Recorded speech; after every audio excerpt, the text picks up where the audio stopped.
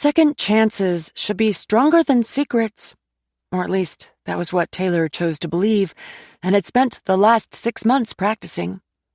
It wasn't easy, but anything worth having took work. And she firmly believed the merit of a person had a lot to do with their capacity to forgive. Getting to know Kate was interesting. She was nothing like the mother Taylor remembered. The forgiveness wasn't quite a done deal, but she was working on it. There she sat, waiting in the truck with her eyes on the door of a gift shop in town, instead of at home taking Diesel for a long walk by the lake, as she'd preferred to do on her day off. He must have read her mind, because he turned and shot her a disappointed look before he returned to staring out the window, waiting for one of his new favorite humans to return. Taylor was still a bit shaken from her conversation with Lucy earlier that morning. After catching her sister once again glued to the national news, she'd asked what she was watching for. Lucy had taken insult to the line of questioning, as she'd called it, and told her to mind her own business. Something big happened when Lucy was out of town, when she'd had the baby. Taylor hoped it wasn't something that was going to come back and bite her sister in the butt. Lucy also had some money. Taylor wasn't sure how much, but Lucy had returned the $1,000 she owed Taylor, bought an old car, and didn't seem as desperate for the things she'd once scrambled to buy. Baby things were costly, and Lucy was being careful, but little Johnny had everything he needed, and then some. It couldn't be done on what she was making at the den waitressing. Taylor noticed the little things, and something didn't add up. The second Kate emerged from the building, Taylor could tell she didn't get the job. It was in the way she hung her head with her shoulders slumped. "Didn't get it. I'm sorry," Kate said as she opened the door and got in. Diesel immediately picked up on her disappointment. He nuzzled under her elbow until she lifted it and put it around him so he could lean into her for a hug. "Thanks, boy," she whispered. They'd been to 4 places, but the one they just left was the only one that had called Kate in for an interview. "Don't say you're sorry," Taylor said. "You have nothing to apologize for. They're idiots, and believe me, you don't want to work for idiots. You need to see this rejection as a redirection. So where to now?" Kate sighed as she looked at her phone. She sounded so tired. "Only one more on my list, then we can call it a day. I found a Christmas tree farm on Google. They might need some help." "Hart Valley Farms, that's a great idea. Amos and Beverly Higgins own it. They run it with their sons, and they are the nicest people. With your horticulture experience, I'm sure they could use you somehow, especially around the holidays. But I'm not sure what they do in May." May is when the new growth begins on the trees. They call them candles. They'll be fertilizing saplings. If they grow Fraser firs, the cones should be removed by hand about this time. She stared out her window. "All right then, let's go. Since it's a family business, it would be a good place to work. Think positive." Taylor pulled onto the road, turned right, then headed toward Gator's Gap. She thought she heard a skip in the truck's motor, making a mental note to ask Sam to take it for a test drive the next time he came over. Kate had worked a few jobs in the months she'd been home, but they were customer service related and hadn't worked out. She needed something where she didn't have to deal with strangers. Or that was what she said. It wasn't that she was unpleasant to anyone. It was that strangers made her nervous, resulting in small mistakes that made her feel stupid. "You would have been great in there, so their loss," Taylor said. "Yeah, I guess." Taylor hated seeing her look so dejected. Kate had been through a lot, and she was still paying for the crime she didn't commit. The felony popped up on the background checks employers did, making it hard to gain enough trust to be hired. Getting it expunged would take a lot of time and even more money. "It's just another 10 minutes, Taylor said, notching her speed up to just 2 over the limit. The time on the radio said the afternoon was getting away from her. She had a lot to do when she got home. Keeping house was a lot more labor-intensive now that people other than Diesel and she lived there. Kate hadn't wanted to move in with any of them upon exoneration, but other than going to Florida to live with Adele, she'd had no other choice. Until she could get a stable income and save enough for a deposit, the first month's rent, and enough to set up the utilities, she'd been forced to move in with Taylor. Now that made 3.5 of them, plus a dog, all trying to make things work within what had once been a quiet home. Taylor had hung on to the master bedroom by a thread, but Lucy and the baby were in the next biggest room, with Kate taking the small one. Joe and Levi had moved back to town. Thankfully, they had managed to scrape up what they needed to rent a small apartment close to Levi's school. No one wanted to live with Anna and her family, even if there had been an invitation, because although Anna was coming around more, it was still awkward to be around Pete. It felt like he looked at them as though they were specimens under a microscope, their family drama something to be studied or enjoyed like a sideshow at the circus. She'd love to know what secrets his family tree held, but like most people who thought themselves in a different league than those of the struggling side of life, he was better at keeping them to himself. "Oh, did you get to see Johnny trying to crawl last night?" Taylor asked. "No, I missed that." Kate smiled wistfully. "He was rocking back and forth on his knees next to Diesel. He knows something exciting comes next, but he hasn't figured out what yet." Taylor had to admit she was enamored with the baby, too. She'd spent many nights rocking him to sleep when she wasn't working late, soothing him with soft singing to take his mind off his teething. Usually, though, his sunny personality and joyful babbling brought them all a lot of smiles, helping to cover the uncomfortableness of getting to know each other again. Lucy remained close-mouthed, not only about where she'd been hiding out for months, but also about Johnny's paternity, making Taylor nervous that some street thug might show up one day, demanding visitation. She agreed a father should have rights, but hopefully he'd be a better caliber person than some of her sister's past boyfriends. He's smart for 6 months old, just like Robert was. I bet he walks before he's 10 months old. That was new, too. Now that they knew their little brother hadn't suffered in the fire that took his life, they could all speak about him more easily. Her dad was the most obsessed with his new grandson. Taylor had never seen him try so hard to stay sober, though she wasn't completely sure it was only for Johnny and not for Kate, too. Taylor had seen his name pop up a few times on Kate's phone screen for some text messages, though she wasn't sure about the content. So far, it appeared Kate wasn't ready for anything more than being cordial to him, and some of that was because, over the last months, she'd learned more about how he'd let them all down in her absence. She hadn't said as much, not with words, but Taylor could read her pretty well now.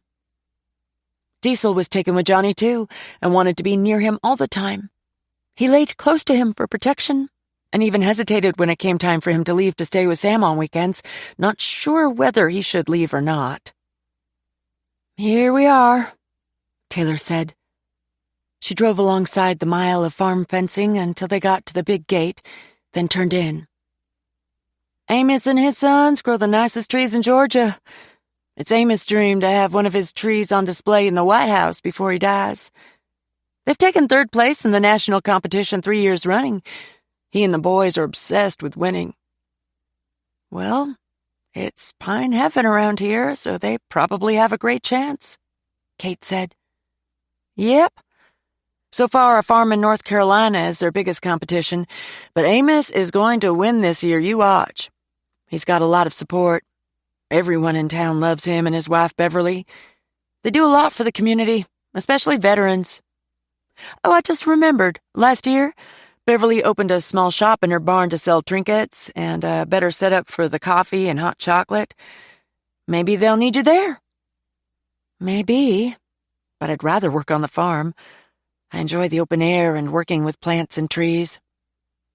Suddenly, a man on a 4-wheeler emerged from the tree line and waved at Taylor. She pulled up beside him, then put down her window. "Hey, Danny." "Taylor, what are you doing up here?" He grinned through the mud splatters on his face. At barely 24, he was the youngest of the Higgins boys. He'd made a name for himself with the sheriff's department back when he was a teenager. All the boys had their moments, but Danny had taken a bit longer to outgrow his rebellion. Taylor was glad to see him working on the farm and looking healthy. That meant he'd repaired things with his family. At one point, Amos swore to give him tough love and escorted him off the land, telling him to come back when he was ready to be respectful. Danny had struggled badly back then, getting nothing from his parents. Amos was old school. He firmly believed parents couldn't enable bad behavior and call it love. Taylor agreed, but it was something she had struggled with, too. She gestured at Kate. "This is my mother. She's new in town and looking for a job. She's got a lot of experience with plants and stuff." He nodded appreciatively.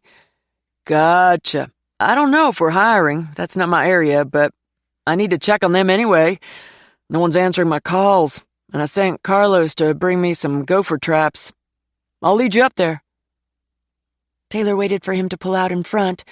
Then she followed him up the driveway to the main house that doubled as their office. "He's the youngest of 3 sons," she told Kate as they drove. "Danny, David, and Doug. But they lost Doug to a motorcycle accident a few years back.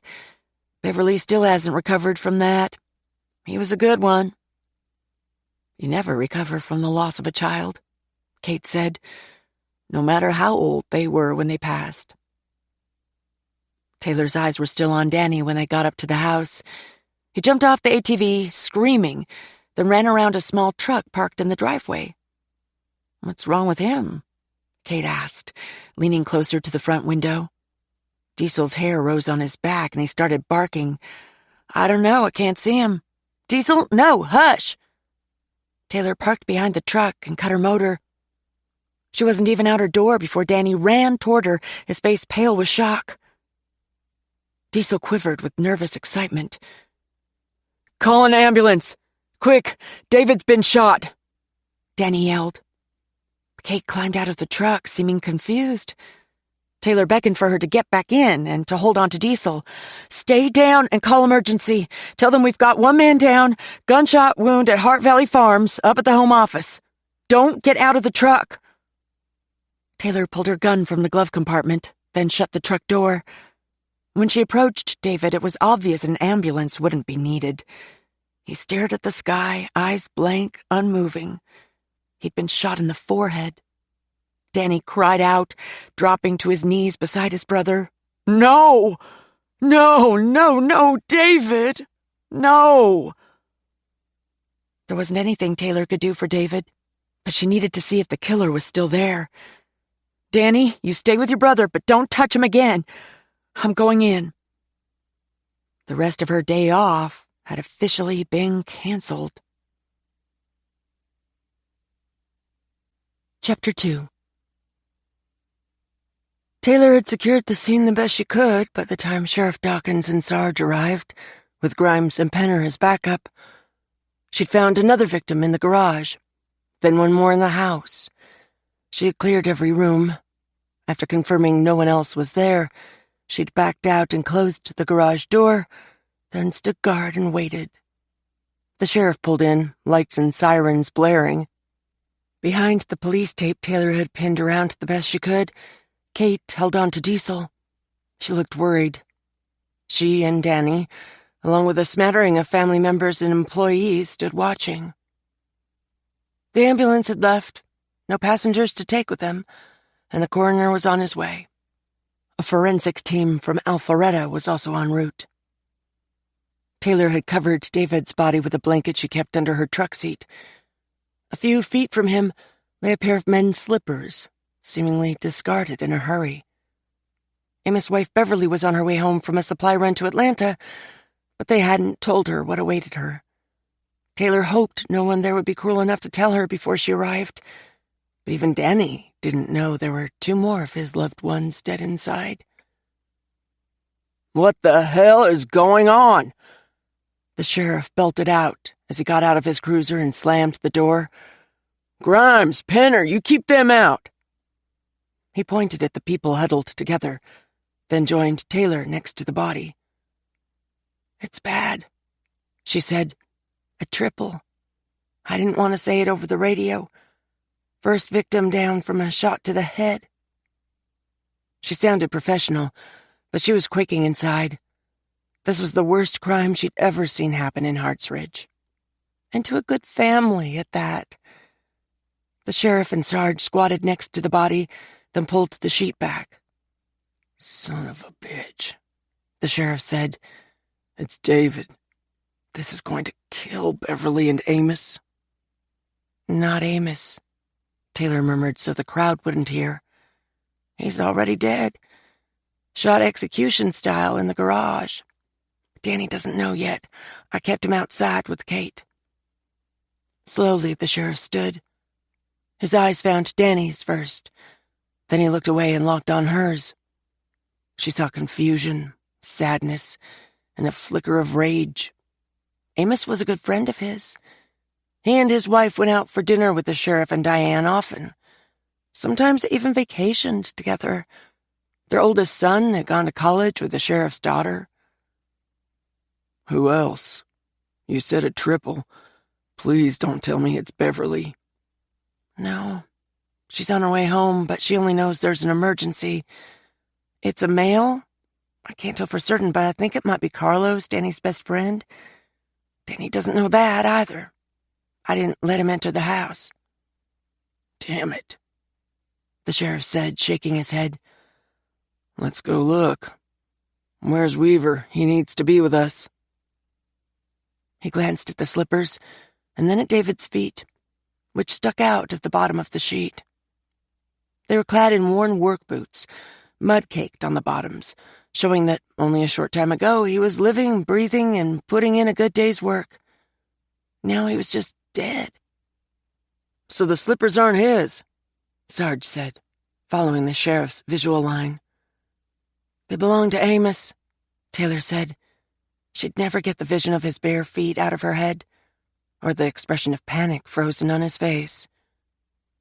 Shane pulled up, screeching tires on the concrete as he slammed on his brakes. He got out and joined them, his face grim. Taylor did a double take. He'd told her the sheriff had approved a new detective uniform, but she hadn't expected such a drastic transformation from his usual polo shirt and slacks. Now he wore olive green tactical gear. His snug-fitting cargo pants were paired with a long-sleeved black shirt that hugged his muscles and had the Hart County Sheriff's Department logo on his chest. His badge was hooked to his belt, and he wore a ball cap pulled low over his eyes. Gone were his shiny dress shoes. In their place was a roughed-up pair of tactical boots. He looked ready to jump out of a van with a team of heavy artillery special ops guys. "Gray, you were first on the scene?" he asked, his notepad already out. "Yes, I was bringing Kate here to apply for a job. I met the youngest son, Danny Higgins, on the way up the driveway. He led us here. Once he saw this one, it's David, Danny's older brother, I secured the area and went into the garage to access the house. Victim 2 is Amos Higgins, Danny and David's father." "I know how they're related," Shane said solemnly. "I came here dozens of times when I was a kid." Taylor nodded. "Me too." She had to give it to her dad. Although they rarely had much money for gift-giving at Christmas, they'd always managed to get a tree. He loved the ceremony of finding the perfect one, then cutting it down. There at the farm, people could cut their own or have it cut for them, then end the excursion with a cup of Beverly's famous hot chocolate. She always gave it to them free of charge. She'd somehow known that was the only way Taylor and her sisters would get to have it. "I bagged Danny's hands until we can do the GSR test," Taylor said. It had been brutal telling them why she had to wrap his hands. He'd looked at her like she was the devil. But he'd complied. The sheriff led the way to the garage, and they followed. Inside, he held his arms out, keeping them back. A set of wooden wind chimes hung in the window at the back of the room, tinkling a peaceful yet eerie melody as a soundtrack for the carnage inside. Amos' knees were bent. His body lay forward, his forehead touching the cement floor. There was a small hole in the back of his head. A rivulet of red ran from it, down his neck, and then onto a large pool of blood next to him. A few carpet squares had been put over the blood, but they weren't big enough to completely cover it. In the corner stood a huge gun safe, at least 5 feet tall and 3 feet wide. The door to it was open, the key still in the lock. "Execution style," Shane said, moving around the sheriff to get closer.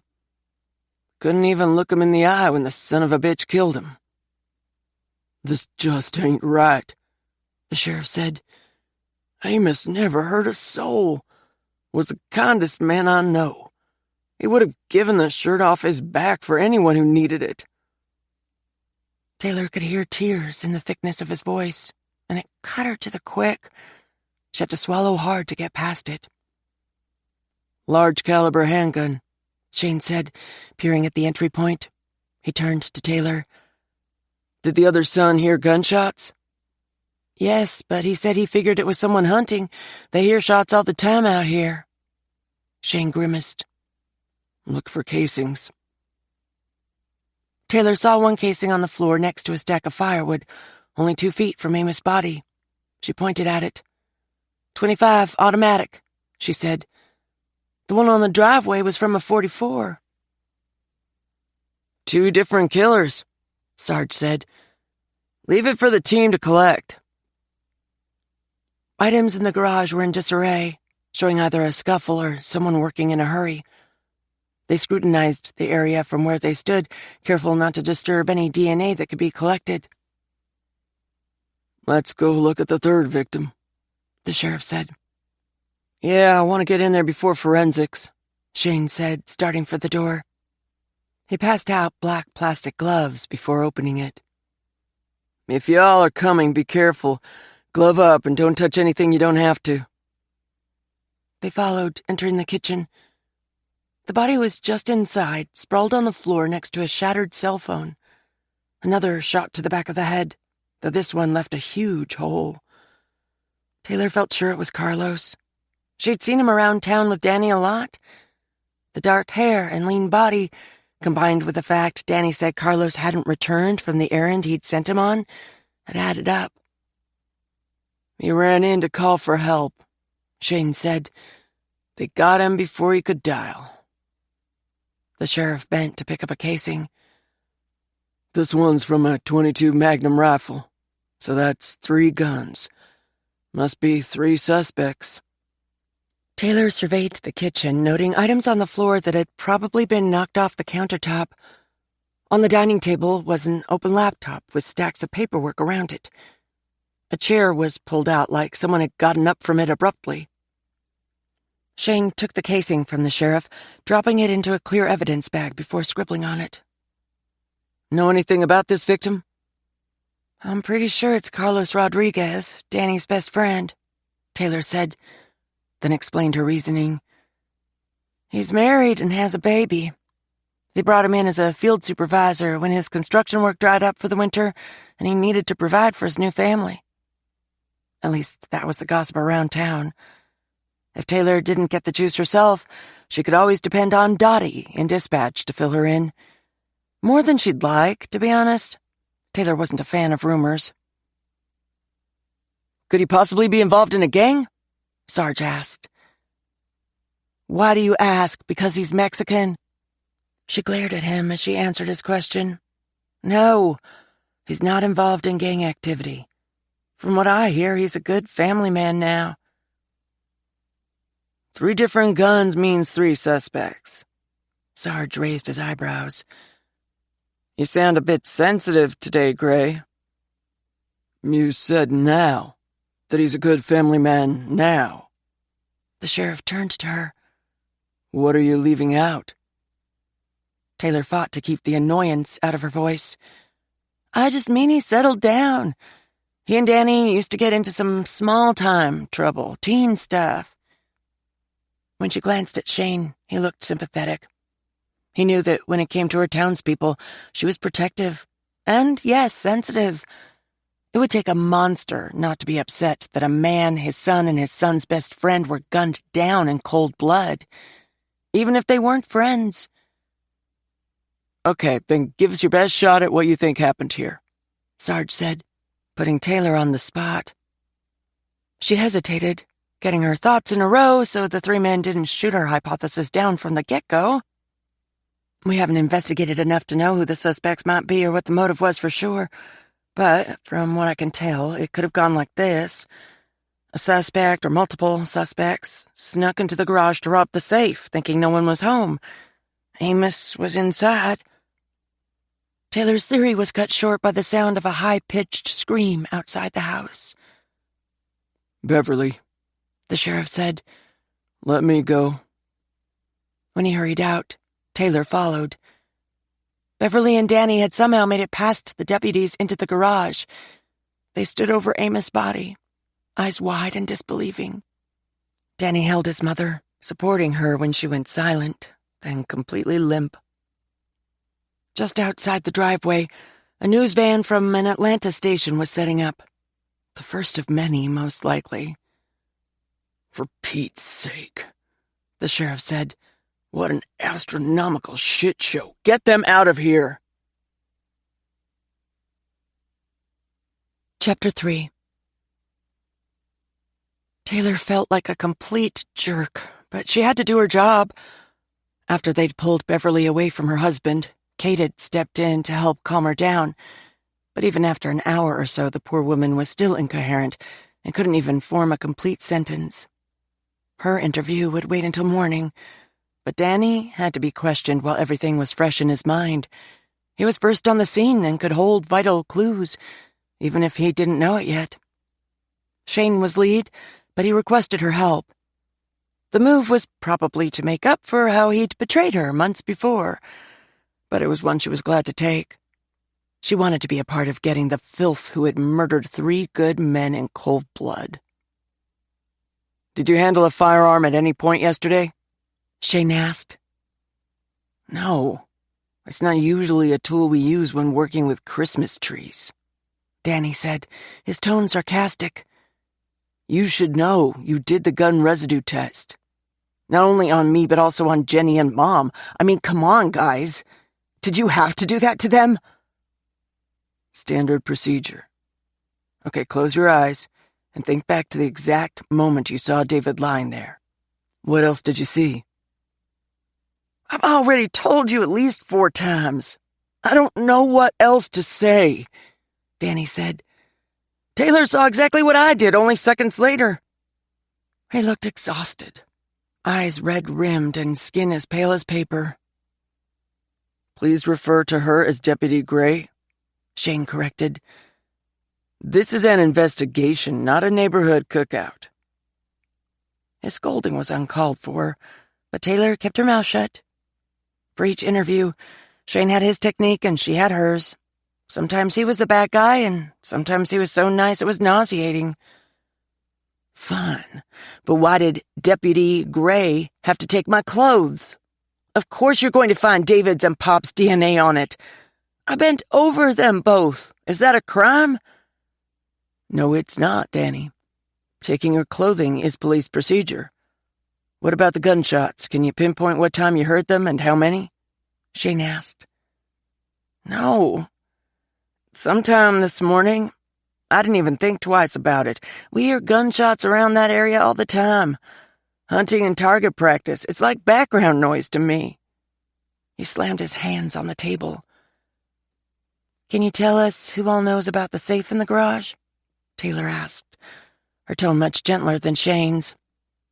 Danny threw his arms in the air, making the blue paper suit he wore crackle. Who doesn't? Pop paid the employees straight from the safe.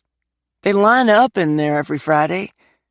Why are you in here wasting time with me instead of out there trying to find who did this? The investigation is going in many different directions as we speak, Shane said. But we also need to eliminate the people closest to the victims as being suspects. Can you tell us where your mother went shopping today? I can't tell you where all she went, but I know her main task was to pick up our order at the wholesale supply store we use in Atlanta. Sometimes she gets her hair done while she's up there, or goes shopping. I don't know. You can ask her. Dad wasn't even supposed to be home today. He came in early from out of town." Danny ran his hands through his blonde hair, then bent over his knees and sobbed, hiding his face as he rocked back and forth. "So it's possible someone thought no one would be at the house today," Taylor said, jotting a note down. "That could point to someone close to the family who knew where everyone was supposed to be." "And David's wife? Do you know what she was doing today?" Taylor asked. He shook his head. "I guess what she does every day. Takes one kid to school but keeps the other at home. Shops, cleans, mom stuff, I guess. I don't know." "She doesn't come up to the farm?" Taylor asked. "Yeah, but not all the time. I usually only see her at Sunday dinners. Lately they've been coming earlier so Jenny can help Mom cook." "What about you, dating anyone?" Taylor asked. "Nope. Haven't dated in a long time. Got too much going on with work and trying to stay out of trouble." Shane raised his brows at that. "Do you have a hard time staying out of trouble?" "It's a phrase, man. I didn't mean it literally." "What about you and David? Did you have any recent arguments?" Shane asked. "I know it must have been rough working under your brother's supervision." Danny glared at Shane. "I haven't argued with my brother in ages, and I didn't kill my brother. I haven't argued with my father, and I didn't kill him either. I haven't argued with Carlos, and I didn't kill my best friend." His words started softly, before ending in a bellow and another sob. Taylor caught Shane's eye. She nodded toward the door, then got up. "Danny, I'm going to get you a cup of coffee. We'll be right back." They went out, letting the door shut behind them. Shane leaned against the wall in the hall, crossing his arms. "A bit melodramatic, don't you say?" "He's done. We can't keep him here," Taylor said. "Let him be with Beverly. She needs him." "But what do you think? Is he being for real? I didn't see a single tear with those sobs." "It looked real to me. You can't fake that kind of despair." "You can, if you did something horrific and now wish you hadn't." Taylor shook her head. "I know we have to consider him as a viable suspect, but don't jump to conclusions before we get something solid." Shane shook his head. "Don't you think it's coincidental that you pull up the driveway and he just so happens to pop out of the tree line right at that moment? Tells you he's going up to the house, and then you both find the scene? Come on, Taylor, that's a stretch. Danny knew exactly what was up there. He was hiding until he figured out what to do. But when he saw you, he jumped on the opportunity." "Maybe. But what's the motive?" "Money, of course. That's what it usually is." "But he was already going to inherit the place once Amos and Beverly retire." "Not all of it. He would have had to split it with David. But not now. His dad's gone, brother's gone. Danny gets to step in, take care of Mama, and run the farm." "He hasn't worked there long enough to know how to run it." Taylor wasn't going to give credence to those suspicions. It was a sick theory. But she had to at least consider it. Money was the root of all evil. It could make good people go bad. She'd seen it time and again. "I want to see what else the forensics team digs up," she said. "And I want to talk to Beverly, see if there was any discord between Danny and his dad that he's not telling, or with him and his brother." "She'll protect her only surviving son. We'll get nothing from her." Taylor shook her head. "Not if she thinks he killed the love of her life and her other son. I don't believe that for a minute. Beverly is a kind woman, but she's also a fair one. She'll want someone to pay for cutting those lives short, even if it is Danny." "I hope so. When we go back in there, I'm going to ask him about anyone who holds a grudge against the family. Has anyone recently been fired or passed up for a promotion? That farm is one of the largest employers in the state, both for locals and seasonals from other areas. I want to interview as many as we can, past and present." "Agreed." "And Danny said they usually pay the seasonal employees in cash. That's going to make it hard as hell to track them down. Many are Mexican migrants traveling from state to state, picking up whatever jobs they can until it runs out and they must move on." Shane sighed. I forgot about that.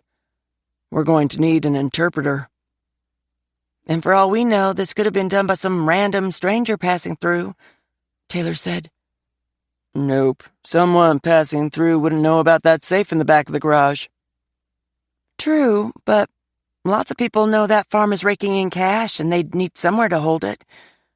People from all over come to buy their trees. The possibilities are endless. Taylor let out a long breath, trying not to allow the stress to overwhelm her thinking ability. She needed to be sharp. After the conversation drifted off, Taylor excused herself, then went to the break room for the coffee she'd promised Danny. She'd already had a few cups herself, but it was going to be a long night, and she needed more. She'd sent Kate home with Diesel. She should call to make sure they'd gotten there safely. Kate had finally jumped through the hoops to get her driver's license, but she wasn't comfortable behind the wheel yet. To Taylor, it felt like Kate was always nervous, like she was afraid she was going to get in trouble. They couldn't even walk through the grocery store without Kate constantly looking around. Once, she told Taylor to stop putting her hands in her jacket because it made her look like she was shoplifting. I doubt anyone in this town is going to accuse a sheriff's deputy of shoplifting, Kate, Taylor had said. They'd both laughed, the tense moment diverted. Kate needed counseling. That much was clear to Taylor. But the one time she'd mentioned it, Kate had gone quiet for the rest of the night.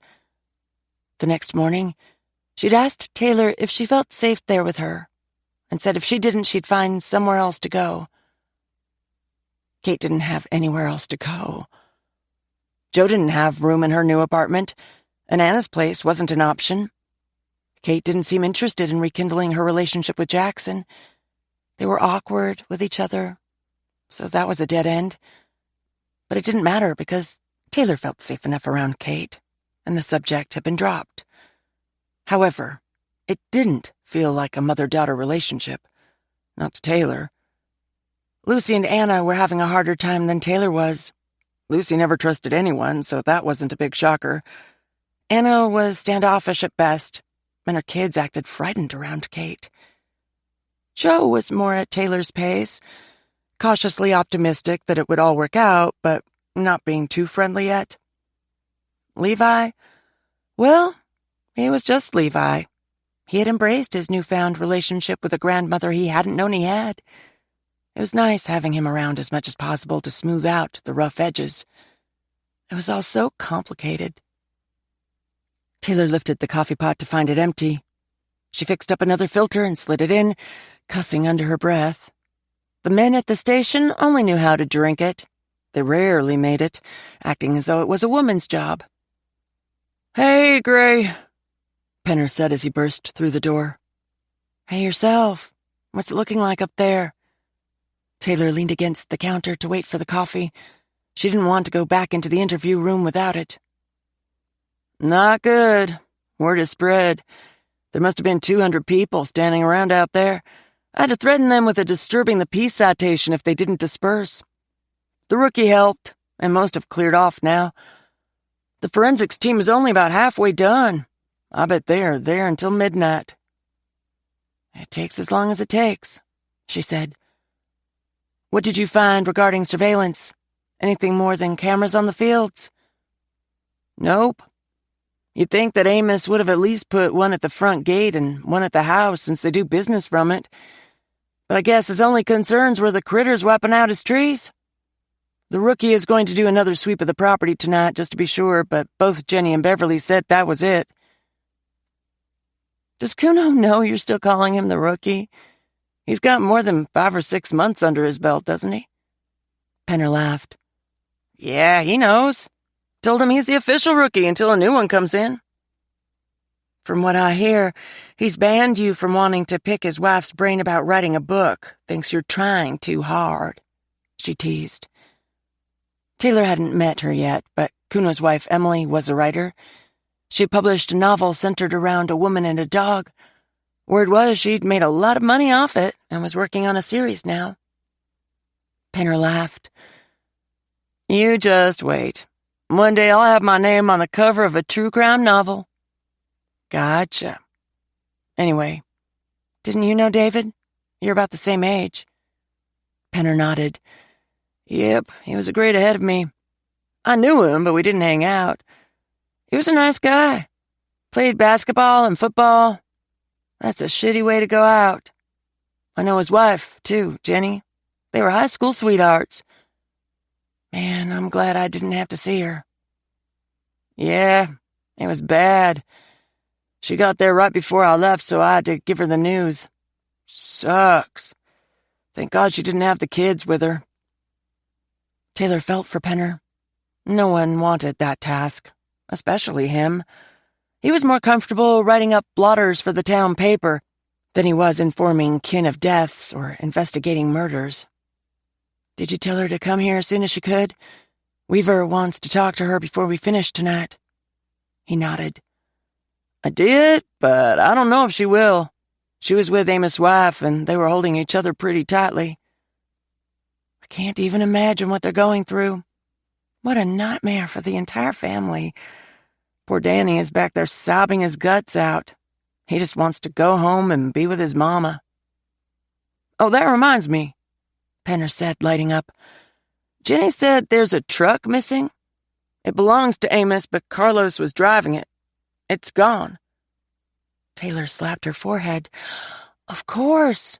We hadn't even considered the fact that Carlos had to have come to the house in some sort of vehicle. Even though Danny was on a four-wheeler, that doesn't mean Carlos would be too. Did you get the stats on the truck?" "Yep, already put it out on the system, but I guarantee those wheels are hundreds of miles away by now. But the good thing is that we might find the killer if we find the truck, right?" Or killers, plural. Taylor felt a surge of hope. Having a vehicle missing was big. She maneuvered a cup under the dripping coffee, holding it there until it was full. She couldn't wait to get back there to tell Shane they might have a lead. Chapter 4. It was nearly dark, but Kate continued to sit on the porch swing, letting the gentle motion take her back and forth, her bare feet grazing Diesel's soft fur at each pass. She wondered what time Taylor would get home. This was the latest she'd worked since Kate had moved in, and she was worried about her. She wondered if Adele had felt the same during all those years she'd tried to do her best for Kate in prison, not knowing if her daughter was alive from one call to the next.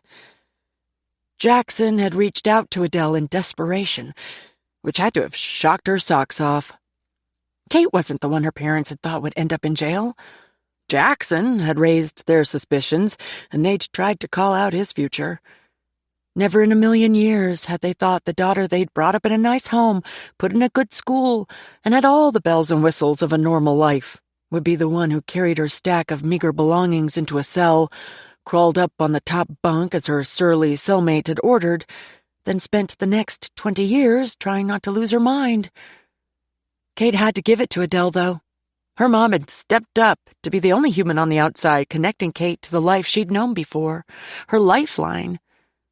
Adele had been the only stable connection Kate had in the concrete jungle of loss and violence, which was filled with the desperation of those who carried guilt and regret with them like nooses around their necks. Desperation had filled the eyes of young mothers, old mothers, and everything in between.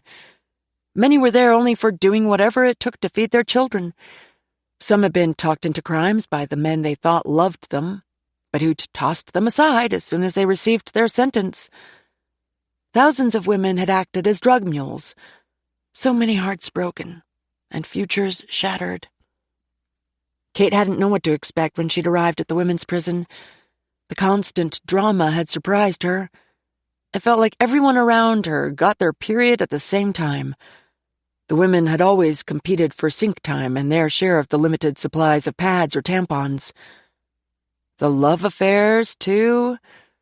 They'd been more intense than the Spanish novellas that sometimes played on the TV in the rec room.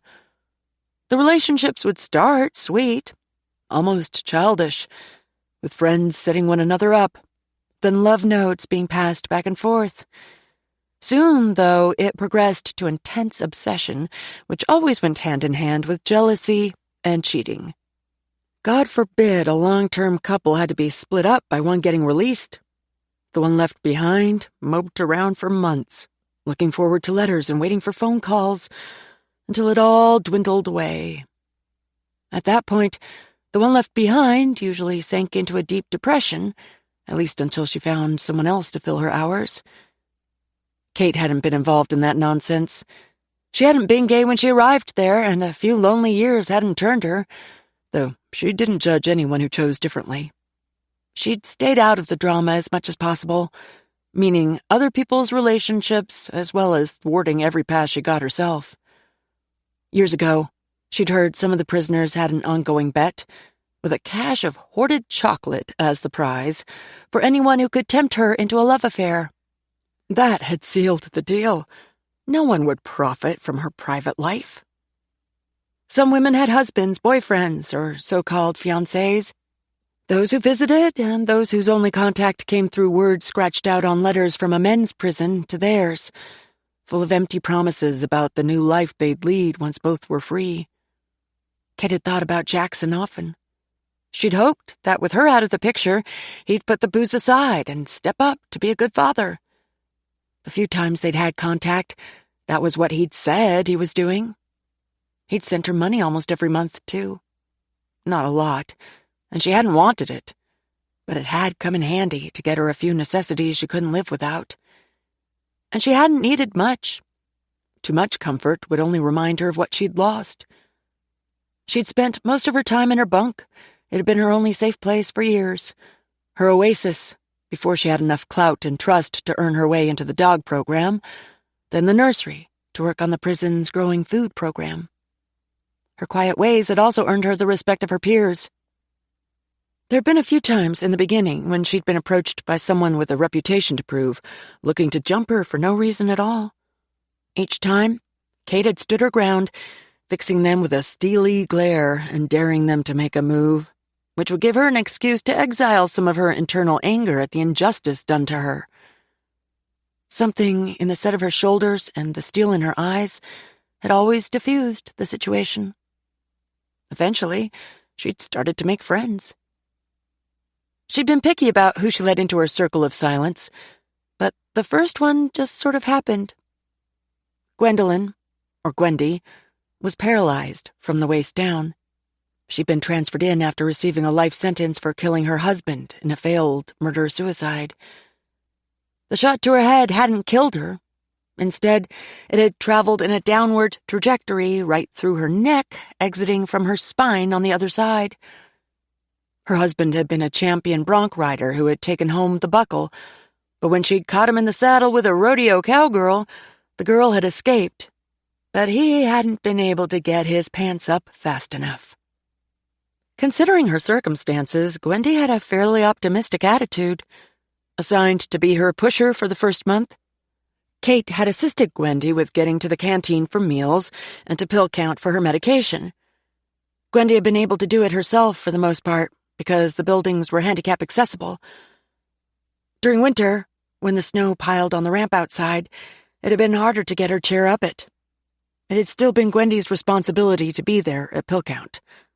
The times she hadn't made it to get the medication she needed, she'd spent miserable nights wide awake, as well as received disciplinary action. No one had been allowed to take the medication to her either. If Gwendy hadn't been there herself, no meds. Kate had made damn sure Gwendy got her meds. One time, Kate had to recruit 3 others to help carry the chair up the ramp. Gwendy had a great sense of humor, though, and she'd constantly cracked jokes. That day, she'd said she felt like a queen on a chariot. Something about her pulled at Kate's heartstrings. Perhaps because she'd been near Taylor's age. Or maybe she'd made Kate feel needed. Either way, they'd become best friends. Kate still felt guilty about leaving her behind. Typically, Kate got along with everyone. At least until they'd found out Taylor was a cop. Gwendy had tried to warn her it was coming, but Kate never thought they'd do anything. Most women who pretended to have power had been all talk. Kate touched her jaw, not wanting the memories of that beating to resurface. She breathed deeply, trying to expel the flashbacks. The night air was unusually brisk for May, and it felt amazing on her skin. Across town, Beverly Higgins was living one of the worst days of her life, trying to come to grips with losing both her husband and son in one day. The entire ordeal made Kate pensive and keen to think about her own family and the miracle of them being reunited. Tragedies happened every day, as she knew so well herself, and the fact that all 4 of her daughters were still alive and well was a blessing Kate would never take for granted. She'd never take the small things for granted again either. The feel of the wind in her hair or the sun on her face, the comfort of sinking into a warm bath, or even something as simple as total privacy on the toilet. Music. Not what she'd been forced to listen to in prison, but anything she chose. She hadn't appreciated the little things before her freedom had been stolen, but she would now. Life wasn't perfect, though. With the girls and her, there was an awkwardness Kate didn't know how to smooth over. It was expected after so many years, but a part of her had hoped the mother-daughter bond she'd established with them when they were children would have held fast. She felt like she was starting over with strangers. Strangers she knew much better than they thought she did. Also, crowds now made her so nervous that she felt nauseated and broke into a sweat each time she had to be in one. In her head, it felt like everyone in town knew her story and thought she was a murderer. It wasn't true, of course. But when had insecurities ever made sense? Choices were a blessing and a curse. While she enjoyed choosing when she ate, what she ate, or even what she listened to on the TV or radio, other decisions proved to be too overwhelming. Taylor had taken Kate to Walmart for necessities, but the excess of choices in the shampoo aisle had left her paralyzed. She'd left without buying anything, scurrying out of the store and into the truck like a frightened child, where she'd had to wait for Taylor to take her home. She was also having a hard time sleeping. For the last few decades, she had slept with loud noises stirring her every so often. A cell door slamming shut, an argument between inmates continuing late into the night, the jangling of keys as the guards did their routine checks. Quiet had been something she could only occasionally find, like moments in the greenhouse where she worked, her fingers reaching into the rich, cold soil as she pretended to be a regular person working a normal job, instead of someone who was being watched nearly every second of her life. Taylor had cameras set up around the property, too.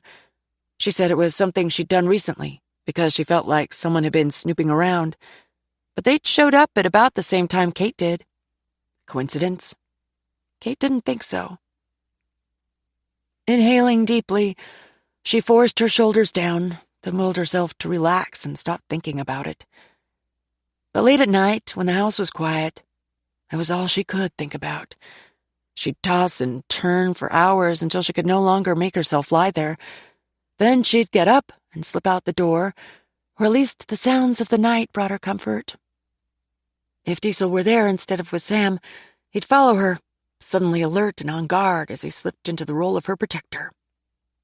"You're such a good boy," she murmured to him, then used her feet to push the swing a bit higher. The cedar swing was a nice addition to the porch. She needed to find a cushion for it, but it was still much better than the hard chairs she'd been using. Jackson had installed it earlier. Kate wasn't sure she believed him when he'd said he picked it up at a yard sale. She'd also noticed he sported a new shirt and some sort of outdoorsy cologne. Diesel glanced up, checking to see if she was ready to go in. "Not yet. Give me a few more minutes." Lucy was trying to get Johnny to sleep, so Kate had escaped with the excuse of taking Diesel for some air, though he surely knew that was only the first of their outdoor treks for the night. "Your mama should be home soon," she told him. At least Kate hoped she would be. She hadn't seen her since Taylor had sent her home from the Christmas tree farm, but it hadn't been before Kate got a good look at the young man lying dead in the driveway. Now she couldn't get that image out of her head. She also couldn't forget Taylor's instant transformation from regular citizen to law enforcement officer. All business and professionalism.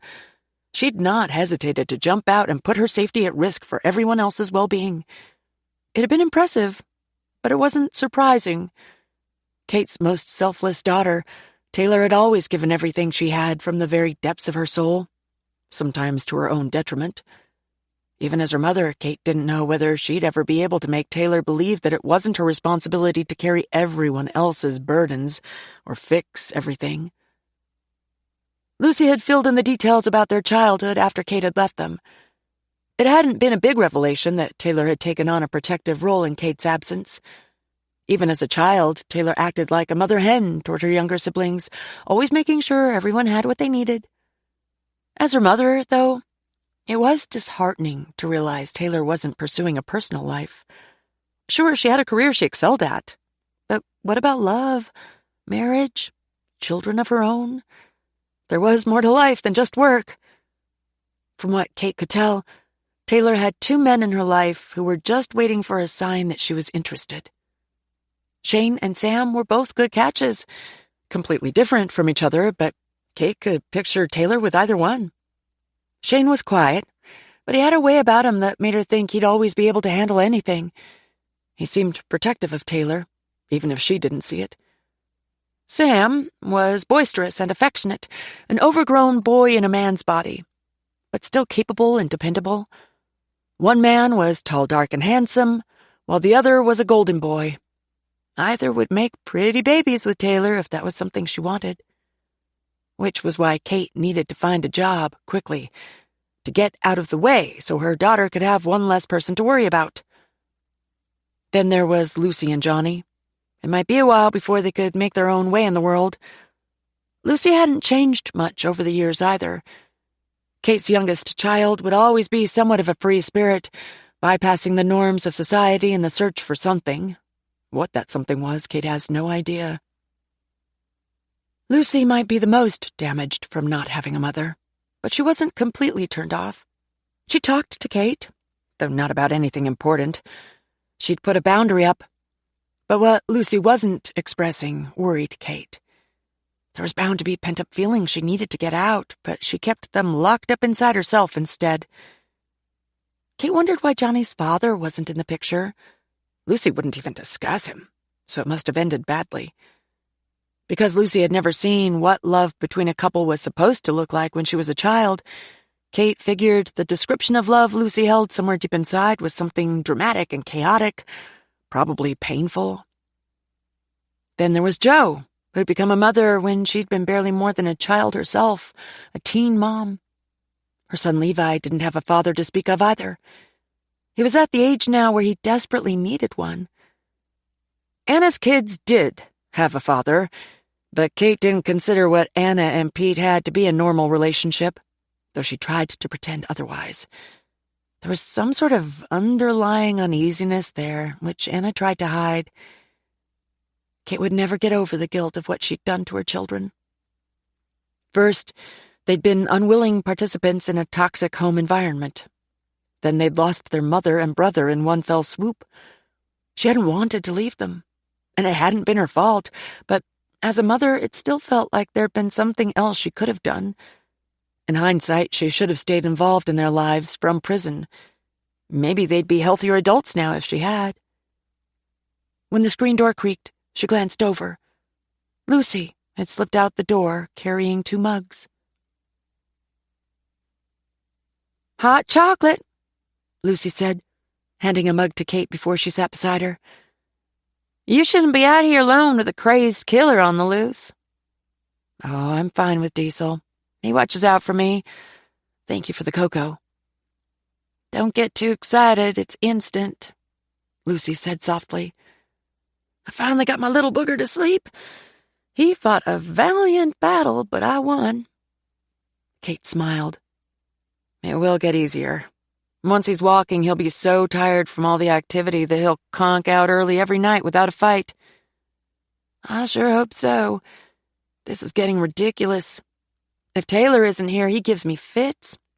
I don't know what magical powers she has, but I need them. He just about knocked my tooth out when he tried to headbutt me to keep me from laying him down. I feel like I'm doing everything wrong." "Don't. He's teething, too. His little mouth hurts. How's he been doing with Margaret?" "So far, so good, but it's only been a month. I worry he's too much for an older woman, but Sissy says Margaret enjoys it. Sissy's daughter loves having a playmate, even if it is just a baby. She likes dressing him up." Kate smiled, imagining the little girl using Johnny as a human doll. "That's good. Are you making enough at the den to pay for childcare and still make a profit?" Lucy shrugged. "Sort of. Some days I get good tips, others I don't. I can't stay there forever, so I need to think about what I'm going to do in the future. I can't raise a child on a waitress income." "I'm glad you're thinking ahead," Kate said. "Some do make it on that type of income, but it's hard. Always a struggle." "Right. Sissy can, because Margaret keeps her daughter for free. Plus, they split the household bills down the middle. I won't have that, so I need to make more money." "Oh," she winced. "I didn't mean that as an insult. I know you need to work, so you can't keep Johnny. Margaret doesn't have anything else to do." "I didn't take it that way. Believe me, I'm not that sensitive." "Good. So are you okay? Taylor called earlier. She told me what happened, and that you stuck around with Beverly for a while. How was she when you left?" Kate hesitated. It wasn't easy to describe.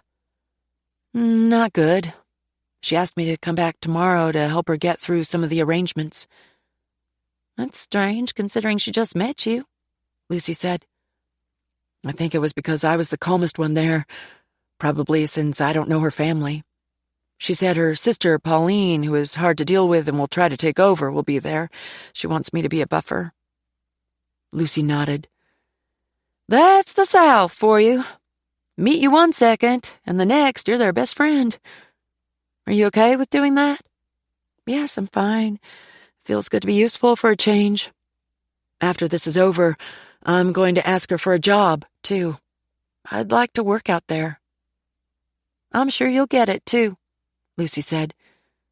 "You're welcome to use my car. I'm off tomorrow. No plans except catching up on the laundry. Forewarning, it's not the most dependable vehicle in the world. But for $4,000, beggars can't be choosers. It does the job and it's safe for Johnny."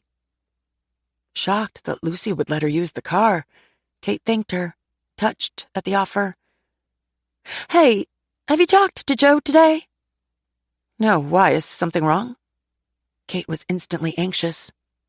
"Nothing's wrong. I just wondered how her job at the ranch was going, and how Levi's doing in his new school.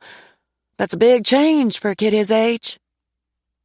Diesel got up and wandered off the porch. After he lifted his leg against a bush, he sauntered back and dropped down. "I think he'll be fine. He's a resilient kid. Because of Joe. She makes being a single parent look so easy," Lucy said. "I wish I didn't look like a walking disaster in comparison." "You don't, Lucy. You're doing just fine. Give yourself some grace. Having a baby is hard. And I'd be glad to watch him any time, even when I get a job. If I'm not working, I can help." She wanted to add, "if you'll let me." So far, Lucy hadn't accepted any of Kate's offer to keep Johnny. Lucy hadn't left him alone with Kate even once. "Have you thought any more about suing the state of Montana?" Lucy asked. "No, not really. Right now, I'm just trying to put it behind me." Kate tried for a matter-of-fact tone, hoping Lucy would get the hint. Kate didn't like it when the subject of her incarceration came up. "I'd sue. I read about a man who served 18 years for a murder he didn't commit. He was awarded $5 million from Sanders County in Montana. Evidence was withheld in his case, too, and he got them for abusing his civil rights. His team was able to prove the misconduct contributed to his wrongful conviction." "Yes, I read that, too. Richard Roggest. They thought he killed his best friend. But, Lucy, I don't know if I can handle more legal stuff right now. I need to heal a bit first, catch my breath." "Millions of dollars could help you heal fast. They owe it to you. They stole your life, Mom. They stole our childhood." Lucy sounded so angry. It made Kate sad. Money would never be able to replace what they'd lost. It could potentially make things worse. She knew a lot of women behind bars who'd ruined their lives just to make a dime. Not only that, but Kate just wanted to be free from that life and try to forget it had ever happened. She had to if she wanted to heal. Maybe. We'll see. They sat in silence. Kate wished she dared to start a meaningful conversation, something not about work or the case. It was a beautiful night. They were alone, and it couldn't be more perfect timing. She wanted to ask Lucy so many things. About her first kiss, her first prom, her driver's permit, her first puppy love. All the things a mother should know without having to ask. Everything she wanted to know about all her daughters, but was too afraid of being shot down to ask. She'd lost so much. They had all lost so much. Yawning, Lucy stretched one arm above her head. You coming in? It might be hours before Taylor comes home. Kate nodded. I know. I'll be in soon. Once Lucy had returned inside, Kate stared up at the stars and dreamed of a day when she could have easy relationships with all her daughters, and one day, possibly, just be their mom again. Chapter 5. We've got to nail down a timeline for David as best we can, Shane said. Start from that morning when he got out of bed.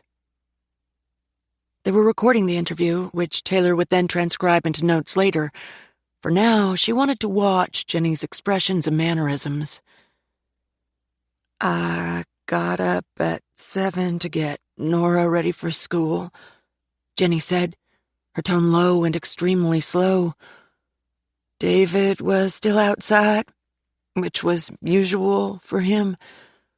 He gets up earlier so he can feed the animals before he goes to work. 2 murder notebooks sat on the table between them, and Taylor thumbed one of the hard plastic covers. Each step of the investigation would be recorded inside them. Witness statements, forensic reports, and crime scene photos. Since she'd taken ownership of them, every tiny detail would be included.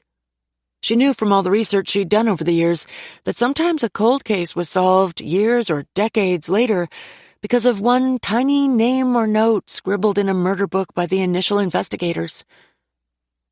What kinds of animals do you have? Shane asked. Jenny used a tissue to wipe her nose. Goats, a donkey, a dozen or so chickens. We had 2 peacocks and a peahen, but the males got into a fight. Now we just have 1 male and a hen. David had chosen well. Even with her blonde hair pulled up in a messy bun and makeup streaked around her bloodshot eyes, Jenny was pretty. She'd showed up in the usual young mom attire of yoga pants and a stretchy shirt, her feet shoved into canvas sneakers. She was fit and looked smart. Day 2 of a murder investigation was usually even worse than the first. By now, the surviving family members had usually gone from shock to anger, sometimes to pure rage, demanding that law enforcement use any means possible to find the suspect and throw justice on his head. That wasn't the case with Jenny, David's wife. At least, not yet. As Taylor watched her talk, the word that came to mind was subdued, resigned. That didn't seem possible. How could a woman be resigned to the fact that her husband, the father of her 2 young children, had been gunned down in cold blood? I helped Nora get dressed, then guided her to the bathroom where I washed her face and supervised her while she brushed her teeth. I put her hair up in a ponytail, then we went to the kitchen.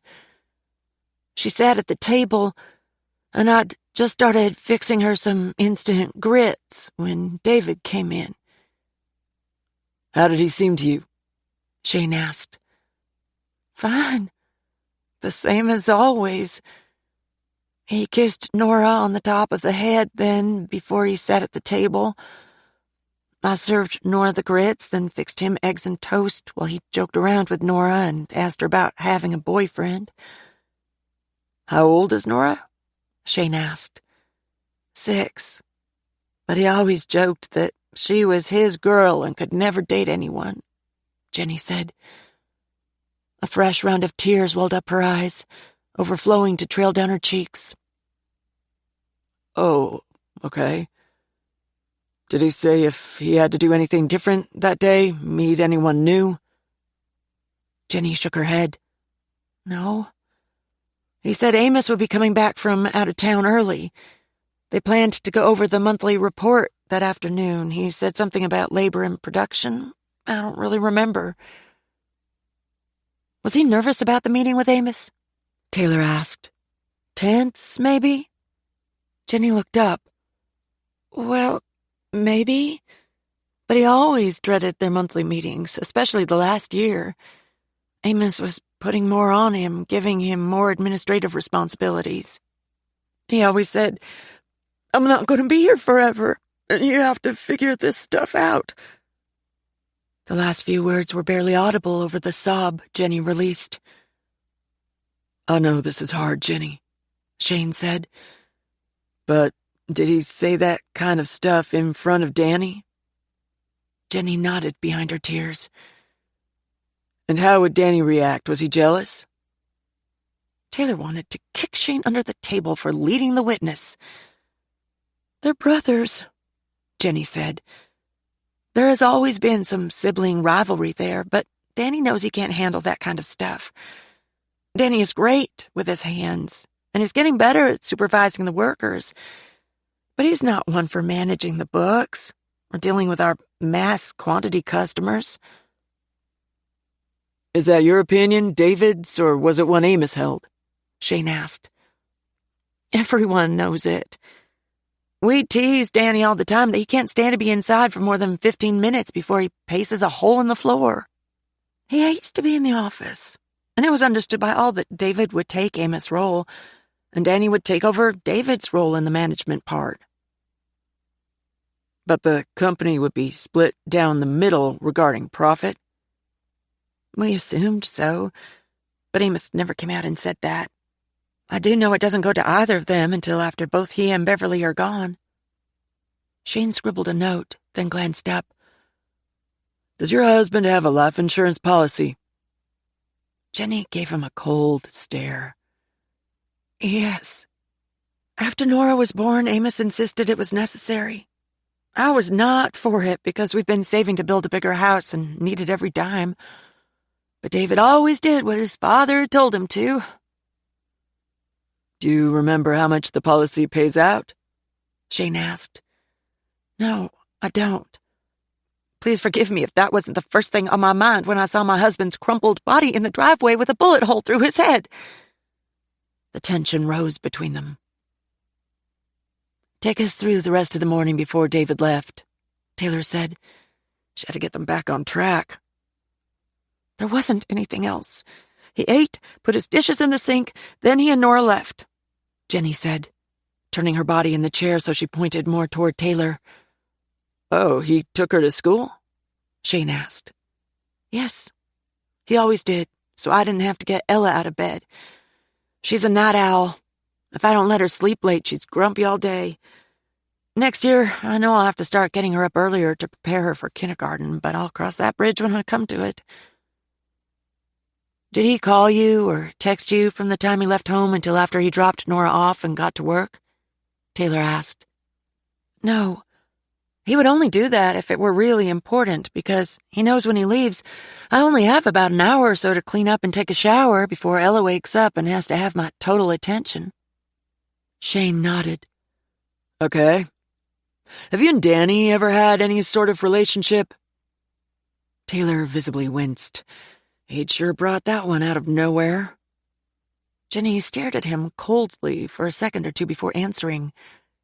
Yes, we have a relationship. He's my brother-in-law. You know what I'm asking, Shane said. He tapped his pen on the wooden tabletop. In the sudden silence, it sounded like a sledgehammer with every plunk. Never, Jenny said. Never had, and never will. Has he come on to you? You're a beautiful woman, his brother's wife. That's always a taboo that can be tempting to a man. Jenny scooted her chair back so suddenly that it hit the wall behind her. My husband, his brother, has barely been dead 24 hours. And you want to ask me something like that? You're disgusting. Jenny, we have to ask these questions, Taylor said, trying to soothe her. She didn't want her to suddenly lawyer up, which would end the interview. Not today, you don't, Jenny said. I'm done. She stood, grabbed her purse, and stomped out the door, letting it slam behind her. The echo reverberated through the small room. Shane raised his eyebrows at Taylor. I guess that didn't go well. Chapter 6. Kate gripped the steering wheel with both hands, hoping Beverly and her daughter-in-law Jenny didn't pick up on her nervousness about driving. She'd done well so far that day, but tension was starting to set in as she grew tired. She reminded herself repeatedly that she was not a criminal, that she knew traffic laws, and nothing was going to happen. They were headed to the den now to discuss catering the memorial. I appreciate this, Kate. I just cannot do all this with my sister, and Danny isn't able. We need someone not emotionally connected to our family to help guide us through, Beverly said, gazing out her window instead of looking at Kate. The hand Beverly held her phone with shook. She looked like she'd aged a decade in the days since the murders. I'm glad to help, Kate said. She meant it, too. It felt good to be needed, even if it was by a stranger. It was a bit strange Beverly had gravitated to her and was treating her like a best friend.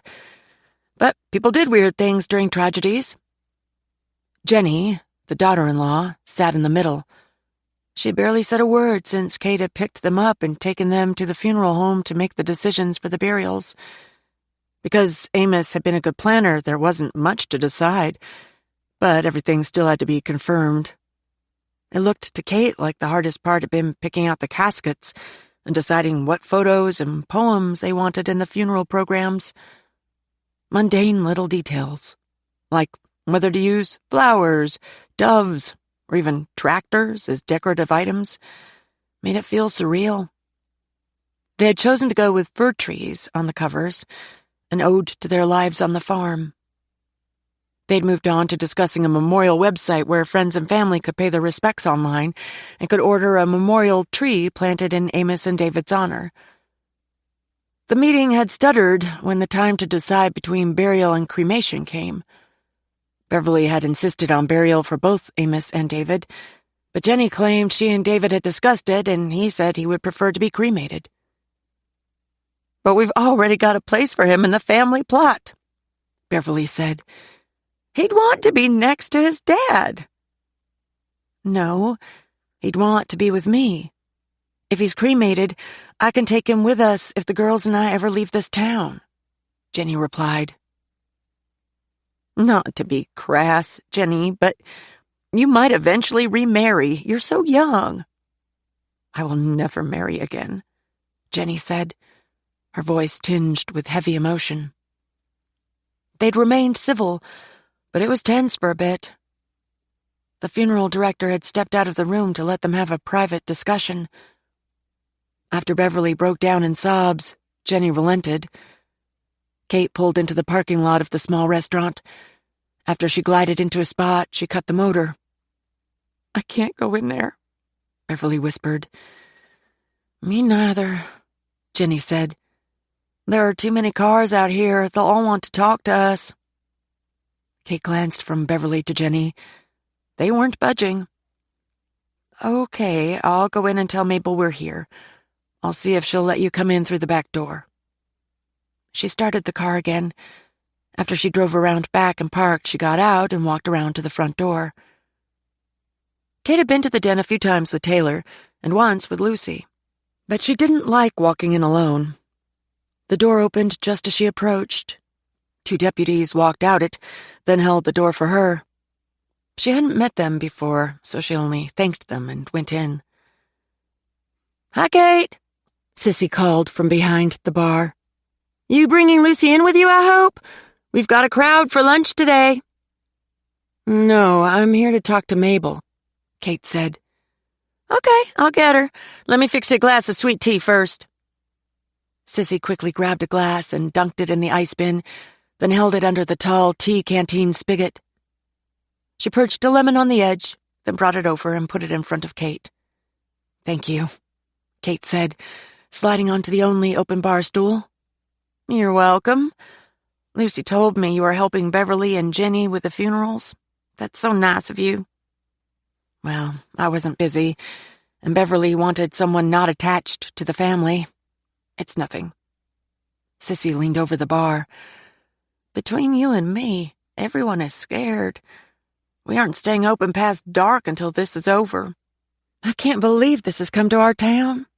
Makes a mama scared to raise her children in this world, it does. If I didn't have my mother to keep Haley, I'd have to quit my job to protect her myself." Kate nodded. "Yes, it's scary. I hope they find out who did it." Kate felt awkward. Sissy talked to her like she was a long-lost friend, but they'd only met a couple of times. Kate also didn't want Taylor to find out she'd talked about the case, even innocently.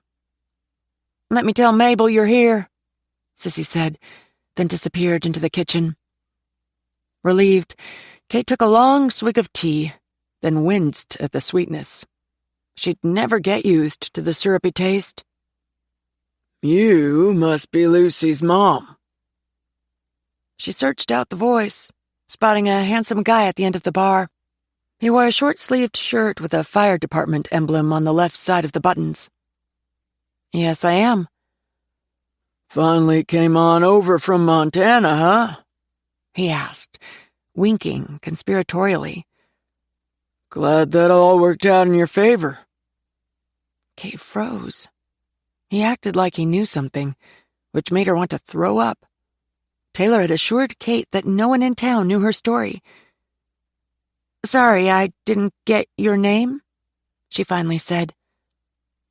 "Alex, I'm the fire chief," he said, his chin proudly thrust higher. "Oh, well, She started to thank him for his service, but couldn't recall if that was only meant for veterans or if it was said to firemen, too. Thankfully, Mabel bustled out of the kitchen then, wiping her hands on her apron. "Hi, Kate. Where's Beverly?" Kate waved her closer. "She doesn't want to see anyone. Is it okay if they come through the back door?" "They?" "Jenny is with us, too." Mabel smiled. "Oh, of course, I should have thought about that. Yes, I'll go open the door right now. Come on, just follow me. We'll get all the details sorted out. Make sure Amos and David's final shindig is one for the books." Kate purposely avoided looking in the fireman's direction as she went around the bar and followed Mabel. If their gazes met, he'd see a scared woman. As she walked, she felt like every eye in the room was on her back, judging her and wondering if she had killed her child. She hoped they could get through this as quickly as possible so she could return to the safety of her home. Soon, Mabel popped her head out the back door. "Come on in, y'all." After they came in, they sat at a small table in the corner. It was piled with styrofoam boxes for to-go orders, but Mabel pushed them out of the way. Through another doorway, Kate could see the kitchen. Sissy picked up a few full plates, arranging them up one arm to carry out. The short-order cook stood at the grill, flipping pancakes. Mabel offered breakfast for lunch to her customers. Kate only realized she was hungry when the aroma of the bacon and burgers sizzling on another grill assaulted her senses. "Okay, what did you have in mind for food?" Mabel asked, pulling a notebook closer to her. "Whatever you think Amos and David would like," Beverly said. "Barbecue," Jenny said. "They both loved it. And your famous potato salad and baked beans." "I think that's a good idea," Kate said. "Keep it simple. Let everyone else bring the baked goods for dessert." "I wonder if the sheriff and his team will stop investigating long enough to attend the funeral and the after event," Beverly said, her brow furrowed with worry. "Oh, of course," Mabel said. "Amos and David were both like family. No one is going to miss sending them off in style." Did you know Amos was the one who gave the sheriff his nickname, Mad Dog Dawkins? Beverly asked. No, I didn't, Mabel replied. They were such good friends. They played football together in high school. Matt was the linebacker. Amos said when they lined up out there, Matt got a look in his eye that reminded him of a dog getting ready to fight. I graduated by then, but I still went to every game, Mabel added. I do remember that look. Amos was pretty good, too. And quite the ladies' man until you nailed him down and stopped the chase. Kate could tell the last comment was meant to lighten the mood, but no one laughed. A tear trickled down Beverly's cheek, hitting the table in a dramatic splash. He was a good man, Beverly, Mabel added, reaching over and patting Beverly's hand. Yes, he was. And I know Matt will do everything possible to find out who did this. Beverly stared over Mabel's head through the window out into the parking lot. He'll get them. I'm sure he will, Kate said. She didn't mention that Taylor was also giving the case all she had. I'm getting their fingerprints imprinted on charms. I'll wear them on a necklace to keep a piece of them with me always, Beverly said. It was Kate's idea. I'm getting David's, Jenny said. What a wonderful idea, Mabel said. Are they going to be buried or cremated? Buried, Beverly said, her voice firm. Jenny bit her lip, keeping her eyes averted. Kate didn't think Jenny was happy with that decision. We're going to plant a few new trees that will stay on the farm and be decorated every Christmas in their honor, Beverly said. I'll have benches and a plaque there for people to pay their respects. That's a lovely idea, Mabel said. Beverly stood. Thank you. Do you mind if I go out for some fresh air? Jenny, do you want to take a walk? Jenny nodded, rising to join her. It warmed Kate's heart to see they were fighting to keep their bond solid during such a tragedy. Take your time. I'll work out the rest of the logistics with Kate, Mabel said. Beverly waved a hand in the air. Fine. The church is putting on a small luncheon after the funeral, so let's do this tribute the evening after that. You two can figure out the rest of it. Chapter 7.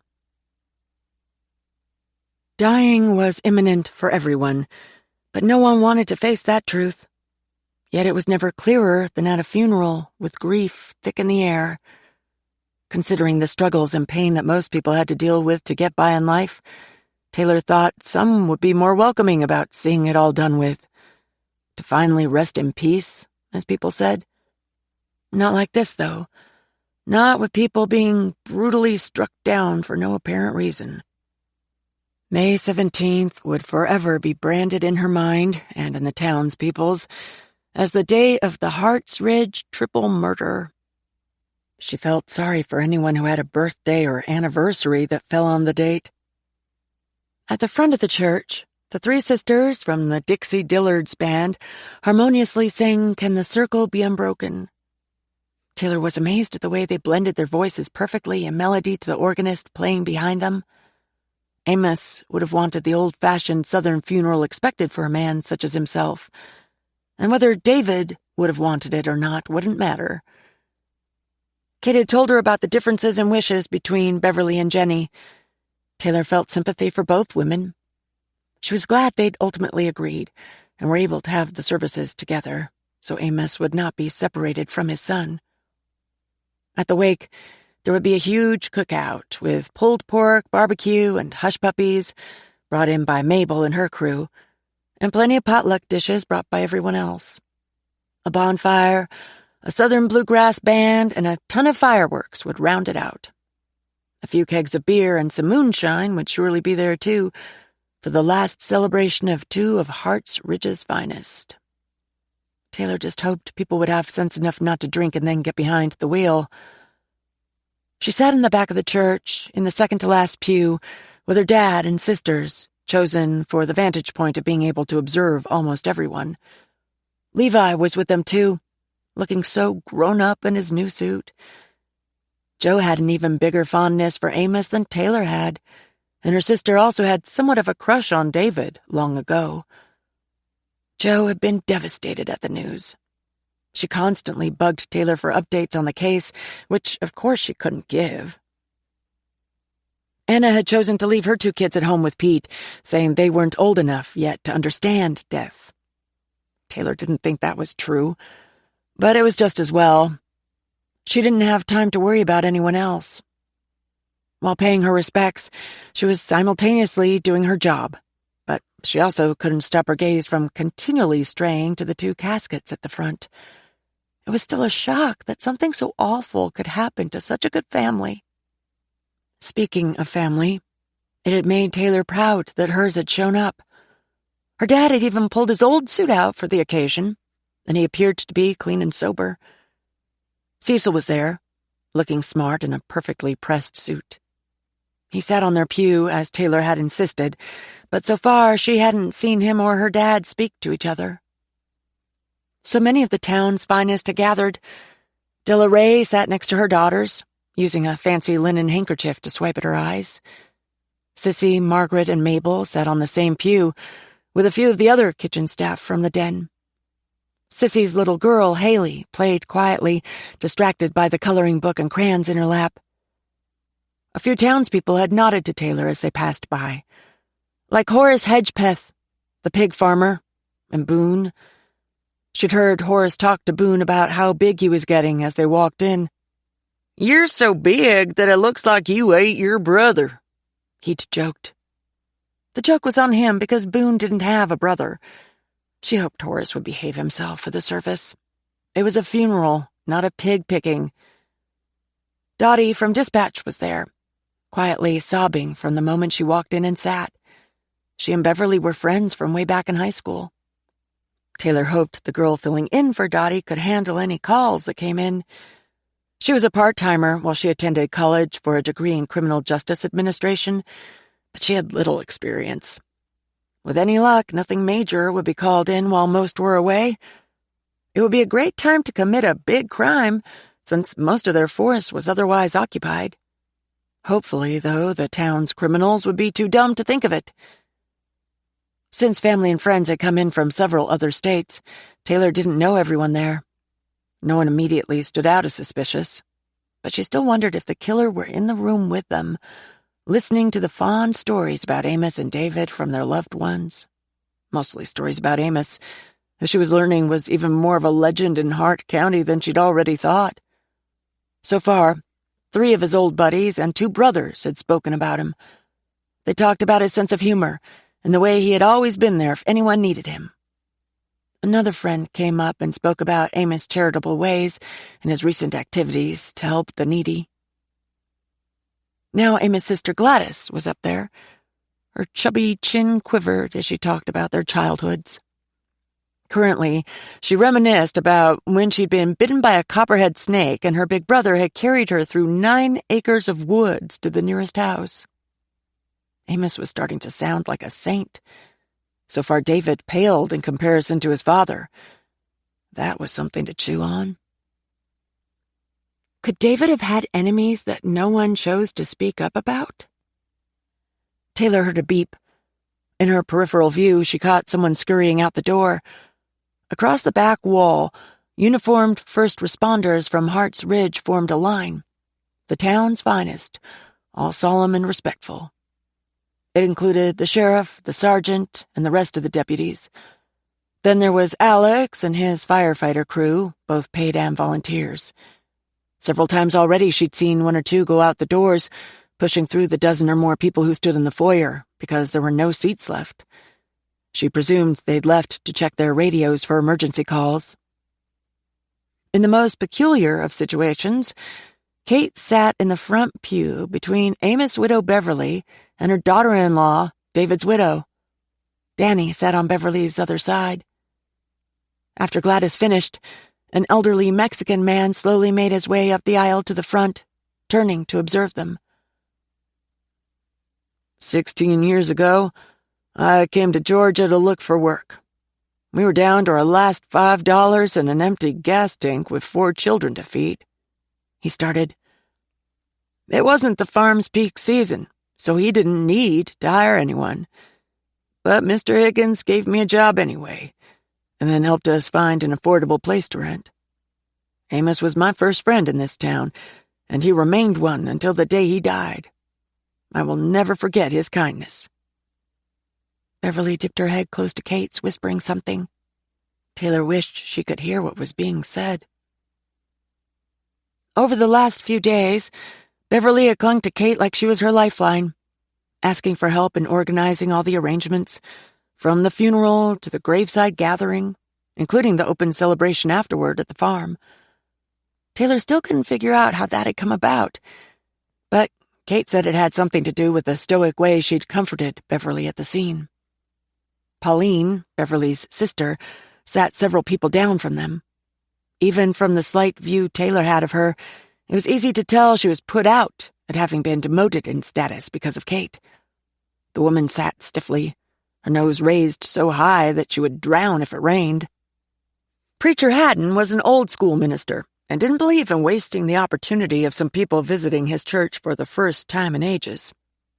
Fire and brimstone preaching was his specialty, and his volume, along with his blood pressure if the reddening of his face was any indication, climbed as he dove into his spiel to save souls.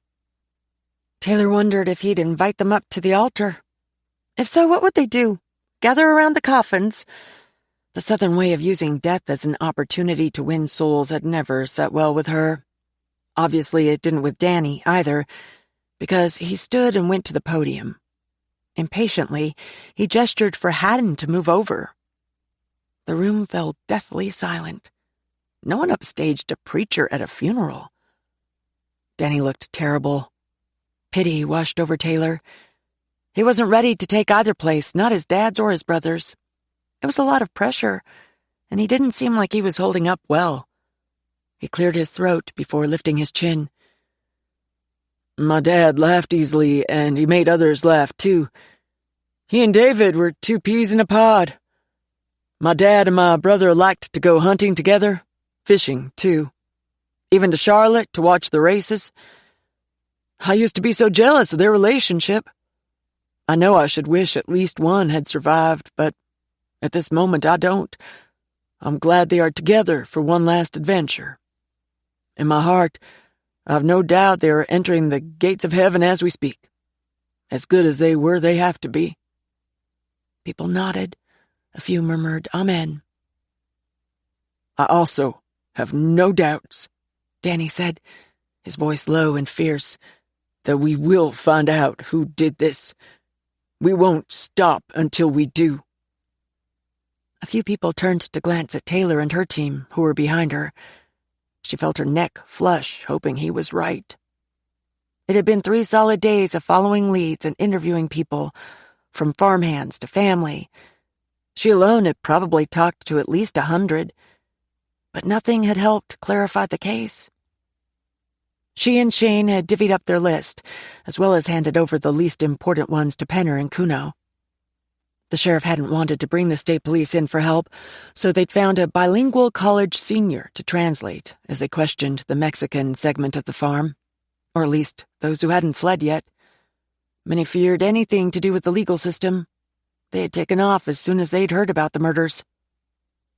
The missing truck had been a dead end. They'd located it only to find it had been borrowed with Amos' permission by a foreman who'd had to drive a few hundred miles away to pick up some discounted hay at another farm. The CSI team assigned had relayed some odd information, though. Between Amos and David, there were only 4 bullet wounds, yet a total of 9 shell casings had been recovered from the scene. Taylor thought maybe the suspect or an accomplice had been shot during the crime, but after checking every hospital within 100 miles, she'd only found 1 patient admitted for a gunshot wound. That had been a young man who'd taken a bullet in his hand, but he'd checked out. Just an idiotic kid who didn't know how to handle a pistol. When Danny finished, the preacher took over. He started with a short sermon about getting right with God, ending with a plea for any lost attendees to accept Jesus Christ as their Lord and Savior. When he had no takers, he closed it out in defeat. Taylor watched as Beverly, Kate, and the family left first, with each pew of people following. When the last few were out, Taylor exited. Once everyone had gathered at the grave sites, she could observe the attendees again. In the foyer, she passed a large funeral wreath on a stand. It had a tiny pink toy phone attached to it. Curious, Taylor lifted the tag to read it. Jesus called, and Papa answered. Love Ella and Nora. She dropped the tag, embarrassed at intruding on something so personal. Outside, the onlookers lined each side of the walkway from the church to the parking lot. Taylor waited with them. There were tears and sobs all around as the pallbearers made their way down the ramp to the hearse. The sheriff would lead the procession to Amos and David's final resting places at the cemetery. Every car they passed had better pull over and put their lights on, or step out and bow their heads, or they'd hear about it later from the townsfolk. Funeral processions were still serious business in their county, and probably would be forever. Taylor had never seen this particular hearse before.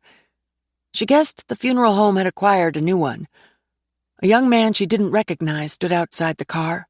The driver, she presumed. As the pallbearers approached with the coffin, he fumbled with his keys, seemingly confused about how to open the rear hatch.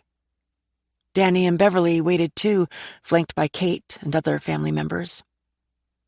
The somberness of the crowd was palpable. Taylor could feel the tension rise while they watched, but just in the nick of time, the driver managed to get the door open so the pallbearers could gently slide the coffin in. The driver closed the door firmly behind it. Suddenly, the car alarm went off, a loud whoop, whoop, whoop that stunned everyone. The young driver jumped in and out of the vehicle a few times, frantically pressing every button on the key fob he held. As he turned white with panic, Taylor stepped up to help him. Here, give it to me. She took it out of his hand. When she pressed the off button, the alarm silenced. Just a technical glitch, don't worry. After she handed him the key and turned around, she saw Danny shake his head. Beverly put her hand on his arm.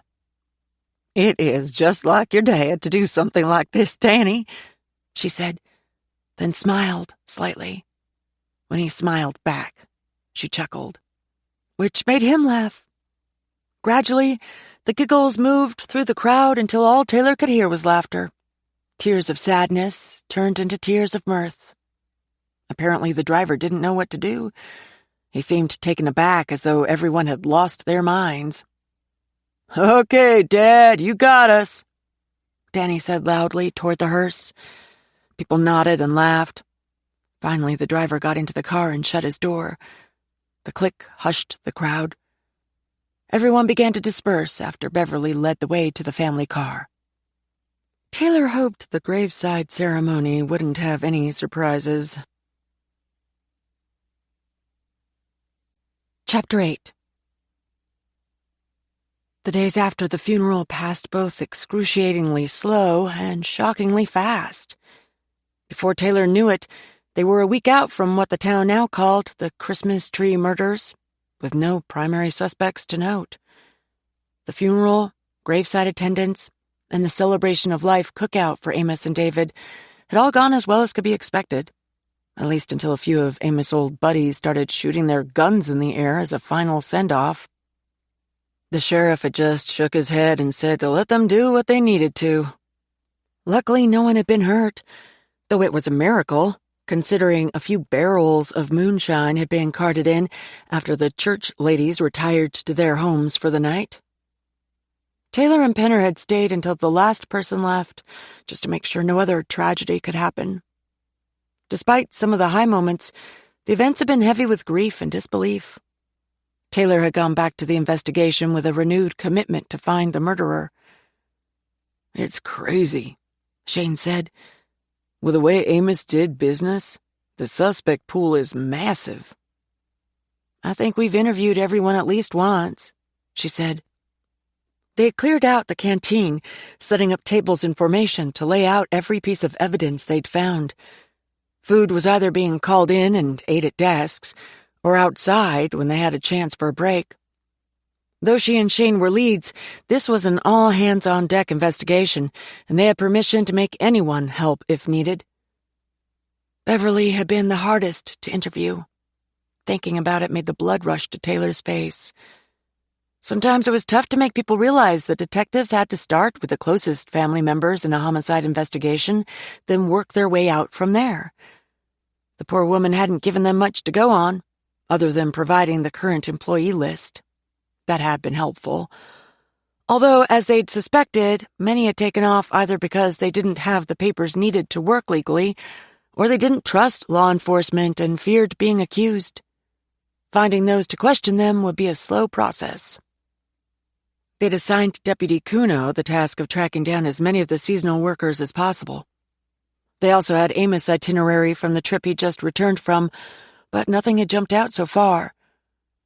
Carlos' wife had been cooperative, but she'd had no idea who could have committed such a heinous crime, and she swore her husband had no enemies. Other co-workers agreed. Carlos had been a likable guy. The canteen door swung open, and the sheriff stomped in. "A $50,000 reward to anyone with any information that leads to the arrest and conviction of the murderer has been offered up to the public," he announced. "Penner set up a tip line." "That should get some new leads," Taylor said. "And 1,000 dead ends." Shane rolled his eyes. "Everybody and their brother will be trying to solve the case, or just throwing out all kinds of bullshit lies to try to get the money." Taylor was exhausted, but she couldn't complain because Shane and the rest of the department were too. They put in more hours this week than they usually did in a month, and the sheriff wasn't easing up. He was incensed that someone had gotten away with killing one of his best friends, and he stomped around with red-rimmed eyes, his complexion gray with fatigue as he barked out orders. Taylor was worried about him. The sheriff leaned against one of the tables, arms crossed. "What do you two have?" "The GSR tests on Danny, Beverly, and Jenny came back negative," Shane said. "Same for Carlos' wife. Danny's clothes came back, too. There was no blood spatter to suggest he was in on it. Only transfer from leaning over his brother's body," Taylor said. She hadn't realized how relieved she'd be when that one came back. Taylor didn't want Danny to be a monster. "So not only do we have nothing, but we also don't even know who the target was supposed to be," the sheriff said. "It could have been Amos or David, with robbery and afterthought." "Or Carlos," Taylor said, "though we haven't found even a shred of evidence to suggest he'd been involved in anything unsavory, despite a few of the guys who worked under him claiming he was always up to something or on his phone." "The whole damn town is getting paranoid," the sheriff said. "The shops at Franklin have cut their hours and close at 5 now. Mabel won't stay open past 6. Walmart has hired extra workers just to watch videos and look for anything out of the ordinary with their shoppers. Greg, the manager, said his sales have plummeted. People are afraid. We gotta solve this case and get this town back to normal. Get closure." She and Shane nodded solemnly. "We should get phone records today," Shane said. It always took a while for the phone company to help in an investigation, even though the wives had handed over the phones so they could look at call logs and text messages. They needed to know what cell towers the phones pinged on in the days before the murders. That could tell them if any of the men had gone anywhere unexpected. "I want a list of every damn place their phones put them at from a week before to the very day of," the sheriff ordered. "You'll get it," Shane replied. "Beverly told me their farm harvests more than 100,000 trees every year. They have tons of employees coming and going, and they move a lot of money in and out for payroll, sales, and supplies. This was a bigger venture than I ever dreamed of," Taylor said. "Who knew we had someone making that kind of money in our small town?" I'm sure some knew, or at least suspected, the sheriff said. Especially the ones who stood in line at that safe every Friday. Working with cash like that puts a real target on their backs, Shane said. Obviously, the sheriff agreed. From what I understand, only the migrant workers were paid in cash, but that's the bulk of their employees, Taylor said. Shane's phone rang. He excused himself, heading into the hall to take it. The sheriff turned to Taylor.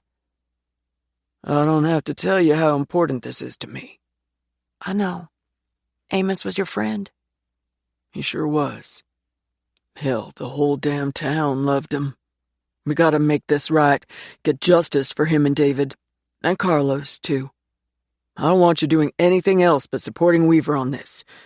You're officially off traffic. 10-4. Shane returned. I have a lead. My guy at the casino in Cherokee said Danny has been there several times over the last few months, burning through money. Taylor's heart sank. How much money? The sheriff asked. Not sure yet, but there's video of every visit, mostly slots.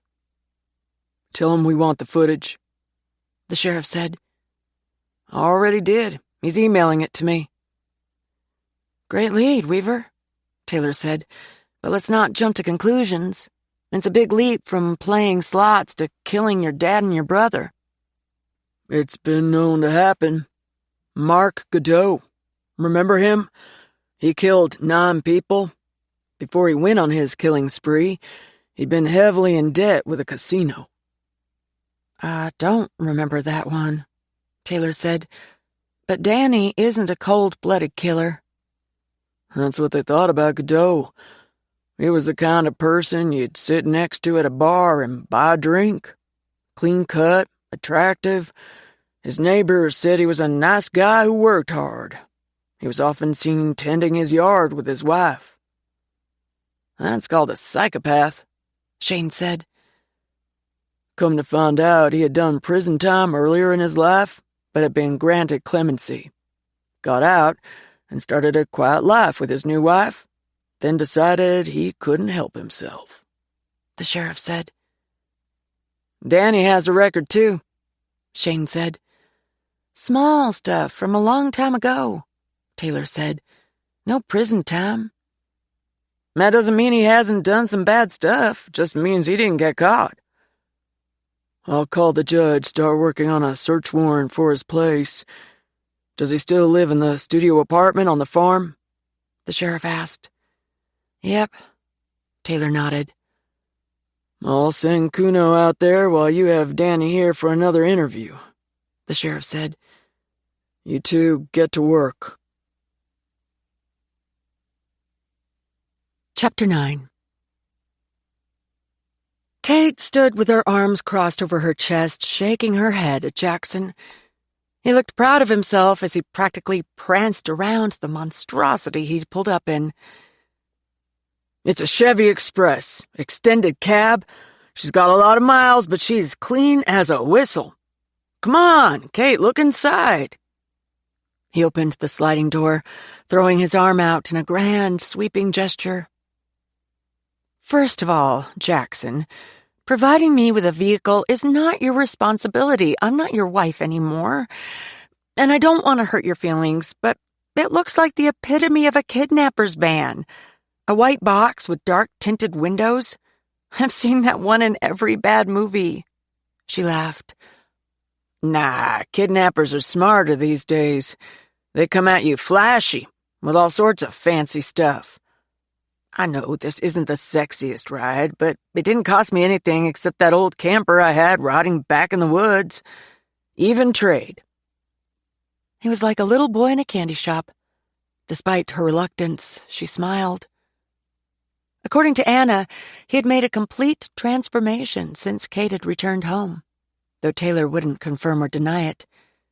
Taylor and Lucy didn't have anything bad to say about their dad. Joe wasn't around enough to talk about it. Not that Kate needed more details.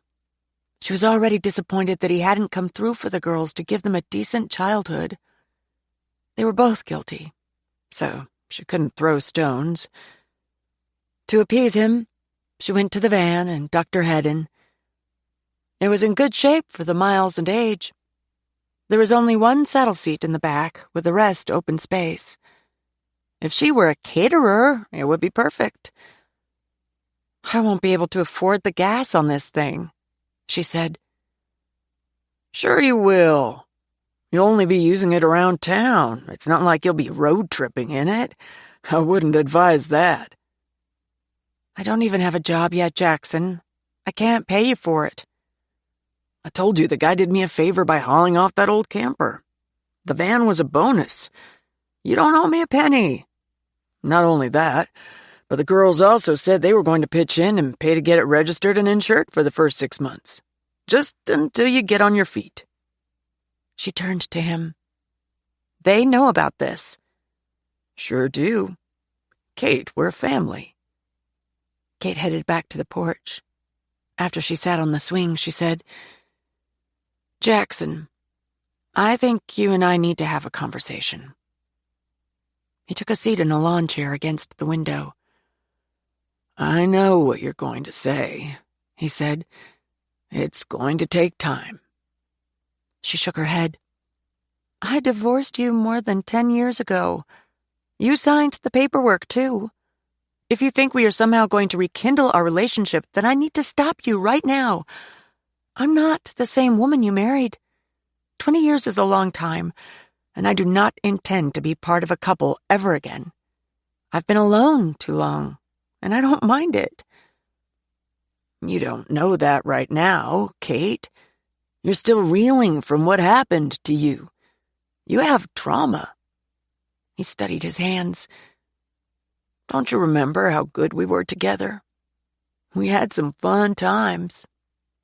Kate sighed. "Don't you remember how toxic we were together? The arguments, the fighting, how you abused me?" He visibly flinched before he met her eyes. "I don't do that stuff anymore, Kate. I'd never hurt you again." "I believe that. I do. But over the last 20 years, something died inside me. I know I'll never have a happily ever after kind of life, and I'm fine with that. I just want to earn my way back to being a mother to our girls and a grandmother to the babies. I want peace, solitude. I am better alone now. I'm sorry, but you need to know that. You need to work on yourself, too. Get and stay sober. If not for yourself, then for your family. And if you don't want to give me the van now, I completely understand." He stood and tossed her the keys. She caught them midair. "I still want you to have it. I also want to do whatever I can to help you get your life back on track.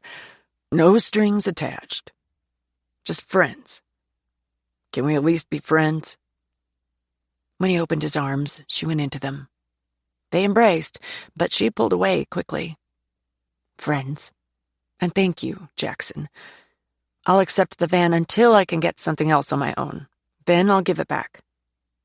He nodded. "Great. Oh, one more thing. I heard the animal shelter is looking for a kennel technician. They don't pay much, but with your experience, it might be something you'd like doing." Kate felt a rush of energy. "Wow, thanks. I'll put in an application right now." He smiled broadly. "Since you're going that way, can you give me a ride home?" After Kate dropped Jackson off at his house, she rolled down her window to let the wind flow in. She hadn't noticed it until their hug, but he'd smelled like alcohol. It was disappointing, but she reminded herself that she wasn't responsible for his choices, and she had enough on her plate getting her own life on track. She turned off the radio, glad it worked but craving silence. Jackson had talked non-stop, narrating as they passed houses and businesses, telling what he knew about their histories, who had married who had lost their job or gotten better ones, and what businesses were shady or the best to go to. It had been information overload, and she wouldn't remember any of it, other than the rumor he'd spilled about a high school girls' volleyball coach who had groomed and then molested a player, causing her to take her own life, but who still hadn't faced justice. That one would stick in her memory. She wouldn't repeat it, though. She remembered something her mother had told her once, and Kate had almost said it to Jackson. "Make your words sweet. You may have to eat them someday." This was the first time she'd been alone in a car in decades. Though a bit nervous, she felt truly free for the first time since being released from prison. The van was perfect. She didn't even care that it looked like a kidnapper's van. It was all hers. She thought of the possibilities having a van could bring. She could do deliveries for Amazon or a flower shop. She could be a caterer. Well, she didn't love cooking. Hopefully she'd get the job at the shelter. But at least she had other options now. A vehicle was her first step. Soon she'd have a place of her own. She could feel it. Things were starting to happen. It was scary, but exciting, too. Jackson had cleaned the van before he'd brought it over. He'd even put in an air freshener. The armrest was missing, but that was okay. A few rips in the driver's seat had been covered with duct tape, and the carpet piece over the console was soiled. But it was all fine. She could put a tea towel over the console. Maybe even get new seat covers eventually. Not too long ago, she would have never imagined how happy staring at a black Christmas tree dangling from her rearview mirror would make her. Then she remembered Beverly. The farm and their gift shop were closed for now, with no idea when they would open back up. Beverly had told Kate she'd love to have her work there one day, just not now. Hopefully the animal shelter hadn't already hired for the position because Kate needed a job. If she could snag something working with animals, she'd be on cloud 9. She followed the directions from her phone. When she spotted the sign for the Humane Society, she turned in and parked the van. It wasn't anything fancy, just a clunky white building with a chain-link fence that ran along the sides and then back into the property where she couldn't see. She assumed the kennels were back there. But it was quiet. Before she got out of the van, she closed her eyes and recited a short prayer. She wasn't overly religious, but she did believe in God. She hadn't asked him for much, so a few things here and there she felt could be considered. Let's do this. When she got out and slammed her door, it started a cacophony of barking from behind the building, which had mostly quieted down by the time she reached the entrance. Just hearing their barks gave her an instant good feeling. Dogs understood her, and they never judged. She took a deep breath, pulled her shoulders back, and went in. Immediately, she could smell animals. Not in a bad way, but in a warmly familiar one. She longed to go straight back to where they were to get to know them. "Hi, can I help you?" Behind the counter, a girl, her hands full of file folders, smiled at Kate. She looked like a college student. A smart one, too. Her glasses were sensible, yet pretty. She had on a name tag sticky label with Sarah written across it. "Yes, I'm here to apply for the open kennel tech position." Kate clutched her hands below the countertop where the girl couldn't see them tremble. "Oh, okay.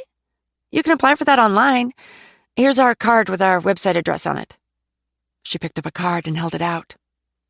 Can I just apply here? Since I'm here?" "Oh, yeah, that's fine too. Let me get you an application." After she fumbled around in a file drawer, she pulled out a piece of paper, handing it over with a clipboard. "Do you have a pen?" "I do, thank you."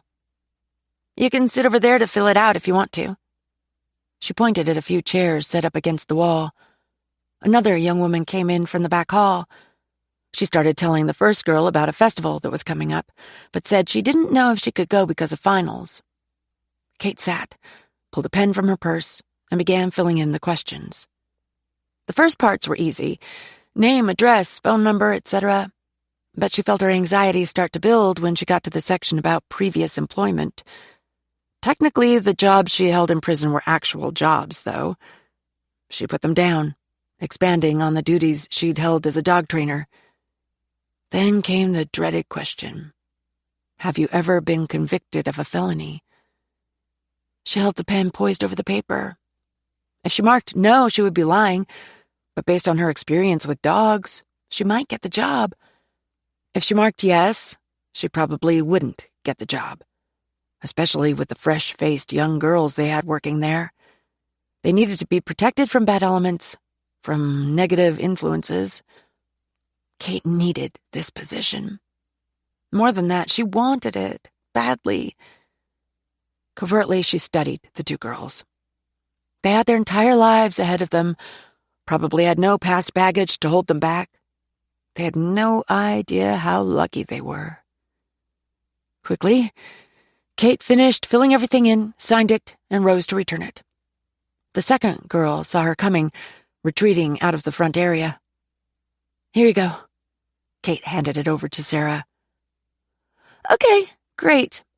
I will say, though, that you should probably also do it online because Angela usually goes through those first. We're trying hard to go as paperless as possible to stop polluting our earth, and she encourages using the website. Whoa there, a woman said as she came through the door the other girl had exited. I consider every application, online or in person, Sarah.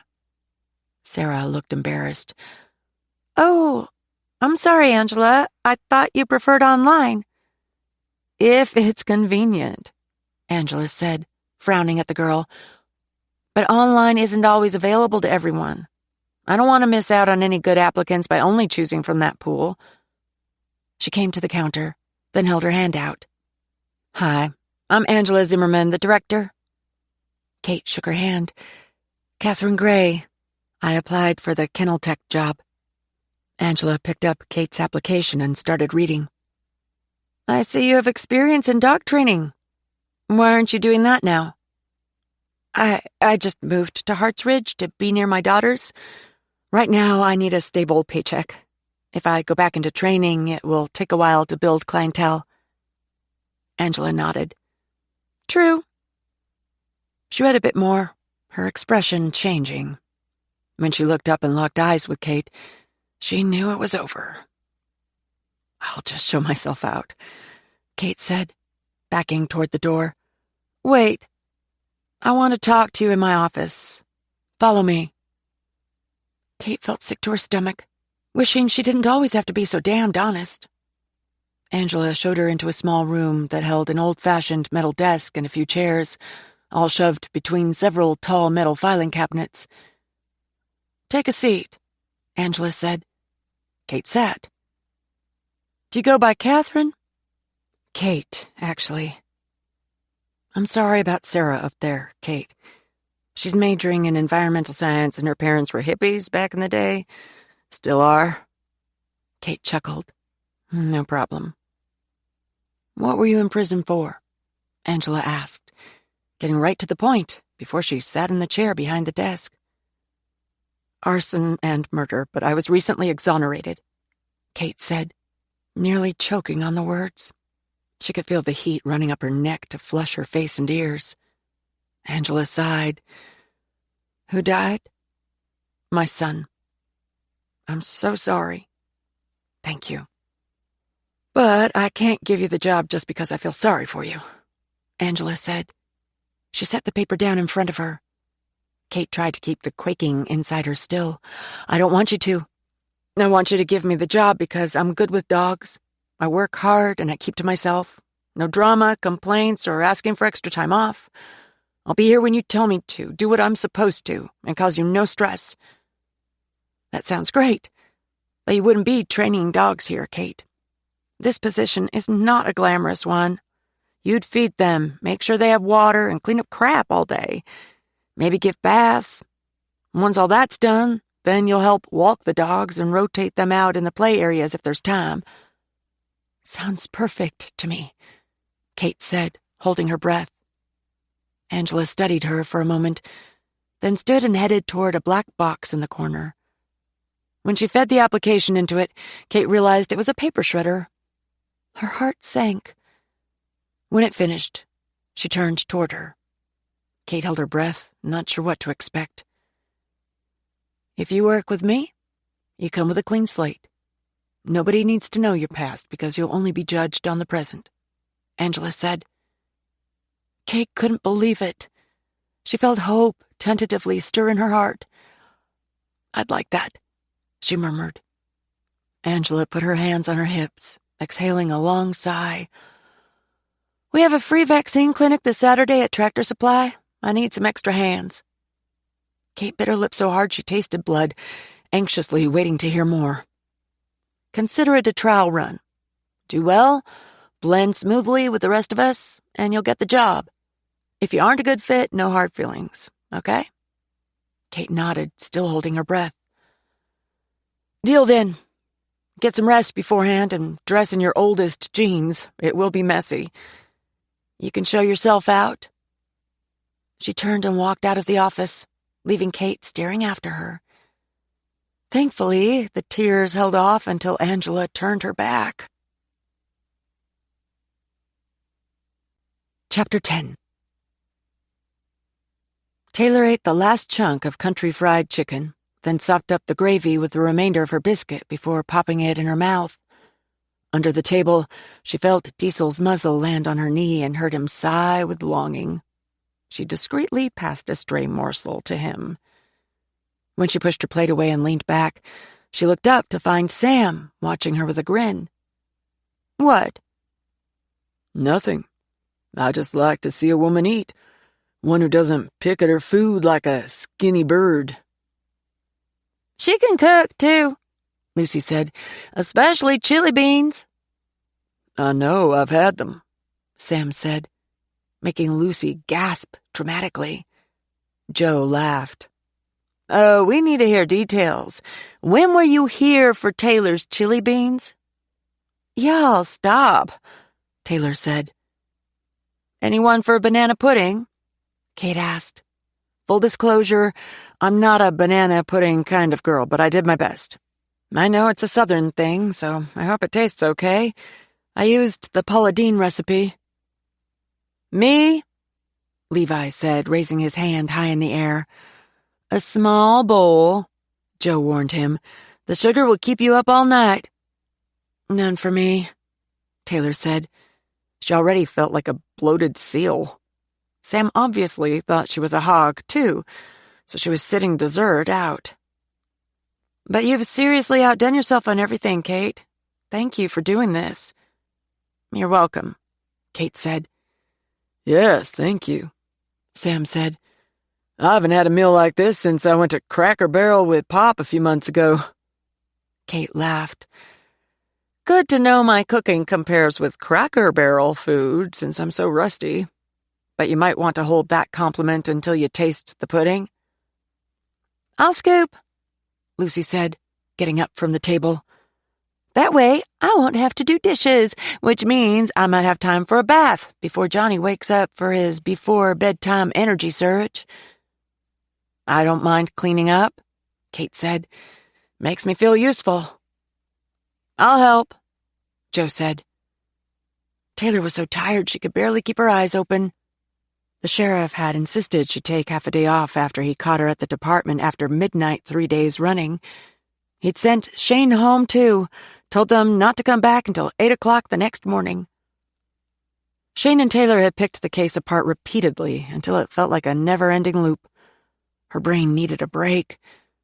The phone records hadn't showed any surprising detours on any of the phones. Everyone appeared to have been where they were supposed to be, other than Amos coming home earlier than first planned. Despite canvassing the area and talking to people again, there was nothing new. It was upsetting, but the investigation had stalled. To make it even harder, Danny called every day, accusing them of not doing their jobs and taking out his anger on them. He said his mom couldn't eat or sleep, and they needed justice. Jenny had called a few times, too. All the leads had turned out to be dead ends. Even the reward wasn't bringing in anything substantial, which was surprising. Many people would turn their own child in if it meant a big payday. Taylor was glad Sam had brought Diesel home, but she hadn't expected Kate to ask him to stay for dinner.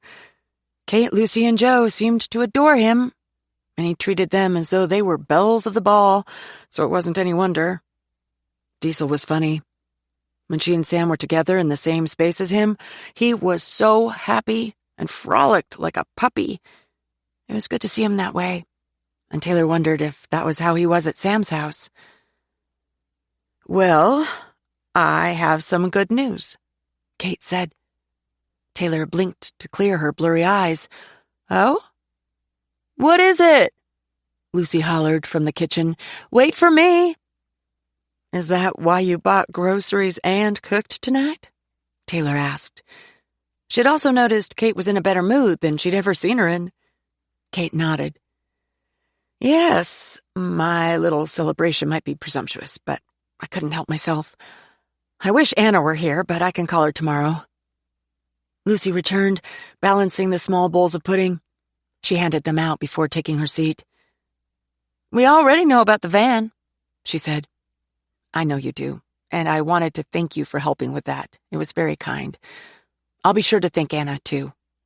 But the news is that I might have a job." "Great," Taylor said. "Where?" Joe asked. "Congrats," Sam said, digging into the dessert. He dramatically rolled his eyes with an appreciative groan. "This is amazing banana pudding, by the way." "Thank you, Sam." "Wait until I tell you the best part," Kate said. "It's working with animals at the Humane Society. If I get the job, it will be as a kennel tech. But first I have to help with a vaccine clinic they're doing at Tractor Supply this Saturday. Then she's going to let me know." "Oh, a test," Taylor said. "Interesting. So Beverly didn't offer you anything at the farm?" "No. She said things are at a standstill right now, and she doesn't know when she'll need someone again, but she'll consider me later. Jackson gave me the lead about the job at the shelter." Taylor wished Kate would talk more about Beverly, wondered at how close they were getting. Maybe Kate knew details Beverly hadn't shared with anyone else. Taylor needed something new, anything to get the investigation going again. "That was so nice of him," Lucy said. "He's trying so hard." Taylor didn't comment on that. She knew her dad was doing anything he could think of to get on Kate's good side, but Taylor didn't think it would end well. If he got his heart broken, he would probably return to drinking himself into oblivion. Then her life would be more complicated again. She'd been enjoying her respite from supervising his life. "Would you be training dogs as you did at, God. Kate, I'm sorry," Sam said. Eyes on his bowl as he put his spoon down. She waved a hand in the air. "It's fine. Please don't worry about that. No, I'd just be doing the dirty jobs for the most part. But you never know. Maybe I could work myself up to some sort of dog training position once I get my foot in the door." "Well, congrats, Kate, or good luck, I guess," Taylor said. She stood and stretched. "I'll help with the kitchen, then I'm off to bed. I'm beat." "Me too," Sam said. "Thank you so much for dinner. I have to get up early tomorrow to work on a tractor, so I better get going." "For Horace?" Taylor asked. He nodded.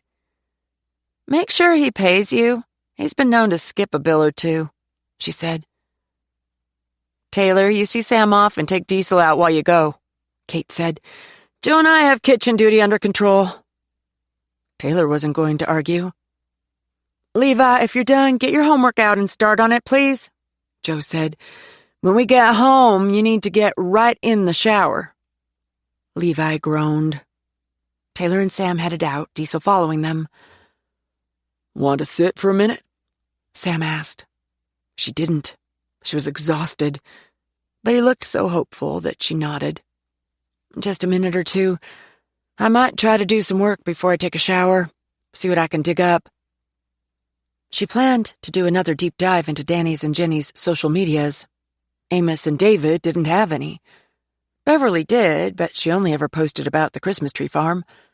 Taylor had gone through it all several times, but there had to be a clue she'd missed somewhere. She would go back to looking at their friends and their friends of friends. Sam held the swing steady until she sat. Then he joined her. He kicked off, sending them into the air. Diesel jumped off the porch, disappearing around the side of the house. I like Kate, Sam said. I can't believe what I almost said. I was so embarrassed. She doesn't take offense to anything. My mother is the most low-key person I know. She won't hold that against you, I promise. Good. I don't want her to hate me. He smiled. I can't imagine anyone hating you. He pretended surprise. What? No, really, I had some haters in school. Mostly because I stole all the pretty girls and kept them for myself. She laughed. Now that I'll believe. He flexed his muscles and winked. Oh, I forgot to tell you. I moved. Now I'm only a few miles from here, out on Olivet Road. You did? Why? When? Geez, Taylor, one question at a time, he teased. Less than a month ago, I saw a little 2-bedroom house for rent. Last week I put the deposit down on it. Yesterday I moved in. It has a garage where I can work on cars and a small yard with a few trees and some grass. I'm going to put up a fence so Diesel can sit out there with me without chancing he'll end up lost by chasing squirrels. That's great.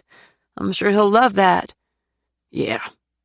At the apartment, he was always pouting on the balcony while I worked on cars in the parking lot. Made me run my legs off, taking him up and down the stairs. He loves to be outside. What's the address? I probably know the house. 1309. Oh yeah, that's the Langston's house. It's old, but it has good bones. They moved to Florida a while back. I wondered if they were going to sell. Yep, that's them. They aren't sure yet, so they let me have a year lease. Good. I guess that's good. Is your dad still okay about you being away from him? That's something else I was going to tell you. He's thinking about moving in with me for a while. Now that I have 2 bedrooms, I told him he needs to see what he thinks about Georgia and Hart's Ridge. I think he'll like it here, but he's going to keep our house too, just in case. Probably a good idea. This town isn't for everyone. Yeah, well, he's supposed to let me know by the end of the month. I'll need to set up his room. Diesel came back. He flounced down on the porch slab, staring up at them with his dark brown eyes. He was so gorgeous. One more thing, Sam said, sounding suddenly nervous. What? I was thinking, since I have a house and a yard now, and you're always working... She didn't like where this was going. That maybe it's time for Diesel to live with me full-time? Taylor's stomach dropped. She'd known this day would come, and it was her fault. She'd been the one who'd hunted until she'd found Sam, then confessed to having his dog. She'd agreed to give him back. Eventually... She stared at Diesel. He must have felt it because he looked up at her, a smile in his eyes. He thumped his tail on the porch, thrilled to have her attention. He was such a good boy. Taylor. I hear you. I just don't know what to say. Right now I'm in the middle of a triple murder investigation, so yeah, I'm gone a lot, at least for now. And when that's over, there will be another investigation, right? He said quietly. Taylor had a couple of options. She could play dirty, turn herself into a whiny female, crying and begging him to not take Diesel. He'd probably fall for that because he was a Southern gentleman. But she wasn't that kind of woman. Or she could pull up her big girl panties and admit Diesel would be better off with a stay-at-home dad. Doing the right thing was going to be brutal. I don't know how to answer that, Sam. Officially, I'm not a detective. But you want to be. He kicked at a plank below his feet. Yeah, I do. Since the sheriff allows me to assist, I never really know what my workload is going to be. I know. And I wouldn't even ask if you were still out here alone, Taylor. But you have Lucy and Kate. I've seen your dad out here several times. Someone is always around. He was right about that. Though she didn't know how long Kate and Lucy would be living with her. Both claimed it was temporary. Occasionally, Taylor grumbled about her space being invaded, but deep down, she enjoyed having her family around. Taylor didn't fear being alone, though. She hadn't found any more cigarette butts, and she'd put up a few cameras, but she still didn't know where they'd come from, and that made her nervous. Not afraid. There was still a man out there who had gotten to her once when her defenses were down, and she didn't want it to happen again. I have an idea. You could get another dog. When I bring Diesel to visit, they could hang out. We could take them on hikes together. He was such a guy. Next, he'd suggest Diesel and his new fictional doggy best friend could have guys' night or beers on the dock. Sam had no clue about the emotional attachment she'd already formed with Diesel. It couldn't simply be replaced or healed by getting another dog. But she just couldn't say the words to agree with Sam. "Do I have to decide tonight?" she asked. "I'm exhausted and not thinking clearly. I might have questions." He stood. "For sure. I wasn't planning to take him right now. I want you to be comfortable with it. I just miss him when he's not with me. You know how it is." Yes, she did. Sometimes when Diesel was with Sam, she couldn't sleep. Yeah. Sam bent to rub Diesel's ears. "I'm going to take off, buddy. See you tomorrow." Diesel tilted his head at Sam. Taylor could tell he didn't want Sam to go.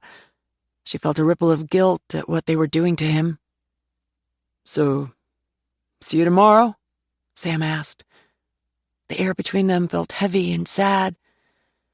"Maybe. I'm not sure what time I'll be here. I'll text you. Drive carefully," Taylor said.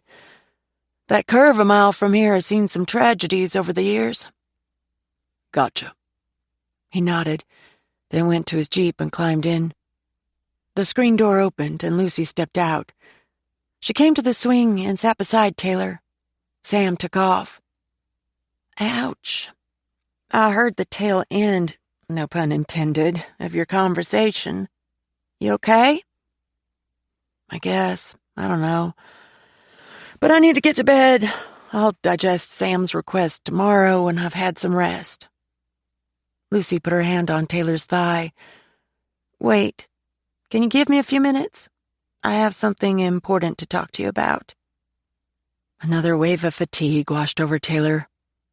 She wanted to tell Lucy it would have to wait, but that was something she still couldn't do. Cecil, who she missed dearly lately, often told her she always put everyone else's needs above her own. She agreed, but saying no just wasn't in her vocabulary when it came to her family. If it were, they'd probably fall over from a stroke the first time she said it. Then she'd have to take care of that, too. "What's up?" she asked. Lucy took a few breaths, inhaling in and out like she was about to jump off a cliff and needed courage. "I need a favor. A big one." "And do you want to tell me about it?" Taylor wished her sister would get straight to the point so she could go to bed. "Yes. Okay, you probably don't know this, but it's always been my dream to live on a houseboat." Taylor couldn't even imagine where this was going.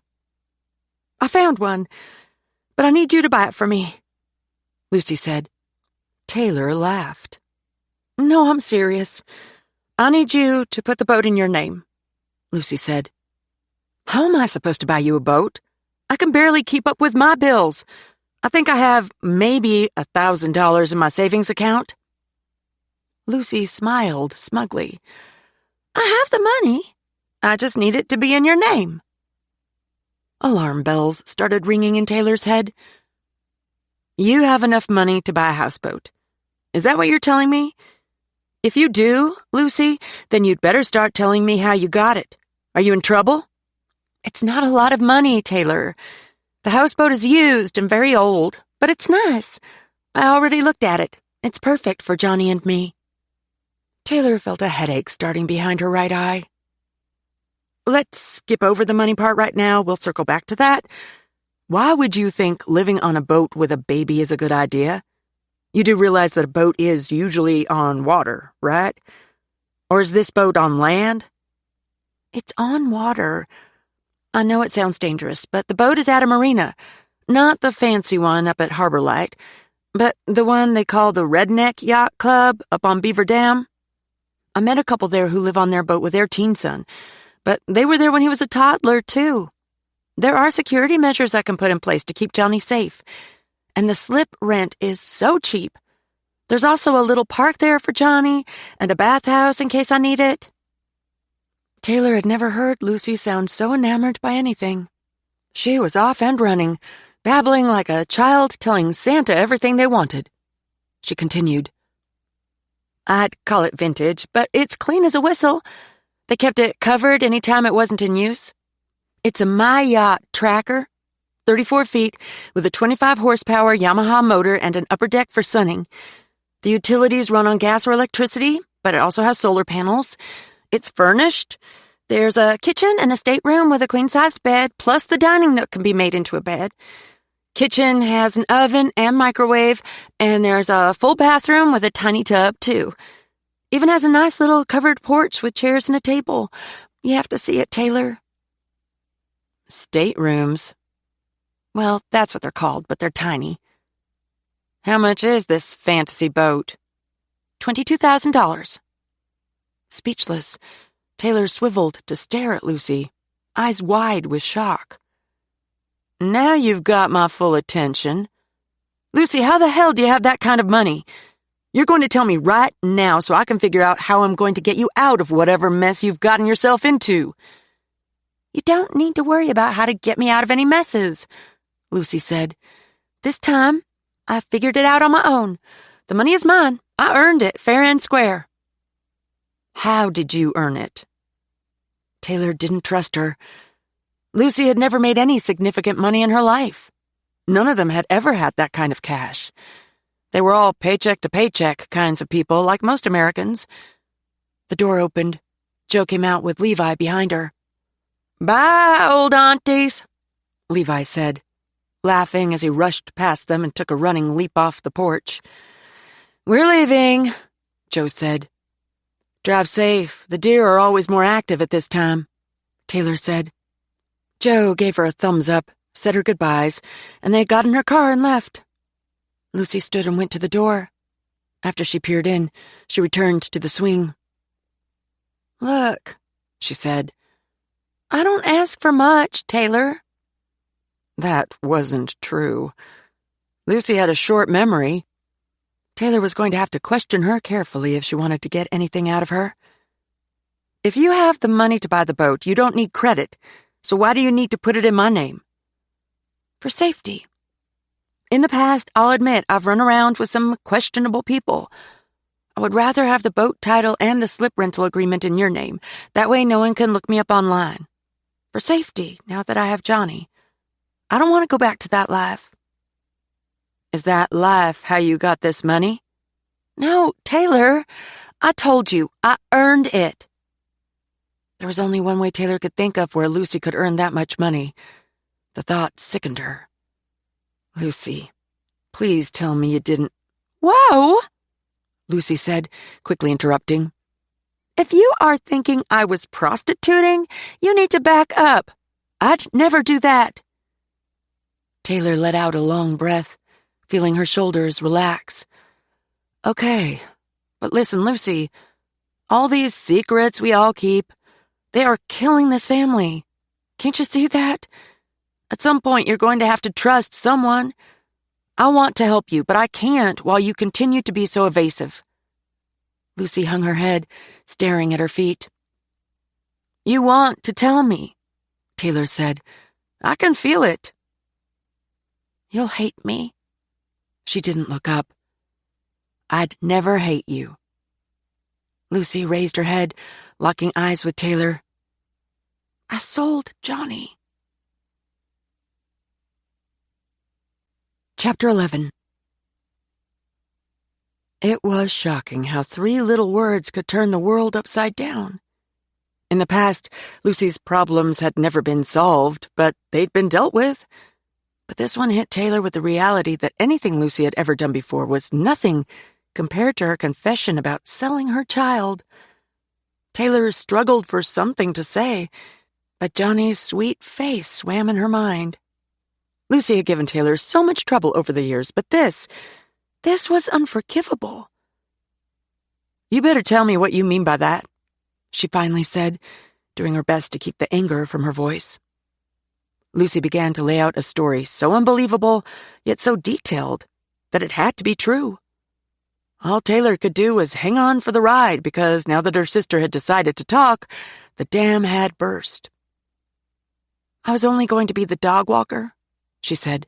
"Everything was fine with me staying in their home to take care of 2 French bulldogs." "Who were they?" "That part you don't need to know. Let's call them Jack and Jill." "Jack and Jill. Got it. Now get to the part about selling your child." "I was promoted to an assistant. Taylor, I was good at it. I hadn't known I could do so much on the computer, website stuff, scheduling, emails, and I was learning all about art." "Go on." "They didn't know I was pregnant. I had planned to terminate before they found out, but it didn't happen like that. When Jack realized I was pregnant, he asked if he and his wife could adopt the baby." Taylor felt relief rush through her. "So you didn't sell him. You planned to give him up for adoption in a private arrangement. They were going to pay you as if you were a surrogate, right? Not legal in your circumstance, by the way, but go on." Lucy sighed. "Well, to be honest, it felt like I was selling him. I agreed to it. At first, it didn't bother me. I didn't want to be a mother. Couldn't imagine myself dragged down by a kid. I felt like that until I held him in my arms. I still didn't admit it at the time, but down deep, I knew I couldn't walk away." "This was all in New York City?" "At first. Then Jack moved his wife and me to their home in Hudson Bay. Once there, it was like being in prison." "A luxurious prison?" Taylor asked. "Luxury means nothing if you aren't allowed to leave the property, or if someone dictates every move you make and every bite you take." Lucy continued, explaining the strict rules she'd been forced to comply with concerning exercise and her diet, rehashing her attempts to make friends with the wife, who'd been controlled by Jack, too. She left out real names, but Taylor didn't push her on that.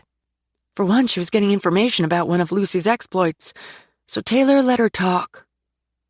"Then I found out that his wife was his sister." Taylor leaned forward, mouth dropping. "What?" "Yep. They're from Ukraine, and Jill was posing as his wife. Their family had ordered her to participate in the sham. Johnny was meant to be a part of the charade, except Jack actually did want him to be a son." Taylor was suddenly wide awake. "Charades like that are usually meant to cover up illegal activities. What was going on?" "I'm not sure, Taylor. He was an art dealer. Other than that, I'm still in the dark." Lucy was lying. Taylor could tell when her sister wasn't being truthful. "You said was?" "He's dead," Lucy said. Taylor's stomach dropped. "Oh my God, please tell me you didn't kill him." Lucy laughed. "No, I wasn't there. I got her and the baby out of the house earlier that day and we checked into a hotel. A plan was in place for Jill to start over with the baby somewhere else, away from Jack, until I heard her on the phone through the bathroom door. Jill had called her brother, apologizing for leaving. When I heard her ask him to pick her up, I grabbed my stuff along with the money she'd stashed in her suitcase, and I got the hell out of there. I took Johnny with me. On the news the next day, I saw a news report about an armed robbery at their home in Hudson Valley. Jack was killed, and Jill was beaten but survived." "That's some very suspicious timing." "I know, right?" Lucy said, then looked away. "Is her family in Ukraine aware of everything that transpired?" Lucy shrugged. "I don't know. I haven't had any contact with Jill. She could have gone back there, or maybe she's still upstate. But I damn sure don't want her to know where I am." You think she'd try to kidnap Johnny? No, I don't think so. Then again, I never would have thought she was cold-blooded enough to kill her brother, so I can't say for sure what she's capable of. She never seemed genuinely enthused about being a mother either, but I imagine she's furious about the money I stole. I bet you're right. She paid for a baby, but ended up with nothing. Lucy put her finger up. Technically, her brother was supposed to pay me, but he never did. I found the money in her suitcase and I stole it. For what I went through, I felt like they owed it to me. Besides, she has plenty of capital to play with after her fake husband died. Believe me. Taylor put her head in her hands. This was bad. No, not bad. It was a catastrophe. Taylor raised her head, locking eyes with her sister. Lucy, swear to me that you weren't involved in a murder. Swear it on Johnny. Lucy held her hand up. I swear.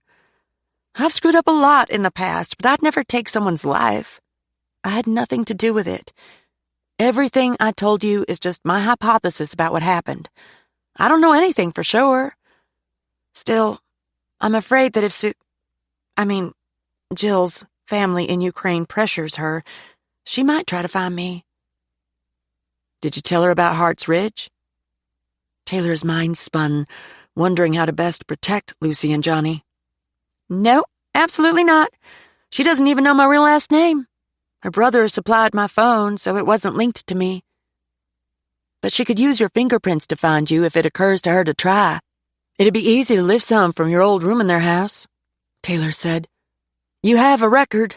You're in the system. I know. Lucy bit her lip. But she doesn't know that.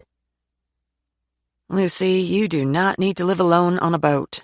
You need to stay here, where I can help protect you and Johnny. Lucy jumped to her feet, hands thrust angrily on her hips. No, Taylor. I don't want to stay here. I want that houseboat. They can't find me if you'll put everything in your name. You have to return that money. It's the only way to be sure that Jill and her family won't come after you. I am not giving the money back, Taylor. Hell no. They owed me, Lucy said, shaking her head. They are filthy rich. What I took would be considered chump change to her. Damn it, Lucy. How do you always get mixed up in crazy trouble? Taylor yelled. The door opened. Kate stuck her head out, glancing between them. Everything okay out here? Taylor and Lucy responded at the same time. Yes? Both their tones were laced with anger and bitterness. Kate's eyes widened, but she didn't comment. She just retreated, quietly shutting the door. Great. Now we've hurt her feelings, Taylor said. The adrenaline suddenly drained from her body, making her dizzy. Look, Lucy, I'm exhausted. We aren't going to figure anything out tonight. Let's sleep on it. We'll try to come up with a plan tomorrow. You won't be here tomorrow, Lucy said, her voice rising. What if someone else buys the houseboat before I am able to? There will be other boats. Taylor rubbed her temples. A headache had instantaneously manifested, warning her a migraine wouldn't be far behind if she didn't close her eyes and try to rest. When she opened her eyes, she could see that a storm was brewing behind Lucy's eyes. You know what, Taylor? You can stick it where the sun doesn't shine. You've always acted like you're the boss of everyone, but I don't need you. I will be out of your house by the end of the weekend. Lucy stomped into the house, letting the screen door slam behind her. Caught off guard by her sister's words, Taylor could only stare after her. Chapter 12. Saturday flew by.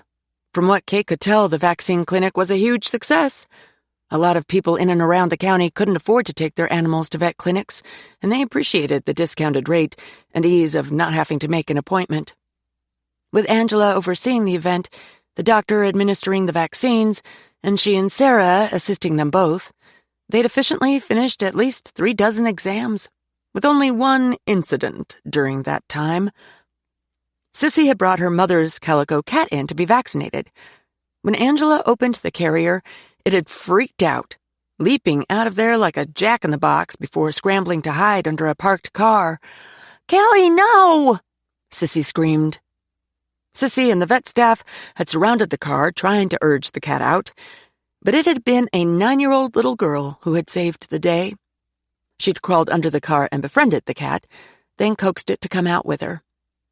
They'd had a good laugh when Sissy informed them that if something had happened to her cat, her mother would have hung them all out to dry. Kate couldn't help but overhear some of the conversations between the people who waited with their pets, and they usually centered on the murders. Their worry was tinged with a hunger to exchange rumors and armchair detective the case.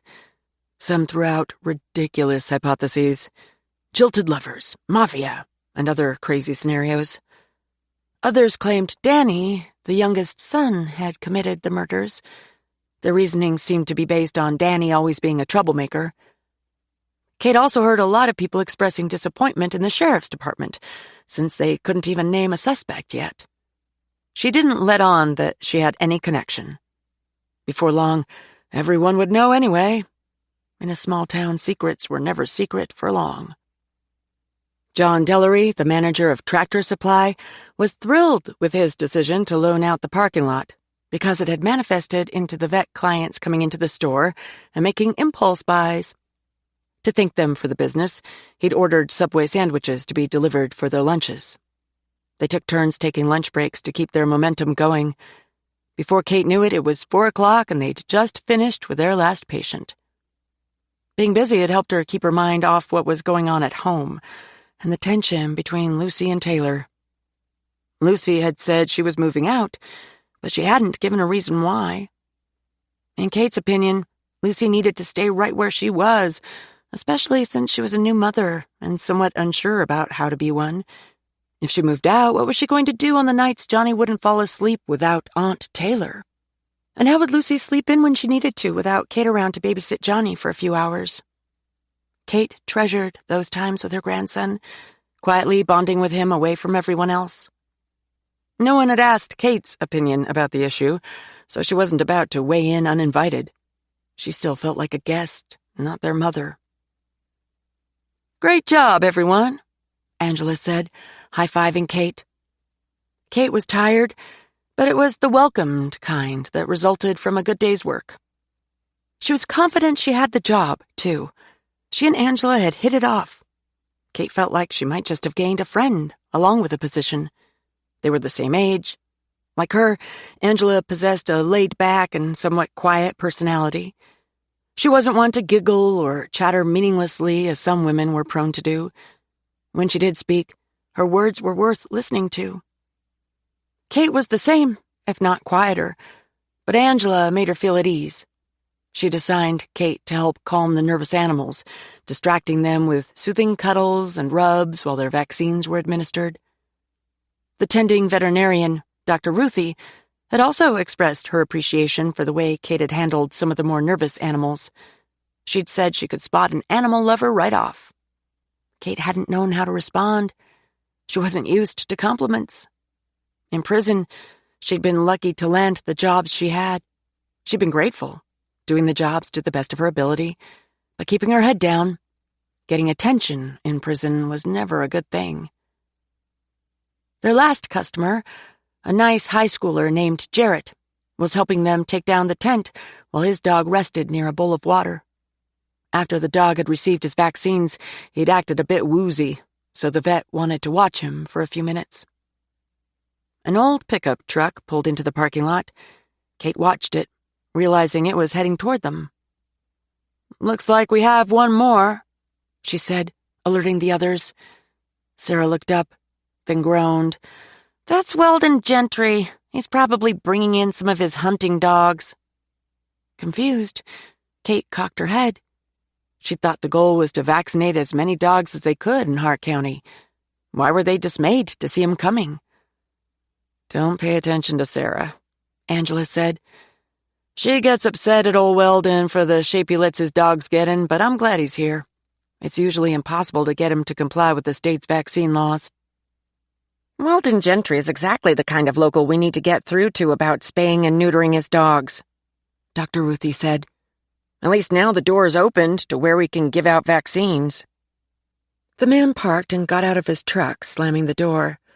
Letting out a string of profanity when it didn't shut all the way, he jammed his shoulder against it until it did. In a muddy pair of brown Carhartt coveralls with a NASCAR ball cap pulled low over his eyes, he was an imposing figure. Kate had expected a dog or two to jump out of the cab. Instead, Gentry went to the truck bed and opened the tailgate. "Come on out, you chicken shit. Ain't no one gonna hurt you," he muttered, leaning in and disappearing from view. Kate heard a growl and a snap. Then an even angrier Gentry reappeared. "If you bite me, I'll drag your ass behind this truck all the way home, you little bitch." "Uh-oh, he must have a new one," Angela whispered. "Kate, why don't you see if you can help him?" "I'll go with you," Jarrett said. "Gentry can get right ugly sometimes. I deliver wood out to his farm. He pays me to stack it, too. If it's not perfect, he gets all worked up over it." It felt like an initiation, but Kate headed over with Jarrett behind her. Gentry turned around. "Can you just do the shots here in the truck bed? She ain't cooperating." The dog was a wire-haired, pointing griffon, a breed that was bred to be good hunting dogs. Brown and white, with a perfect chocolate nose, this one had the deepest brown eyes she'd ever seen. The dog sat huddled under the rear window at the front of the truck bed, a heavy chain around her neck securing her to a metal hook and weighing her head down. She bared her teeth, growling out a low warning. Kate could tell it wasn't anger that made her both growl and tremble. It was fear. Her sad brown eyes begged for someone to understand, to treat her with compassion. "Hey, Weldon," Jarrett said. "What you got here? I don't remember seeing this one at your place." "Just picked her up a month ago. She's turning out to be a right pain in the ass," Gentry grumbled. "I have to break her, but I haven't had enough time lately. You can't get lard unless you boil the pig." Kate had no idea what he meant about the hog, but she cringed when he said the dog needed to be broken. Breaking a dog was never a way to get them to adjust. Usually it only brought on more trauma-related behavior, but she wasn't there to counsel. "I wouldn't have her here today if that jackass from Animal Control hadn't been out at my place last week checking rabies tags."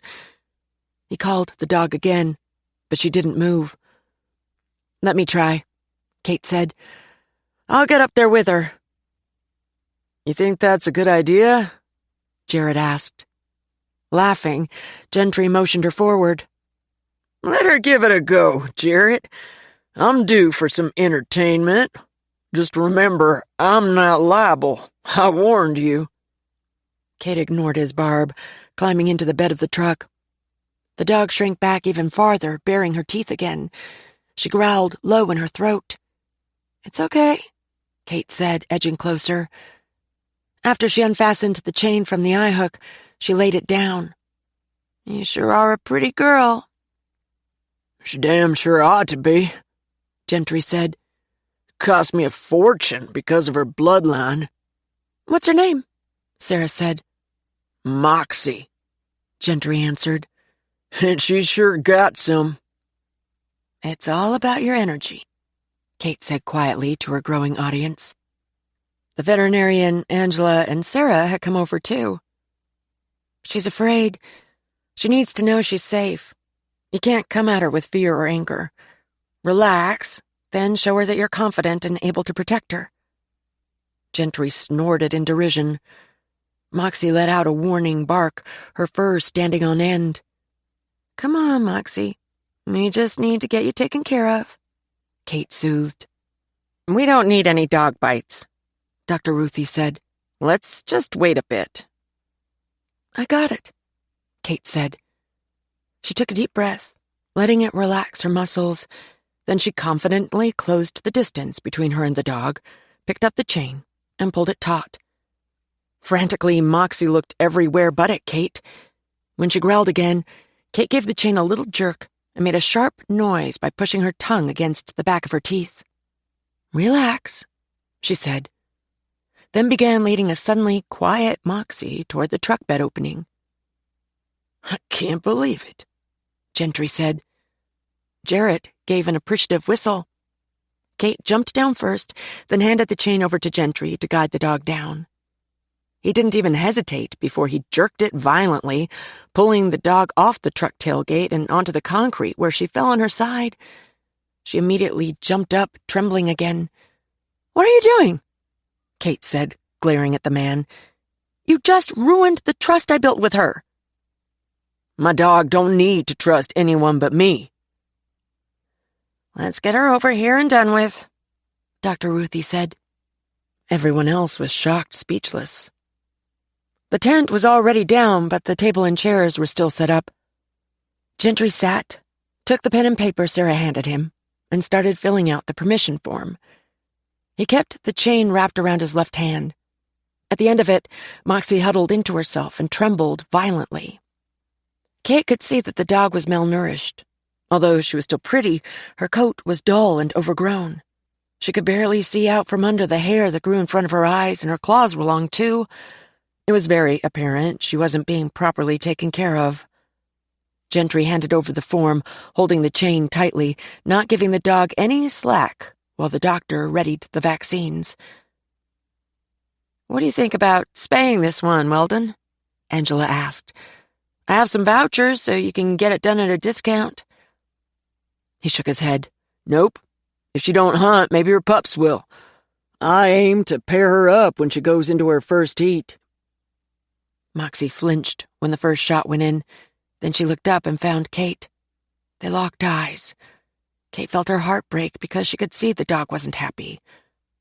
When Moxie yelped and jumped again on the second shot, the man kicked her in the ribs with his muddy work boot. "Sit!" he growled. Moxie yelped. "Hey!" Sarah exclaimed. "Don't do that!" "Aw, Weldon, come on, she's barely more than a puppy," Angela said. "She has to learn," Gentry said. Kate was steaming mad. She wanted to kick the man's ass halfway to the moon, but she didn't. She needed the job, and today was a test. She doubted assaulting clients would get her the job. Dr. Ruthie finished up with Moxie. "What about your other dogs?" she asked Gentry. "Got them taken care of by a mobile vet that came through a month ago," he muttered. "You sure they were licensed? If not, it's not legal," she said. Gentry rolled his eyes. "Yes, he was licensed. I ain't stupid." Kate would have to disagree, but she'd do it silently. Sarah handed Gentry his bill. After it was paid, he led Moxie to the truck, yanked her up into the bed, and shut the tailgate. "Later," he called out, then got in his truck and started it. After revving the engine, he took off. "I'm out of here, too," Jarrett said. "I've got to mow my grandma's lawn." "Thanks for your help," Angela told him. "Tell her I said hello." "Will do." When he was gone, Angela turned to Kate. "You did a fantastic job today. I was especially impressed with your skills with Gentry's dog. Have you worked with a lot of reactive dogs?" "A fair share," Kate said. "But most were scared more than anything. It truly is about the energy of the handler. It can change a dog's behavior instantly." "Do you watch the dog whisperer, Cesar Millan?" Angela asked. Kate laughed. "No, but I've heard of him." "There's a new one now," Sarah said. "A young guy they call the Dog Daddy. He's spectacular." "I'll have to see if I can get that," Kate said. But she probably wouldn't. Watching TV wasn't her thing. Angela began throwing paperwork into a box. "Well, just make sure you're at work Monday at 7 a.m. sharp. Bring your ID and Social Security card for the paperwork." She said it so nonchalantly, barely even looking up, but she did see the huge smile that crept across Kate's face, because she matched it with one of her own. Chapter 13. Taylor and Shane followed the sheriff into the garage. The crime scene had been released, but was still intact because Beverly claimed she wasn't coming back to stay until the murderer was caught. She was still staying with Jenny. Danny claimed he wasn't coming near it either. The farm was shut down until further notice. Taylor had something she wanted to talk about with both Shane and the sheriff, but she needed to wait until the sheriff got out everything he wanted to say. "Damn shame, I tell you," he said, shaking his head as he stared at the floor. The bloodstains had faded to a dark, rusty brown color, randomly spattered around the concrete. Taylor cringed internally, instantly visualizing Amos as they'd discovered him. The man had been so full of life, and that life had been snuffed out too soon and so viciously. "I still don't get the carpet squares," Shane said. Half a dozen squares were scattered on top of the trail of dried blood. The safe was at the back of the garage. It still sat askew, as though someone had pulled it away from the wall and then left it there. They went around it, noting a few dents and some scratch marks. It was an old safe, but like anything older, it was surprisingly heavy-duty. It stood at least 5 feet tall and was a few feet wide. Taylor pointed out the scratches on the side, gouged in the burgundy paint. "Not a single fingerprint," Shane said. "Someone wiped it down." "No doubt," Taylor agreed. "I think we're dealing with more than the average low IQ criminal here." "Stop wasting time wishing. Both of you take a side of this garage and walk every inch of it. See if forensics missed anything," the sheriff said. Taylor went to the far left corner where an old washer and dryer took up most of the space. On top of the washing machine were a garden hose and a canister of ant killer. On a shelf above it were several boxes marked Front Porch Christmas. She swept the space from top to bottom, finding nothing out of place. She moved to the left, toward the garage doors. It was a cluttered garage, just like most others she'd seen before. Garden tools, tennis rackets, and some ancient lawn chairs with the webbing ripped up had been thrown in one corner. She continued, moving past several boxes marked camping gear and a couple of spare tires. She noted a few kerosene space heaters, then saw the stack of carpet squares the others had been plucked from. "I saw more of these squares put down in the kids' area of the shop where Beverly serves hot cocoa," she said. "Yeah, I saw them too. Those must be the worn ones they've pulled out." Shane kept his attention on what he was doing. He had the tool side of the garage, pegboards, hand tools, and a bench with skill saws and drills scattered about. Nails, screws, and other odds and ends made it harder for him to check every inch. They'd already been to the big shop, but they were sure nothing had happened there. The day of the incident, there'd been a small team of workers inside, and they hadn't seen anything. The shop was located too far from the house to be able to hear anything either. Taylor spotted an old dollhouse on another shelf, dusty and outdated, and wondered if it had belonged to Beverly when she was a kid. One thing piqued Taylor's curiosity: the fact they were sure the Higgins were pulling in a ton of money through the farm, but they lived as though they were regular working-class people. Neither the garage nor the house was what she'd call fancy. Nothing like the expensive lake houses that had been built around Hart County in the last few years. Built to impress inside and outside, with all the latest trims and finishes. Everything that Taylor had seen in the Higgins house and garage was well-worn and not of high-end value. Except for the kitchen. It had been made over not too long ago. It now had top-of-the-line appliances and a huge marble island to sit at. Taylor could just imagine Beverly and Amos in there, working side by side to put together a holiday feast for their extended family. Maybe a Christmas Eve breakfast. That was the kind of couple they were, the kind who hosted the big events and was where everyone wanted to be. They probably held the church family events and Boy Scout stuff too, right there in that kitchen or living room. During Christmas, they'd come to pick out a tree. Lucy had been a child. She'd refused to use the portable potty meant for customer use, then begged Taylor to ask Beverly to use hers. Beverly had agreed and let them inside. As soon as they walked through the door, the delicious aromas had hit Taylor, pine and cinnamon, Everything she'd expected their house to smell like, only better. Then they'd continued through the kitchen and living room to the hall bathroom, and it had been so beautifully decorated that Lucy had stopped in place, her mouth dropped in awe. Just like now, it hadn't been fancy at all, but beautiful and cozy. Flames flickered in the fireplace, and deep couches with colorful coverlets for snuggling had been artfully arranged around it. "Taylor, why can't our house look like this?" Lucy had asked. It was embarrassing because Beverly had to have heard them, though she'd pretended not to. Taylor had pushed Lucy into the bathroom. When they'd finished, and she tried to slip them out unnoticed, Beverly had caught them and sent them out with a pecan pie and a plastic gallon of her holiday juice recipe. Lucy had carried the jug, her arms wrapped around it as she held it to her body, so proud of it as she'd pranced outside and taken it to their dad. He had tried to give it back, the pie, too, but Beverly had refused and simply walked away. Taylor remembered her dad throwing a fit on the way home, insisting it had been Taylor's fault and that she must have said something to make them seem needy. The rest of the ride home had been spent in silence, their holiday mood soiled.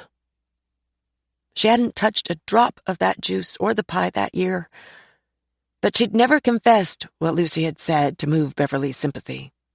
Her little sister was sensitive. Even though she always tried to play the tough girl, she was easily hurt. Taylor finished searching her side, came up empty, and went to the sheriff. "Sheriff, I got wind that Amos and Horace Hedgepeth had words recently and it ended badly." Over what? Horace and Amos' property meet up near the creek, and Horace shot a deer on Amos' side about a month ago. Uh-oh. Amos wouldn't have liked that. He considered his land a sanctuary. Right. He didn't believe in hunting for sport, and Horace is only interested in how many deer heads he can fit on his living room wall. He's not shooting them for the meat. Like the Higgins, Taylor didn't have a problem with hunting in general, not when it put food on the table. She and her sisters had learned to do plenty with a few pounds of venison back in the day. Their dad used to be pretty good about having a deer or two in the freezer. The sheriff sighed. "Bring him in and work him over. See what he gives you. I'd hate to think it got ugly enough for Horace to do something this heinous, but we must check it out. Weaver, you getting this?" "Yeah, I heard. We'll get him in. But I've got something over here," he called out. She and the sheriff went to him. There was scattered white powder with a partial shoe print. The print was barely enough to make out if it was from a male or female, but since it was on the wider side, Taylor guessed it was a man. Only a couple of inches of the tread style showed, but it could help make a match. "I didn't see this before," she said. "Me either. Maybe it got here since then?" the sheriff said. Taylor scanned the area, then pointed to a shelf. "There's cockroach powder up there. I bet that's what's on the floor." "Taylor, call Beverly and ask her who has been in this garage since the incident. Weaver, you take photos from every angle. One of you ask Danny for all his shoes. If he says no, we'll get a search warrant." "He won't say no," Taylor said. At least she hoped he wouldn't, because it would only make him look guilty, especially since the discovery about his gambling. "He'd better not," Shane said, suddenly thunderous. "And Gray, I think you need to be careful with him. I don't want you to try to approach him without backup." Taylor nearly laughed. She wasn't a damsel in distress, and she didn't like being treated like one. "I'll be fine," she said curtly, then walked outside. Danny would never hurt her, and he wasn't a murderer. There would have to be some damning evidence to convince her otherwise. That was the bad thing about Shane. He was a great detective, but he was like a dog with a bone when he thought he had a suspect. Taylor felt like he narrowed it down too quickly, but she was only a deputy lucky enough to be involved. He had the detective title, so what did she know? Shane had left a rose on her truck window that morning, too. It had to be from him. He'd parked beside her. Who else would give her a flower? She hadn't said anything about it yet. While it was a sweet gesture, she wasn't happy he'd done it at the department, where anyone could have seen him. The last thing she needed was for her team, or God forbid, Miss Dottie, to find out there was even an inkling of anything more than professionalism between Shane and Taylor. She went around the garage, searching for more footprints. Over the last few weeks, she'd done a lot of thinking. She'd just about made up her mind to tell Shane that they had to stay just friends. Taylor didn't want to trade her dream of being a detective just to be Shane's girlfriend for a time. She had no doubt, too, that he'd eventually dump her. While he had transformed himself and his life, she was still plain Jane Taylor, mired down in Hart's Ridge with no plans to go anywhere else and no desire to improve her looks. He could do a lot better, and she didn't need the heartache when he realized it. The only thing worse than a department relationship was a department breakup, where she'd have to see him every day. She also didn't need more complications. Her life was careening out of control these days. Everything had changed. Now that Kate was out and living with her, as well as Lucy and the baby, and Sam was breathing down her neck about Diesel, she felt like she didn't quite have a handle on things like before.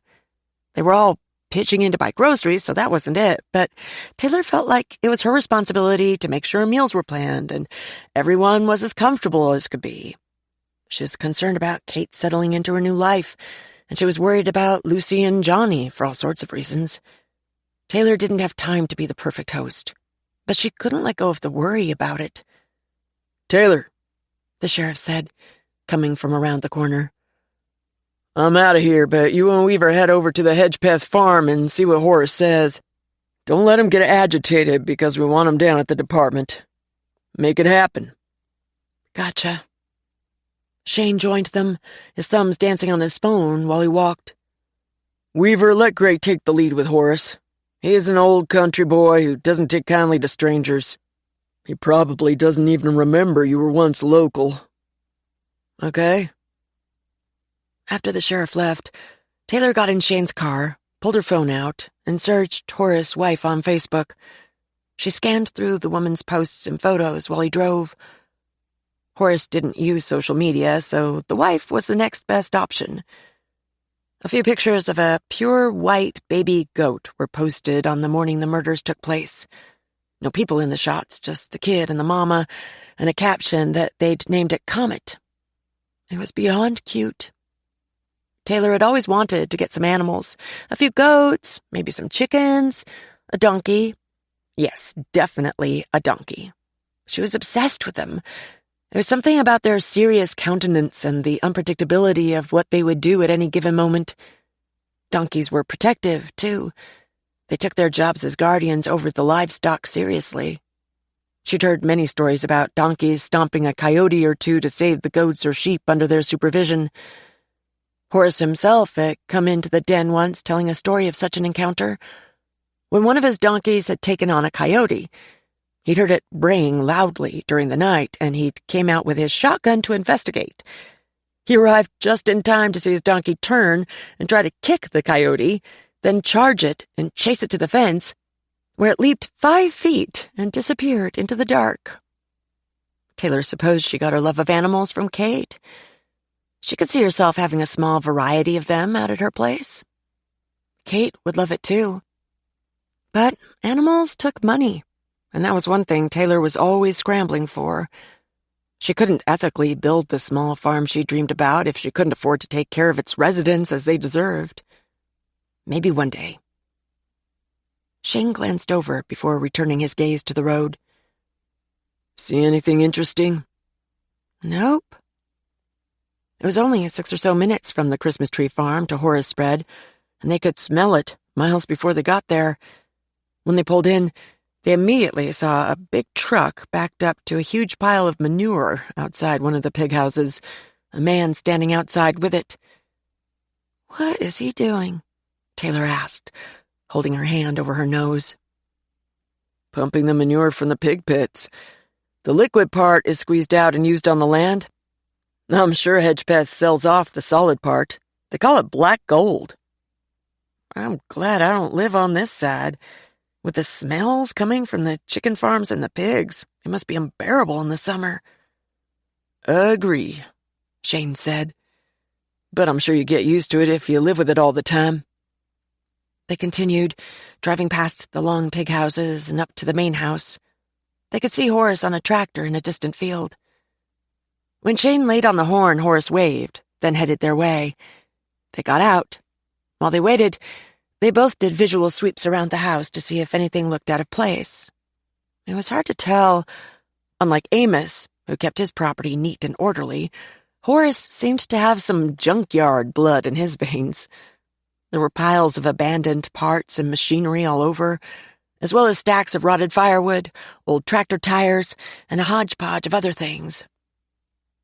I wonder if he'd sell that truck, Shane said, pointing to a rusted old Chevy stepside on blocks to the right of the driveway. Judging by the length of the grass growing under it, it was a forgotten project. Ask him, she replied. Sam would like to have it too, and he knew how to work on it, where Taylor doubted Shane could tell a distributor from a dashboard. There were workers here and there. Most looked Mexican. Some wore face masks and safety goggles. Taylor felt envious of their masks. The house itself was fairly big, with a nice wraparound porch, but it was also a bit dilapidated, just like the few barns and outbuildings scattered around, and no apparent architectural design. Horace pulled up and cut the motor on the tractor, but he didn't climb down. How can I help y'all? Hi, Horace, how are you doing? Taylor said. When he nodded, the toothpick in his mouth bobbed. Fine. You? We're good. Just wanted to talk to you about what happened over at the Higgins. Do you have a few minutes? I already talked to Penner. He took my statement that day. Not much more to say. I didn't hear a thing. That's strange, Shane said. I think as close as you are to them, you would have heard the gunshots. Nope. Well, we'd like to talk to you a bit more about it if you could come down to the department, Shane said. Nah, I got a lot of work to get done around here. Then we'll talk here. But you have to get off the tractor, Horace, Taylor said. Horace murmured a few colorful words under his breath. Then he made a dramatic and clumsy affair out of climbing off the tractor, moaning about his aches and pains. Once down, he began walking toward the house. Well, come on. If I'm on break, I ain't gonna stand around and get more tired. Let's sit down. He led them to the porch. They all took a seat, choosing from an array of rocking and old wooden chairs. Taylor chose the one that looked less likely to end with her landing on the floor. How's the hog farming business? Shane asked. Not worth a shit. But that's not why you're here. Get to the point. The screen door opened. Horace's wife, Kathy, came out. She was as round as she was tall. She had specks of flour in her hair and on her hands, which she rubbed on her apron. Well, hello, Taylor, she said, then nodded at Shane. I didn't know we had company. Horace, did you offer them something to drink? They won't be here that long, he said. Go back in the house, Kathy. They want to talk to me about the murders. She frowned and shook her head. I just can't believe it. So sad. I don't know what Beverly is going to do without Amos and David. I imagine she'll have to sell that place. That youngest son of hers sure isn't going to be able to help her run it. He has given Beverly so much trouble over the years. Kathy, yes, we know. He's about as useful as a screen door on a submarine. But I done told you to go inside, Horace said. Taylor didn't think they were being fair to Danny, but she let them talk. It was smart to let people talk as much as they wanted while investigating a crime. Give them enough rope to hang themselves, as the saying went. I'll see you two another time, Kathy said. I hope you have a good day. She went back into the house. Horace, there was some talk about you and Amos having words about you shooting a deer on his land, Taylor said. He leaned back in his chair, crossing his arms over his ample stomach. Then he nodded. Sure did, but that was nothing. And as I told him, I shot it on my land. I can't help that it ran onto his. Are you sure that's the way it happened? Shane asked quietly. Horace dropped his chair back on all fours and leaned forward, glaring at Shane. He looked like an angry toad. You calling me a liar? No, sir, I'm not. Just trying to make sure you are remembering it like it happened, Shane said respectfully. Horace laughed dryly. I'm a bit surprised you're bringing up the deer situation before you do the creek debate. I'm sure Danny told you about that too, didn't he? He hadn't, but Taylor wasn't about to let Horace know that. She and Shane looked at each other over his head. He did mention it, she said. What's your side of the story? It's not a side. It's what happened. The truth of the matter is that our property boundaries are wrong and always have been. The spring starts on my land and goes 50 acres or so before it takes off onto the Higgins land. It's no secret we've been fussing about that creek for a few decades or more. Why don't you just get the land surveyed to find the legal lines? Shane asked. I don't need to pay someone to tell me what I already know. Amos said he didn't either. Then he went and got his knickers in a wad because his side ran dry. Why would he blame you for that? Taylor said. Creeks go dry all the time. Because I helped it along, I reckon. Me and some boys built up a dam on my side, which I'm allowed to do because, once again, it's my land. His last words landed with emphasis, as though he was proud of himself. But what did he do about it? Taylor asked. He bulldozed it down, and I put it right back up. It's not like it was his only source of water. He's got another creek on his property, but he wants all the water around here for his beloved trees. I've got pigs, and I need it too. Taylor was going to talk to Beverly and Danny about the creek, see what they had to say. Water rights were a big deal in the country when farming was involved, and conflicts over them could very well escalate to something serious. Horace pointed his finger at Taylor. My granddaddy bought this land because of that beauty of a spring, and I can damn well decide where it flows. Mr. Hedgepeth, we need you to come down to the department and put all this in an official statement, she said. What they needed was to get him in the interview room to press him, with the camera on. Ain't nothing more official than what I say on my front porch, he replied. This is my office, but now I need to get back to work. That field ain't gonna plow itself. He stood. Shane joined him. Before you go, what's your hypothesis about what happened on the Higgins property? My hypothesis is that I really couldn't say. Amos had his thumb in too many pies. With that comes a lot of secrets. I knew him longer than anyone, and I can tell you that he's slicker than a boiled onion. He never knew what all he had going on because he liked to keep a lot of it under his hat. Taylor had never seen someone use so many cliché metaphors in one conversation. Made her wonder if Horace had ever had an original thought. You've already told Penner, but tell us again. Where were you, and what were you doing the afternoon of the murders? Taylor asked. That day, I was laid up in the house because my ankles swelled so bad that I couldn't get my boots on. Blood pressure was up, I'd say. Taylor bit back that he might need to lay off the hush puppies and hot dogs she'd seen him often ordering from the den. Oh, did you go to the doctor? Shane asked. Nope. The wife made me soak 'em in Epsom salts and then prop 'em up. Stayed in my chair all day watching Bonanza reruns. Did anyone other than your wife see you that day? Shane asked. Yeah, my cousin Bait Digger. Want his number? We have it, Taylor said. His wife and cousin weren't the most reliable alibis. They'd say whatever Horace wanted them to, What about your guns? Have you fired any recently? Shane asked.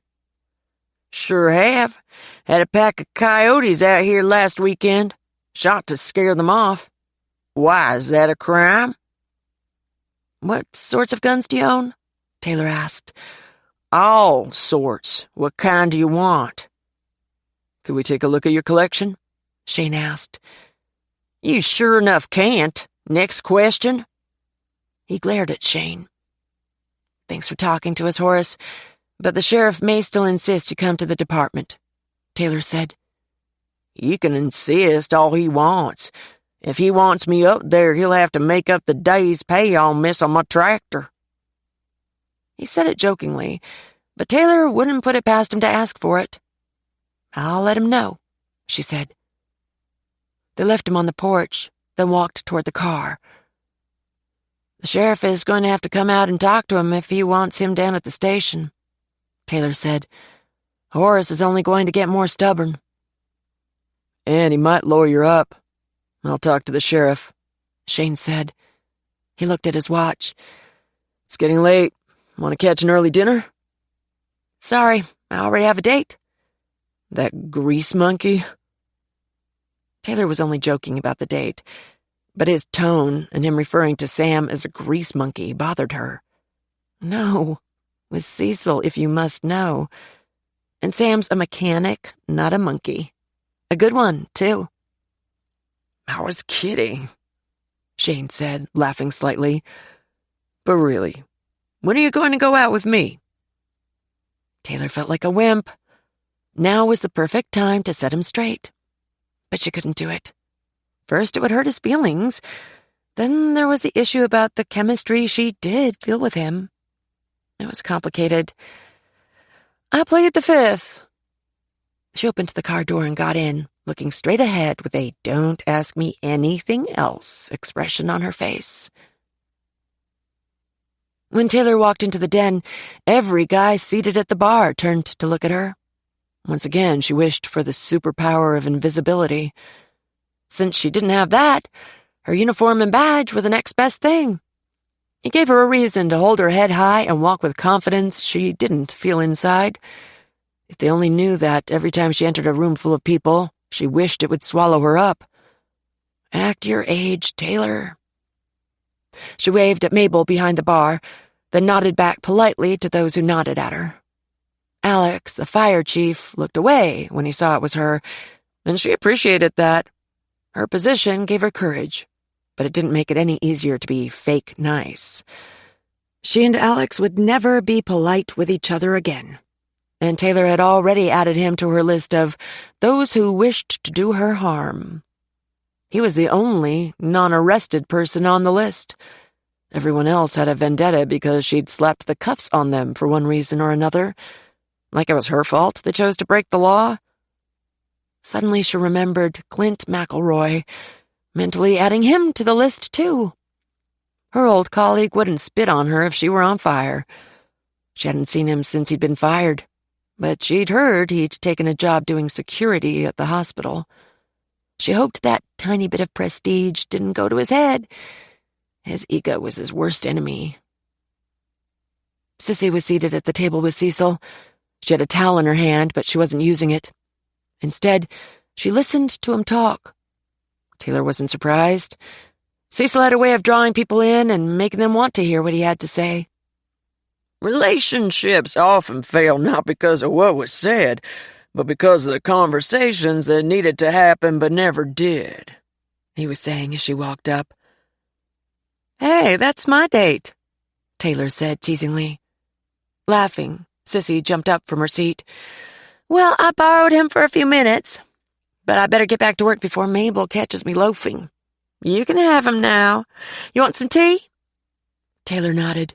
Sure, and a chicken salad, please. Water and a chicken salad for me, too, Cecil said. Sissy nodded and took off. Taylor slid into the booth, glad to be off her feet and the clock.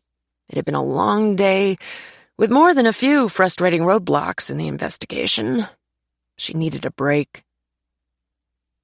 Where's the boy? Cecil asked.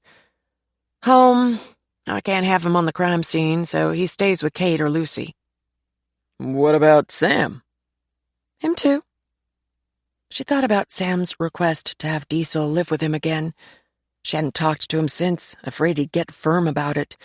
She still didn't know what she wanted to do. It's probably good for Diesel to have so much variety in his day-to-day life, I would imagine. She shrugged. Maybe. What was up with Sissy?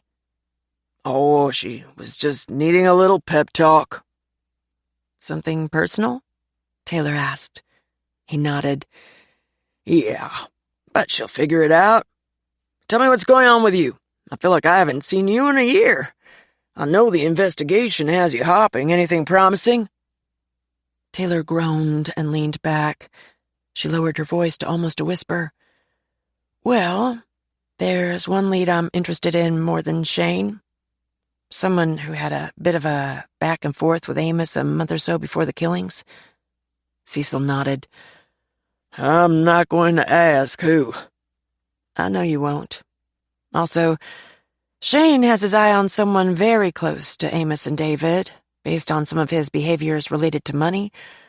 I don't think that one will pan out, but I guess you never know what people will do. As they say, money is the root of all evil. I don't believe that. Money can be used for all kinds of good in the world. It's greed that is the root of all evil.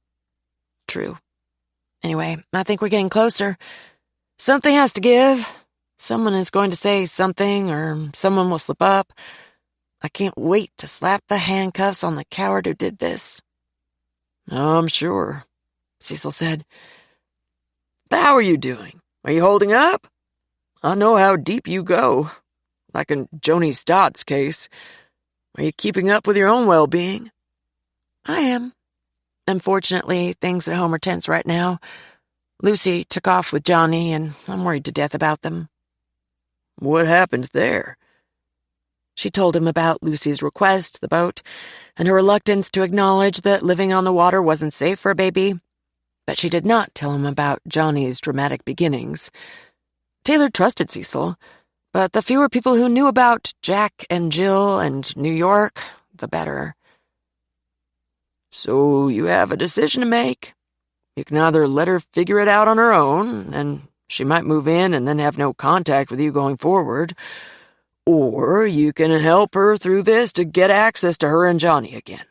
I'm not judging, I'm just laying it out there. I don't want to keep enabling her, Taylor said. Enabling her? Is she doing drugs, drinking? No, not that I know of, but who knows what she'll do or who she'll have around once she's on her own. I must think of Johnny. But if you were around, you could watch for signs of backsliding in her behavior or a bad crowd coming around, couldn't you? He made it all sound so simple. And he was probably right. So, let's talk worst-case scenario, he said. She thought for a minute. Well, I could help her, and she could still ban me from her life. Also, if I get the place in my name, I'm financially responsible. You know how she likes to take off with no notice. I thought you said she has the money to buy it outright. Oh, right. But annual taxes, slip rent, if she takes off, I'm on the hook. Taxes can't be much on a boat that old. You could always pull it around to your dock and tie it up if you had to, then sell it. Taylor sighed loudly, staring at the ceiling. Hattie always makes such good sense out of the crazy notions spinning in my head, she asked. He chuckled. Because I'm not emotionally attached, so I can see things more clearly. Sissy arrived with their plates, setting them down. We've got hot apple pie if you want it. Thanks, Taylor said, but I'll pass. If I eat more than this, I'll go into a food coma. I have a lot to do when I get home. I'll take a thin slice, Cecil said, smiling up at Sissy. I got you. I'll even drop a dollop of vanilla ice cream on it. Taylor, you sure? I'm sure. My hips are telling my lips to say no. I hear you on that, Sissy said, laughing as she walked away. though she surely had nothing to worry about when it came to saying no to calories. She was built like a model. So have you decided what to do? Cecil asked. I guess so, if I can find her. You said the boat was in a slip at the Redneck Yacht Club? I'd start there. Maybe the owner will let her move in while she gets everything in order. That was likely. Lucy said the woman was super nice. I'll look for her tomorrow after work, if I can get off before midnight. He laid his fork down. What about Kate and Jackson? That's more drama. Dad traded that old camper for a van and gave it to Kate, but the same day he did, she told him she wasn't interested in pursuing a relationship. Now he's gone silent. I'm going to have to try to find time to check on him. He needs to respect that Kate has been through a lot. Trauma doesn't happen to you in a way that you can eventually shake off. It happens in you, and she's carrying her experiences around. It's going to take her a long time to even begin healing. Can you call him and tell him that? She said, winking. I'd love to talk to him. I miss my old friend. He looked suddenly sad. I'm sorry, Cecil. You know it's not you. He's ashamed he let you down, and I think he can't stand it that you know he's not sober. Oh, I know that, girl. You don't have to tell me about shame. I lived with it for decades myself. Let me tell you a little secret. Shame is nothing more than the fear that you aren't good enough. She thought about it for a second. You are absolutely right. I know I am. And I'm right about something else, too. One day, he'll lay that burden down. I just wish he'd let me help him carry it until he's ready. Taylor stared at Cecil, noting the deep crags and grooves in his face, the lines around his eyes and the gray over his ears. She thought of his family, wondering how they could have just dropped him from their lives. Cecil, how did you get to be so special? He smiled gently. I'm not any more special than you are, Taylor. We just lucked out when we found each other. Chapter 14. Kate finished spraying down the last of the kennels, then hung the hose on the wall. It had been a glorious morning of being busy, stretching muscles, and instant gratification with every kennel she cleaned and food bowl she filled. Even though she hadn't had much of an opportunity to interact with any animals, other than a greeting here and there, she already knew she was going to love her job. Kate, next week I'll have the girls train you to do pet intake, so you'll get a break from the grunt work once in a while, Angela said, coming through the door. That sounds good, but honestly, I don't mind the grunt work. Now, see, that's the kind of attitude you just can't get with the young crowd who come through here like it's a revolving door. You also move like your butt is on fire, but this generation wants a job they can do with one hand and be on their phones with the other. Kate laughed. She had noticed the girls up front tended to be glued to their phones every chance they got, looking at their profiles and everyone else's they knew or didn't know. Kate didn't understand the draw everyone seemed to have at looking at everyone else's lives on the screen. Once we get you feeling comfortable, I'm going to have you help with evaluations since you've got experience in training, Angela said. Sometimes the girls aren't brave enough. Then there are the difficult people who come through the door that we must deal with. We had a doozy up there this morning, Kate said.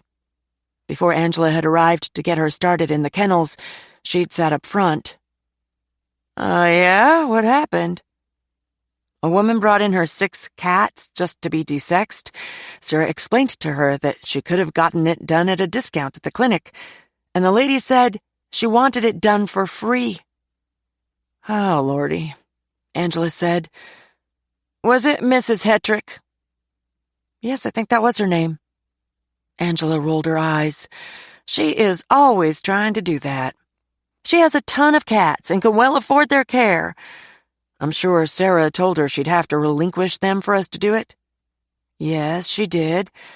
Then Mrs. Hetrick said she'd just let them all be put down and it would be our fault.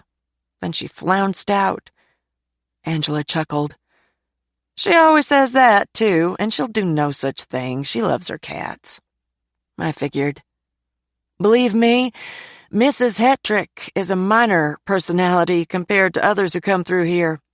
Just wait. You'll be collecting some stories. I look forward to it. Angela nodded. Also, I'd like you to keep an eye on the animals as you work, then report to me if you see anything that needs attention, whether health or behavior related. Will do.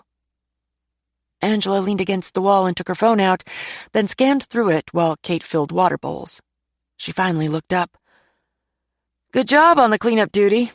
You can spend the rest of the afternoon rotating dogs outside for playtime or walks. Just use your judgment to determine which they need. Great. I'll get right on that. Kate couldn't hide her smile. She was thrilled to be able to have some animal contact. Not only that, but it felt surreal and so very good to have someone talk to her with respect. In the prison, she'd been talked to like a child, but with demands and no manners. Demands to do things differently, faster, better, all under constant watch. That was behind her, and life was feeling good.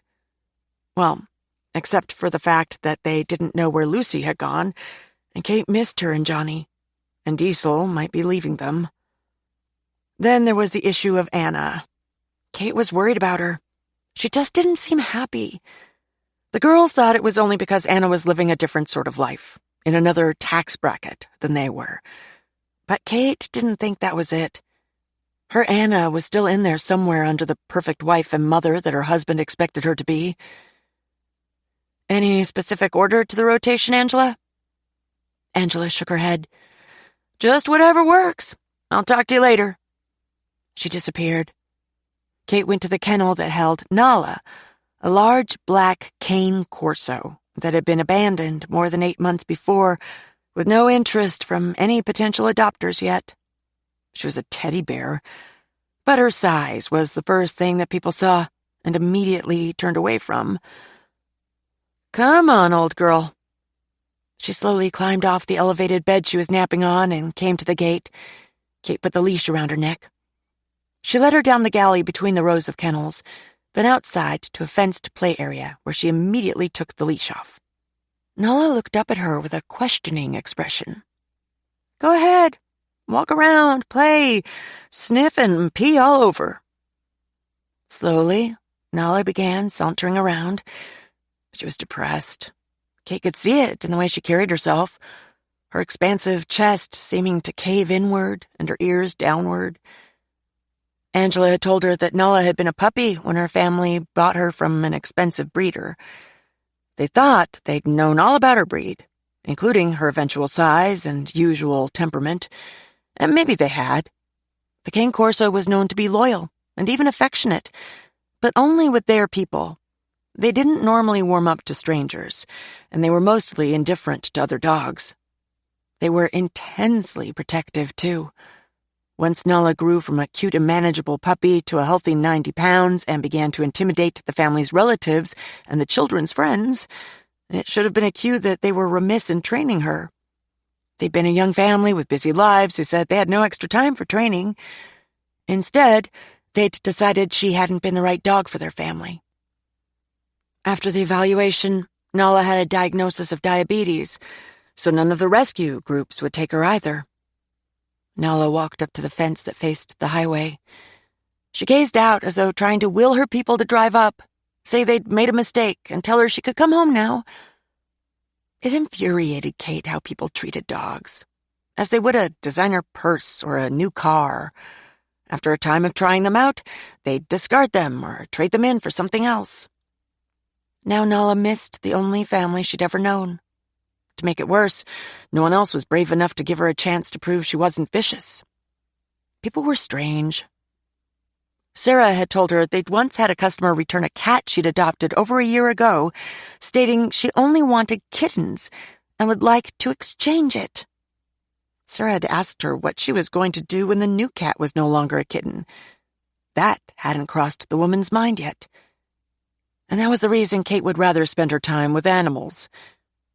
In her biggest fantasy, she owned a large piece of land that she could turn into a sanctuary for the dogs deemed unadoptable, a place they could be loved and cared for into their golden years.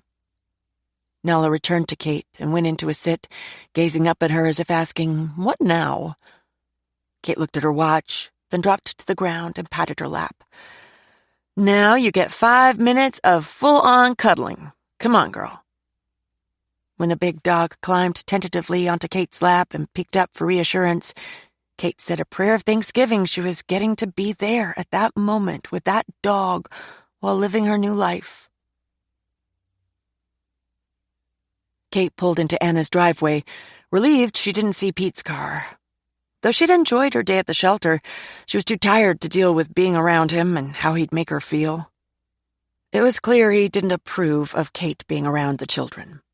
But she wasn't ready to give up on them yet, not until she got the same feeling from Anna. Anna didn't know it, but she needed some motherly advice. Kate would have to figure out how to give that advice without sounding like she was trying to be that mother. Anna stepped out the side door. When Kate got out, her daughter wore a grimace. "What in the world are you driving, Kate?" Kate took that as an indication Anna was going to be somewhat receptive to an unannounced visit, and she proceeded to the porch. I know.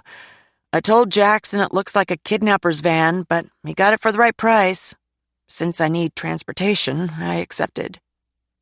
"Are you seriously going to have that as your regular mode of transportation?" Anna hadn't yet invited Kate in, so Kate stood there at the bottom of the porch stairs, staring at her daughter. "Yep, at least until I get enough money put back to get a regular car," Kate said, laughing over the word regular. "Are the kids here?" Anna shook her head. "No, they rode their bikes down to the clubhouse to play pool." Clubhouse. The neighborhood was even fancier than Kate thought. "Oh, okay. I thought I'd stop by and say hello, if that's okay." "Come on in, I guess," Anna said. "We can chat for a minute, but I don't want to call them in early because it's rare for them to have an evening without structured events." Kate followed Anna into the side door of the kitchen. It smelled like something Italian was cooking. Then she saw a pot of sauce bubbling on the stove. Anna went over to it and stirred. "You're quite the cook, I hear," Kate said. "Did you take lessons?" "As a matter of fact, I did. Since I didn't have a mother to teach me, Pete's parents hired a private chef when we got married. For the first year, she let me watch her prepare everything. Then during the second year, I let her go and took over myself." Kate ignored the passive-aggressive comment because she deserved it. She leaned on the breakfast bar. "That's quite an achievement." "Pete thought so," Anna said. "His parents were a bit miffed that I no longer needed or wanted the chef, but they got over it after they had a few of my meals." Kate laughed softly. She wanted to tell Anna she was proud of her tenacity, but after the mother comment it wouldn't feel genuine, so she'd wait for another day. "Are you feeling okay, Anna?" Kate asked instead. Anna was dressed well, her hair and makeup done subtly, but she looked fragile. Kate had noticed it a few other times. That was what she wanted to talk to her about. Giving a bit more to herself instead of to her endless pursuit to be the perfect wife and mother. "I'm fine. Why do you ask?" "Oh, I don't know. You seem a bit on edge lately. I know you juggle a lot between making sure the kids get where they need to be, their school stuff, and Pete. I just want you to know if there's anything I can do to help, I'll try." Anna looked suspicious.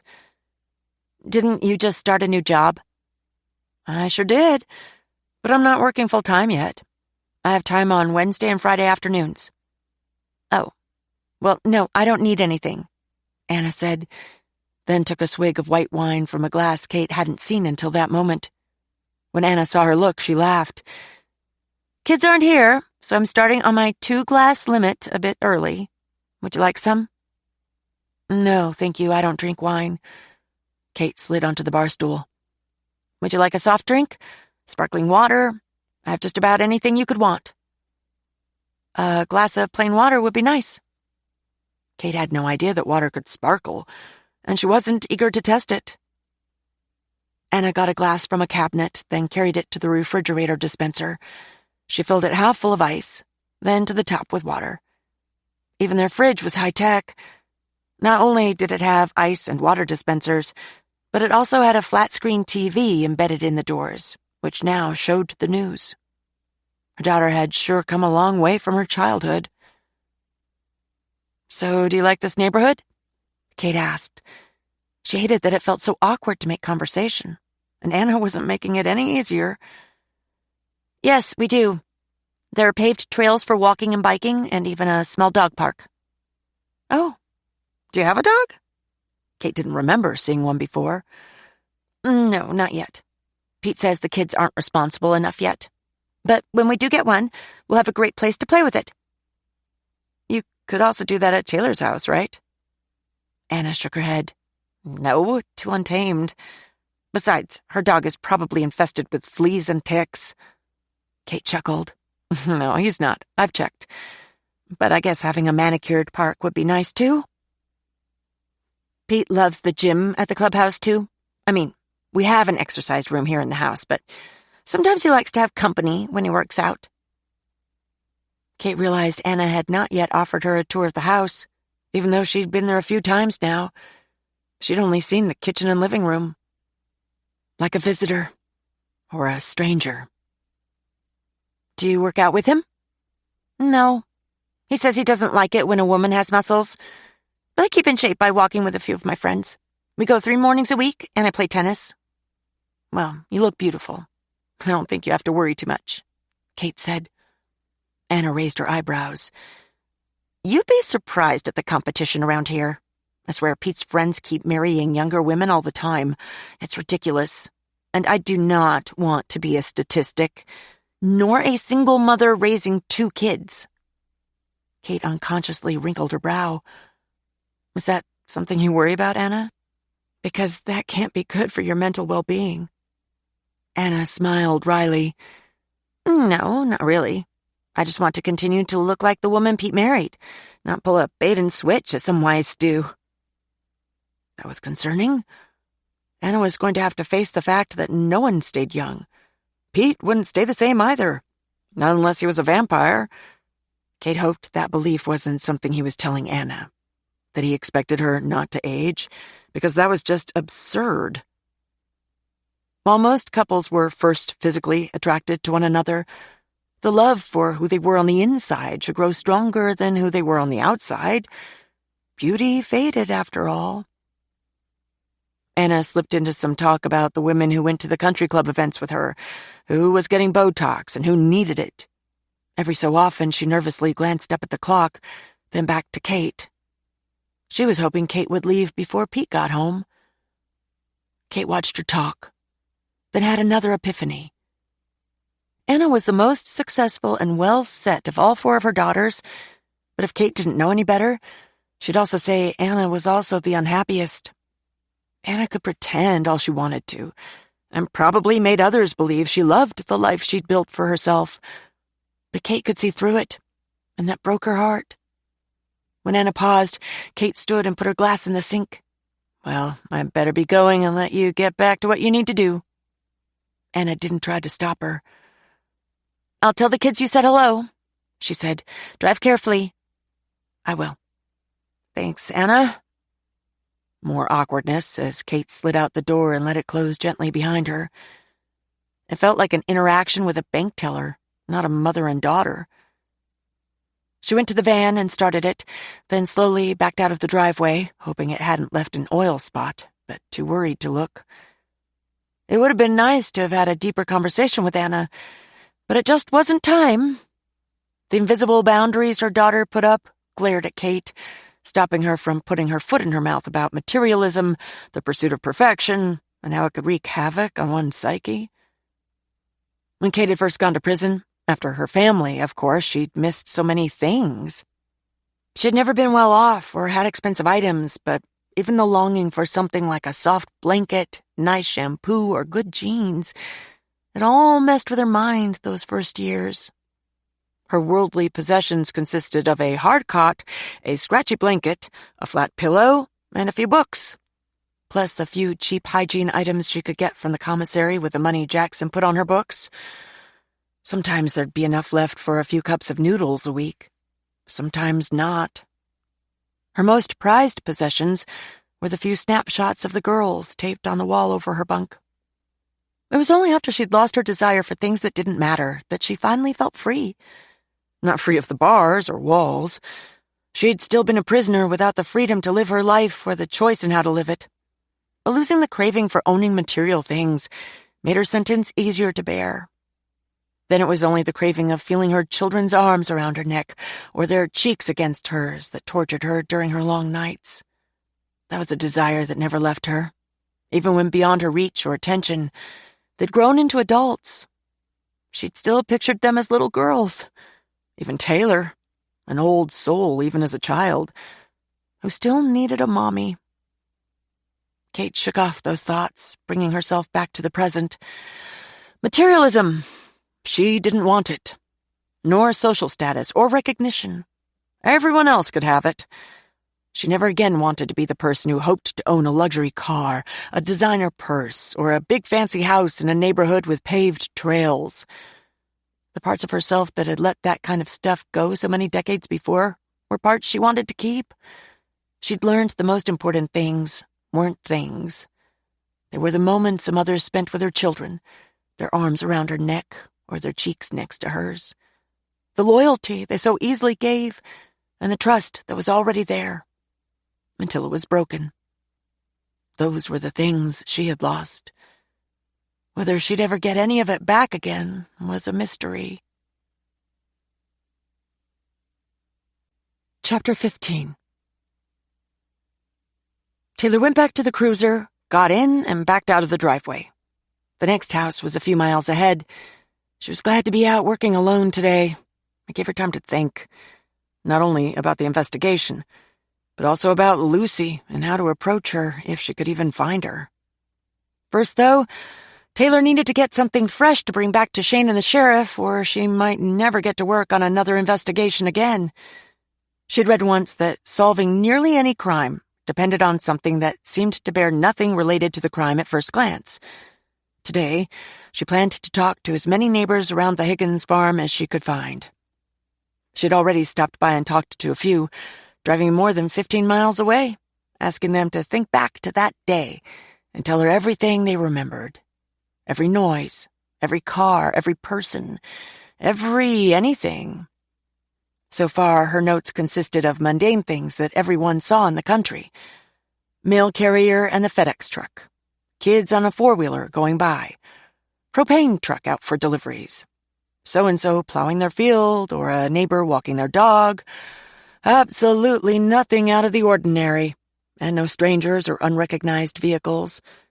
Penner had already questioned the mail route carrier and the FedEx employee. They'd seen nothing on their routes that day either. It was infuriating. They were missing something. People were still nervous, too. Several had to go through multiple deadbolts before opening the door to her. That was something different for most of Hart's Ridge residents, who prided themselves on not even locking their doors during the day. Taylor always recommended people lock their doors. Now too many things could happen. All they had to do was turn on the evening news or an episode of Dateline to see that tragedy was lurking around every small town. She pulled into the road next to a mailbox with Dobbs written across it in white paint. The Dobbs were an older, quiet couple. They'd once farmed on their land, raising goats and donkeys, selling them off. But like many of Hart's Ridge's older population, they gave it up once it got too physically demanding. They had children, but the farm wasn't in their dreams to take over, and they'd built their careers elsewhere.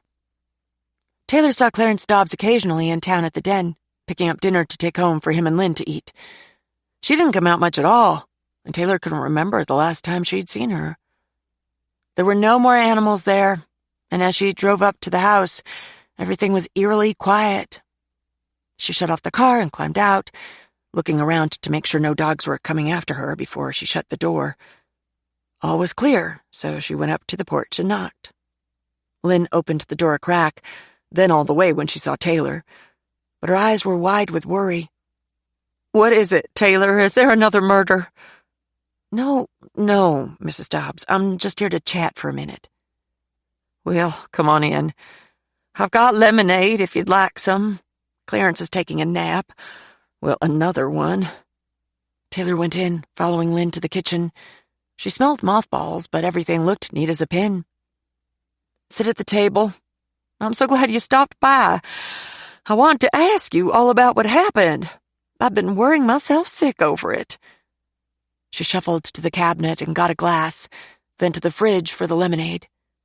She brought it and a few fig Newtons from a cookie jar over to Taylor on a flowered napkin, as though serving a 6-year-old. "Thank you, Mrs. Dobbs. There's not much to tell you. It's still an active investigation. But I'd like to hear what you remember from that day." Lynn sat down.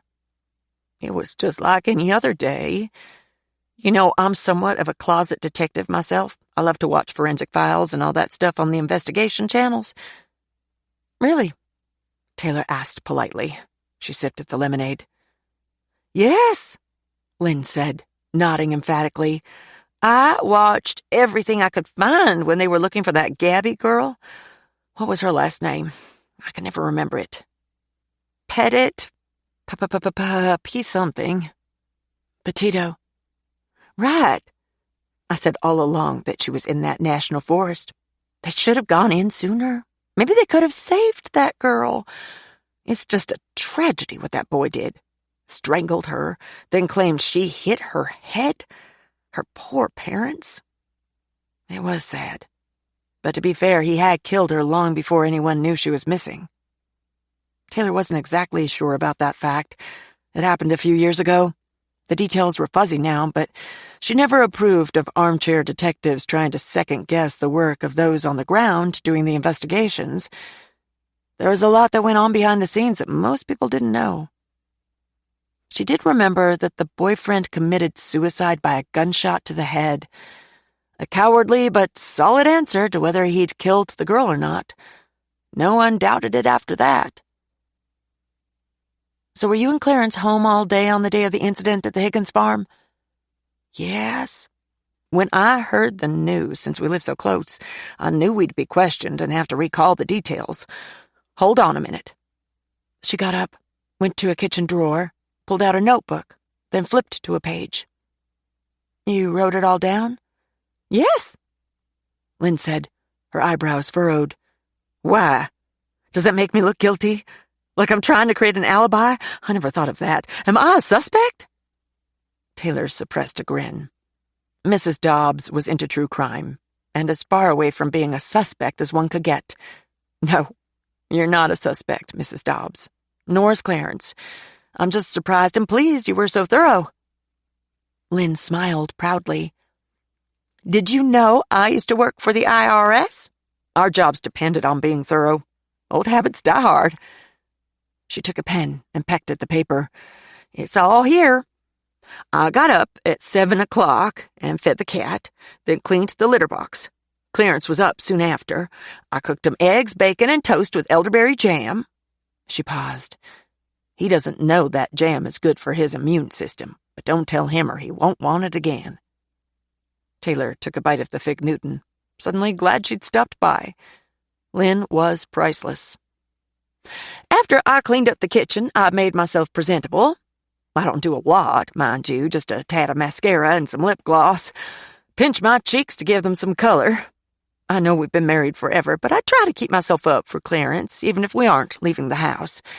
There's a lot of old widows in town who'd scoop him up in a minute." Taylor nodded solemnly. "I understand. Where was Clarence while you were doing that?" "He was outside stacking the firewood. He gets angry that he can't cut ours himself anymore. We wasted all that money getting his shoulder operated on, but now it ain't worth a darn. Clarence can't even hold his arm up long enough to change a light bulb, much less chop wood. Chipper gives us a good deal, but he wants an extra $10 to stack it, and Clarence says at least that's something he can do on his own. Chipper was nice enough to offer again that morning, but my husband is a stubborn old fool." Okay, then what? Taylor was starting to get worried about the time.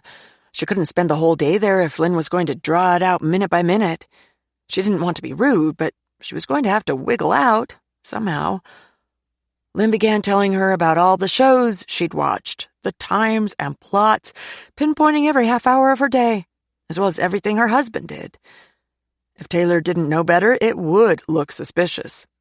But Lynn was harmless. Not exactly precise and to the point, but definitely harmless. When I walked to the mailbox, that Mundell girl went by, the one who drives that old blue Honda with the green driver's door. You remember she wrecked it in front of Hardee's last year. She can probably tell you more about who was at the Higgins that day. Wait, you saw who? Taylor was suddenly more alert. The Mundell girl that Beverly's youngest boy dates. She's Carol's daughter. Did you know Carol had been married 3 times and is divorced again? No, I didn't. Taylor was only half listening now. You must mean Stacy? Carol's other 2 daughters were married, and Danny used to have a thing with Stacy, but they had asked him if he was dating anyone now, and he'd said no. She remembered Danny and Stacy had broken up a few years back when Amos stepped in and helped his son get back on track. Word around town was that Stacy was a terrible influence. That maybe they were back together again was an interesting piece of news. However, Lynn could be wrong, and Stacy may not have even been to the Higgins farm. Taylor was going to have to talk to Danny again, and Stacy, as soon as she could get a new address on her. Stacy and her mom jumped rentals quite a bit. Then after I got the mail, I came in and called my sister. She moved up to Ohio, and what a mistake. Their winters are no joke, Lynn said. Last year they had 10 inches of snow. It took Taylor 40 minutes to get Lynn to wrap it up so she could slide out the door and into her car. So sleepy, she wished she could pull over and take a nap. Instead, she checked the monitor. When she saw nothing was pressing, she started the cruiser and headed to the department. She needed coffee after that marathon. The last name on her list wasn't going to happen. It was Carlos' wife, but she had asked permission to take the baby and leave the state to stay with her parents indefinitely. They'd had her at the station for a lengthy interview right after the incident, and she claimed Carlos had no enemies and was not involved in anything unsavory.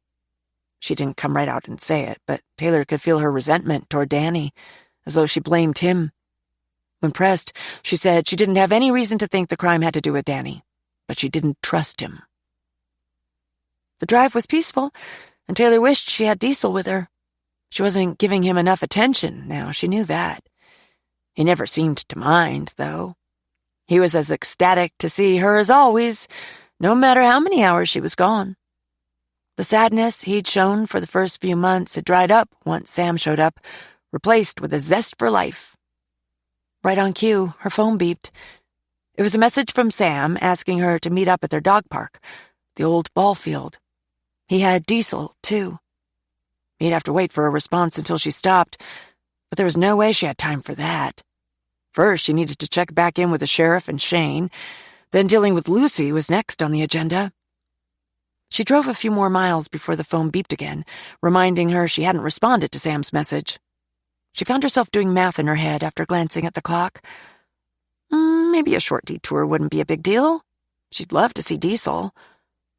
Tapping her nails against the steering wheel nervously, she made good time to the ball field. She could see Sam in the pitcher's area, throwing a tennis ball to Diesel, who waited motionless until the ball left Sam's hand, then darted out after it. Joy quivered through every muscle as he ran. He was beautiful. She got out, walked over, then slipped through the old gate. When Sam smiled, warmth rushed through her.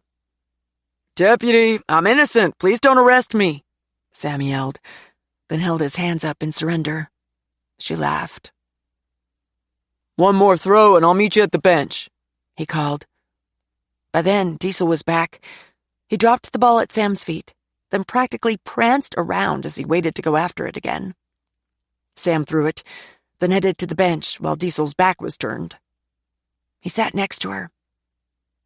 "It's a beautiful day. I'm glad you could take a breather and come out." "It sure is. Luckily, I've been in my car most of the morning going to different places, so I've had the windows open. You don't have work today?" He nodded. "I have a catalytic converter to put on, but it won't take me long. Just thought I'd give Diesel some exercise." "You get all moved in?" Diesel ran up, his ears on full alert once he saw her. "Pretty much. I need a new microwave. The one I had bit the dust." "Geez, microwaves usually last forever. Is that all you cook with?" Taylor teased. "Nope. Pop got me an air fryer last year. Between the two, I can make a 4-course meal." He laughed, too.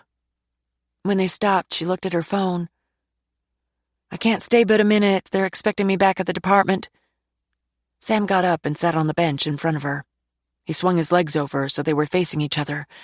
He put his hands on her knees. Taylor's armpits instantly started to perspire. "Then I'll get right to the point. I want to thank you for helping me bring Diesel back into my life."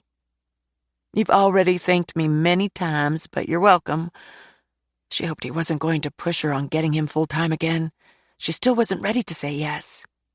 He seemed suddenly nervous. "I'm not only glad to have him back in my life, Taylor. I'm glad to have you in it, too. What I want to say is that I care about you." Now it was awkward. Taylor hated talking about feelings. I care about you too, Sam." "No, I care about you a lot. Hell, what I mean is I want to ask you out on a date. A real date, not just a hike with Diesel or 10 minutes here in the ballpark. I want to spend time with you alone." His words tumbled out in a rush. He sounded nervous, and it left Taylor speechless. She couldn't feign total surprise. Of course she'd felt something between them. A bit of flirting, maybe some sexual tension. But her life was so complicated right now, she hadn't pursued it, or even acknowledged it, to decide if she wanted to take it another step forward. So much for him being the shy type. "I don't know what to say, Sam. Things right now are complicated, with my mother coming to stay and the investigation, plus this whole thing with Diesel. He held his hand up, then put his finger to her lips gently. "Shh, don't turn me down. Just don't say anything right now. Think about it. I know what I want, and I'm not going to rush you. I'll wait. We could go after you tie up this case, or before, whatever you want. I just want the chance to show you how much I appreciate you." Her face flamed. Why would he even want her? "I know you need to go. I'll drop Diesel off at your house when I leave, so he'll be there when you get home.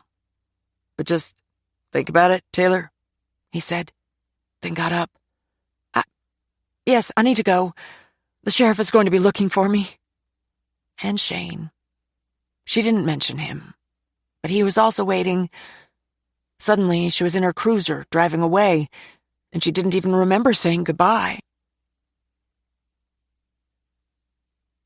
Chapter 16.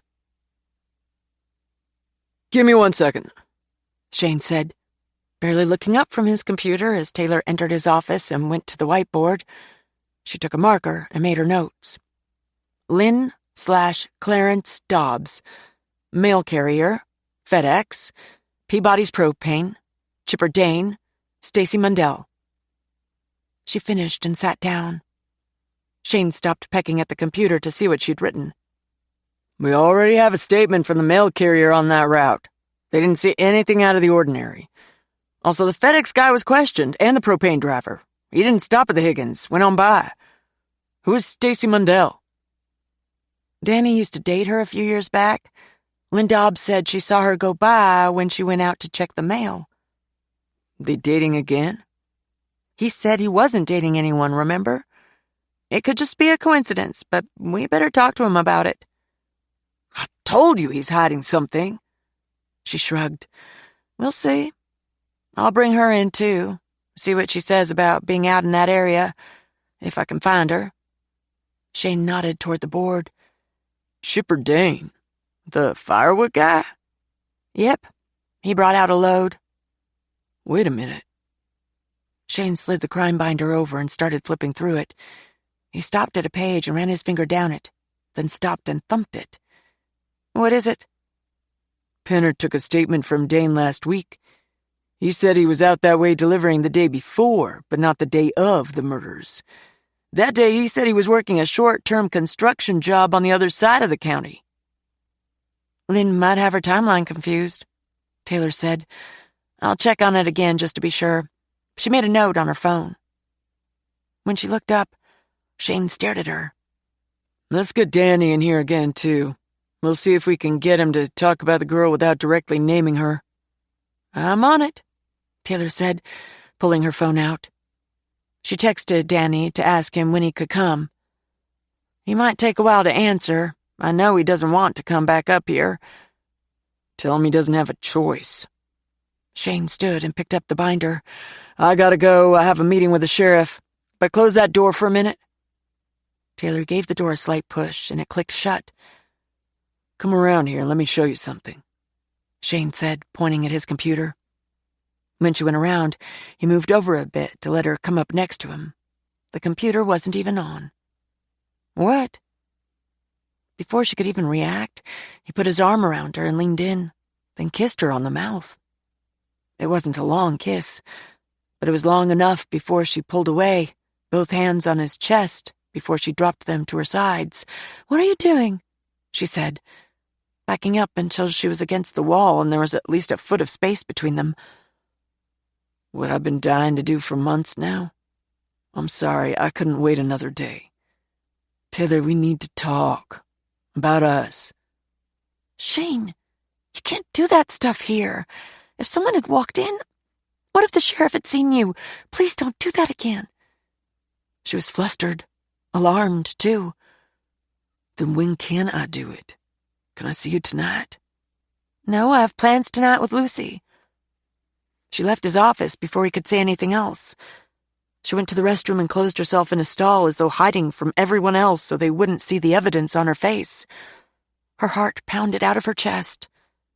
Ridiculous. This wasn't junior high. The kiss wasn't bad, though it had mortified her. Why? She wasn't exactly sure. She'd always had feelings for Shane, so this wasn't completely out of the realm of possibilities. He'd already made it obvious he was jealous of her having Sam as a friend. Speaking of Sam, her face flamed with guilt again. He admitted he had feelings for her, but it wasn't like they were dating. He'd be crushed if he knew about the kiss, though. Taylor exited the stall. She couldn't hide there forever. In the mirror, she peered at herself, noting her mascara had worn off and too many hairs had sprung free of the usually meticulous bun she wore. She could use some lip gloss or, well, she didn't know quite what, but something. What had happened to suddenly make her irresistible? She was still the same serious, plain woman she'd always been. What she did know was that it made her already messy life a whole lot messier. Joe's apartment was small but cute. The sparse decorations were colorful and made it look homey. Joe tended toward the bohemian style, so colorful throws and rugs peppered the living room and her bedroom. The rips and stains on the couch were barely noticeable with the way she'd artfully arranged the pillows and fabrics. Peeking out from under the rugs, Taylor could see the carpet had bad spots, probably too far gone to be cleaned. Not surprising, considering the cheap cost of the rent. In the kitchen was a tiny bistro table with 2 chairs. A small vase of 3 faux sunflowers made up the centerpiece. Joe had a thing for sunflowers. She even had a tattoo of one on her back shoulder. "I got the table and chairs off Marketplace for $20, Joe said. A quick sanding down and a can of green paint made it look good, didn't it?" "Sure did." "The craft store had those sunflowers for 75% off, and the vase was $1 at the thrift store." "It looks so nice, Joe." Her sister was talented like that. She could find any old thing and do something to make it usable. When they were kids, it was Joe who found the best pieces in the miles of racks at Goodwill, putting them together to make outfits that were close to what other kids were wearing at school. Over the couch were framed snapshots of Joe and Levi in different settings. The frames were mismatched, but all painted a glittery silver. Joe sure knew how to make something out of nothing. "Come see my room," Levi said. Taylor followed him in to see it wasn't decorated in any sort of specific theme like most boys' rooms. A navy and white quilt covered a neatly made twin bed with a tall bookshelf stacked full of superhero figures beside it. Another colorful but worn rug covered the old carpet. There were a few books scattered among the model cars and other knickknacks on a smaller shelf. Taylor wondered how Jo was able to provide so much for Levi on the sparse amount of money she made. Somehow, she'd always made it work. She'd proved a single mom could raise a well-adjusted boy. "Nice, Levi. Glad to see you keep it cleaned up," Taylor said from the doorway.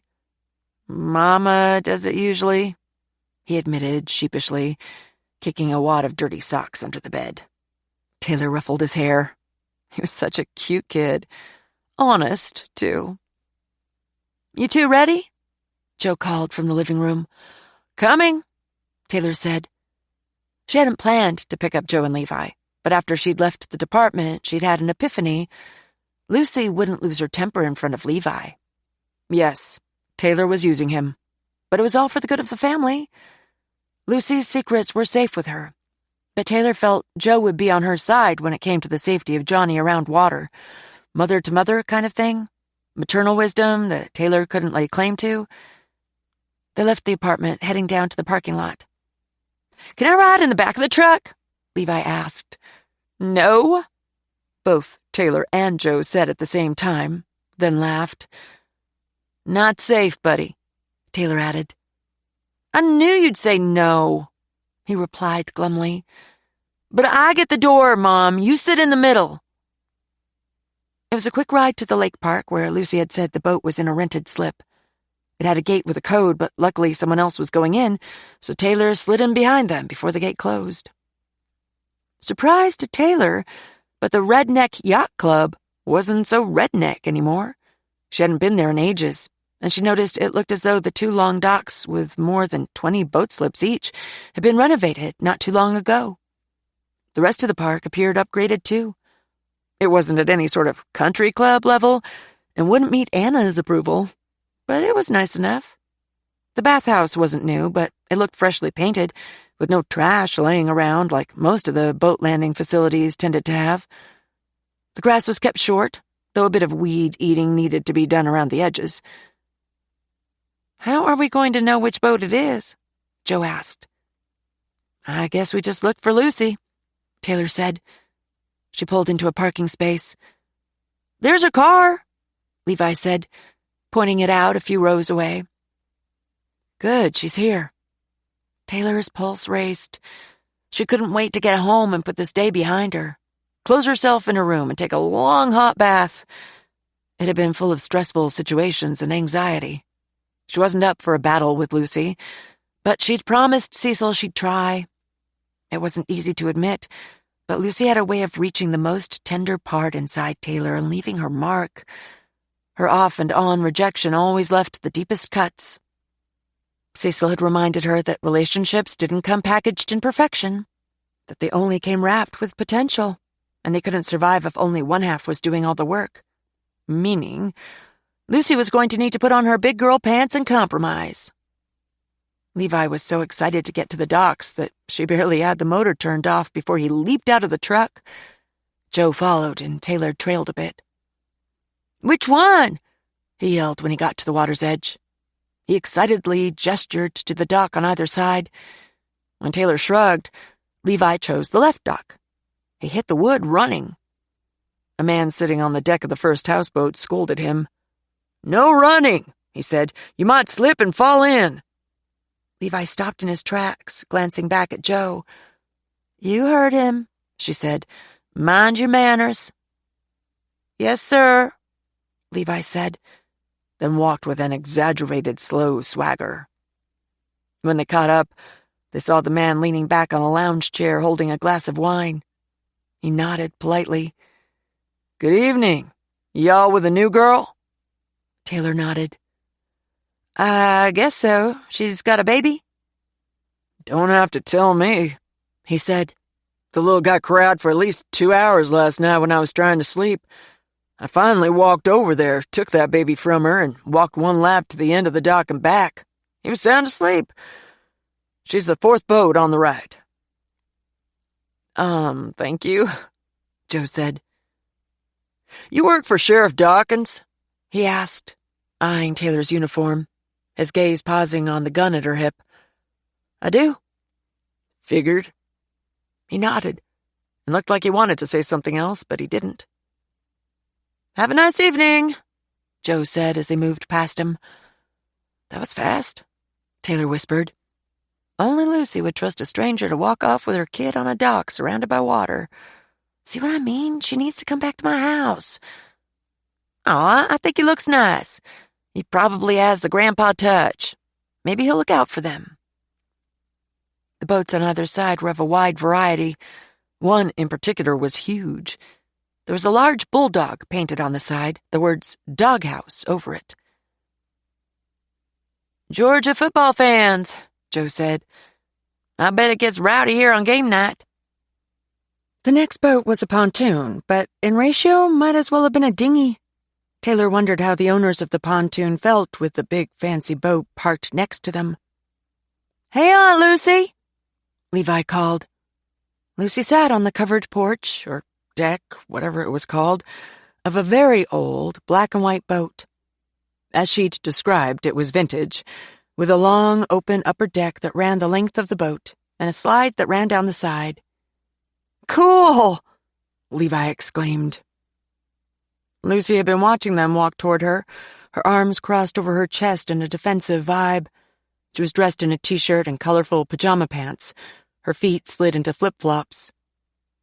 Hi, Levi. What are you guys doing here? She looked at Taylor and Joe. Just came to see if you are okay, Taylor said. How did you... Oh, never mind. I told you where this boat was, didn't I?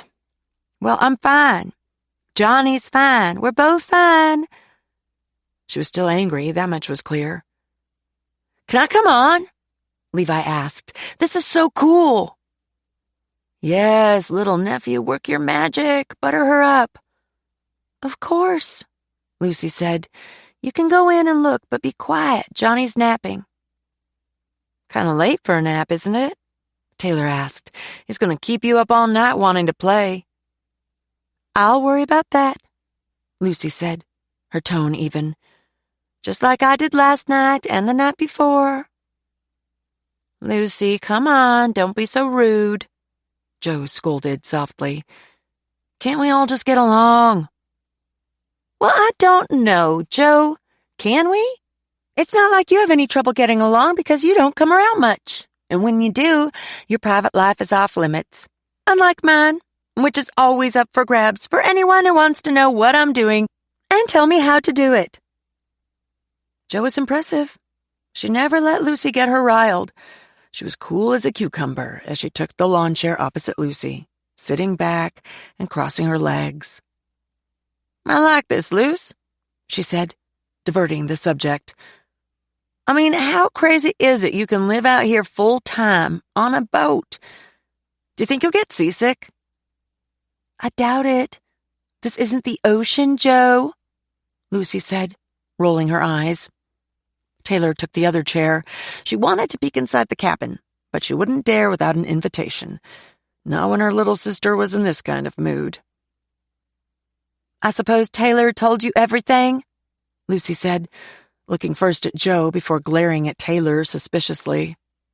Joe shrugged. She told me you wanted to buy this houseboat and live out here with Johnny. What else is there? Before Lucy could say anything else, Levi stepped out of the cabin, his eyes wide. Mom, you have to see this. It's even got a big wheel to steer the boat, like on a ship. He looked at Lucy. Aunt Lucy, Johnny is awake, and I didn't do it. He was laying in there playing with his feet and gurgling. Lucy sighed. That was a short break. I'll get him, Joe said, hopping up and following Levi inside. When they were out of sight, Taylor turned to Lucy. Please come back, Lucy.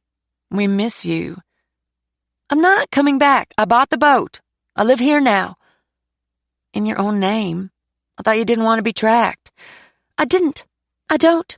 You wouldn't help me, so I did it myself. She looked defiant. like a sullen little girl. Jill, she isn't going to come looking for me. I know too much. It's better for her if I stay out of the picture. If you know too much, sometimes they want to make sure you are really out of the picture, permanently. Lucy waved a hand nonchalantly. I'll be okay. I'm not afraid of her, or her Ukrainian family. They aren't going to be concerned with me. I'm not part of their scheming other than about Johnny. She didn't want him anyway. Lucy, I can't keep you safe if you don't let me.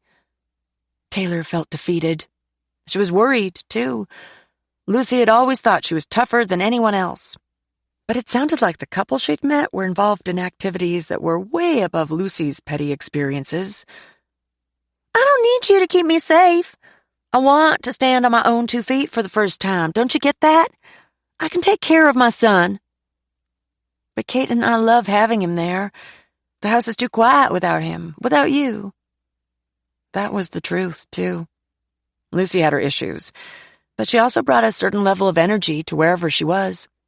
Now the house felt flat. Lucy's shoulders relaxed, and she let out a long breath.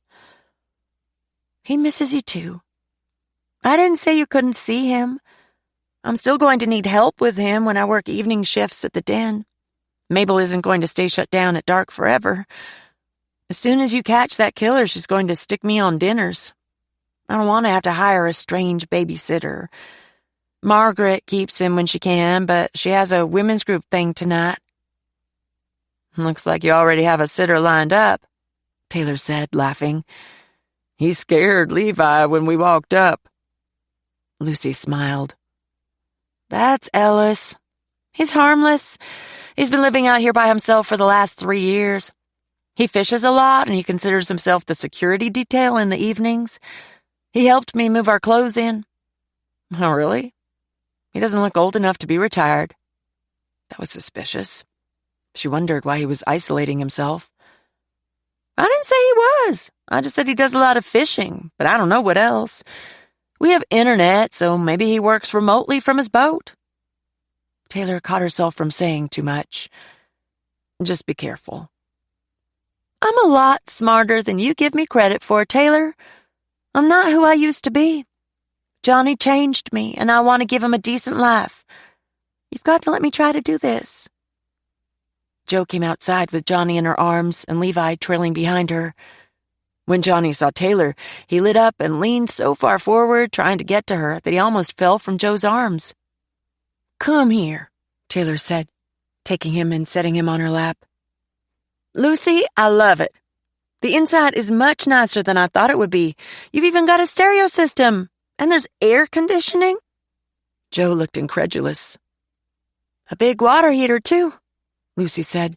I can take long showers if I want, though I'll probably take a lot of them in the bathhouse to conserve my tanks. Good idea, Jo said. The gray upholstery on all the benches looks like it's in good shape. We can go thrift shopping to get all kinds of stuff to jazz it up, too. Lots of pops of color or what you need for Johnny. It'll be fun. Okay. As long as I don't spend too much. It took almost all I have just to buy this thing. I got you, Jo said, taking her seat again. I know all the best places. We'll have this boat decorated in Lucy style before you know it. Anyway, what did I miss? Levi jumped off the boat. He crouched to peer between it and the dock. I see a fish. It's a big one. You missed nothing, except Lucy was telling me about Ellis, the guy we passed on the boat. He's her friend. Taylor put quotes in the air with her fingers. And he's single. We might need to watch out for him. He's welcome to be my sugar daddy if he's got any money, Lucy said. Taylor and Jo gasped. Kidding. Geez, take it easy. What's his last name? Taylor asked, suddenly serious. No, Taylor. I don't need you to run background checks on all my neighbors. Damn, her sister knew her well. According to Ellis, there won't be a lot of us here all the time anyway. Not until summer. I think on both docks there are only about 7 boats with full-timers living aboard. Some of these boats look like they haven't been used in years, Lucy said. She was right.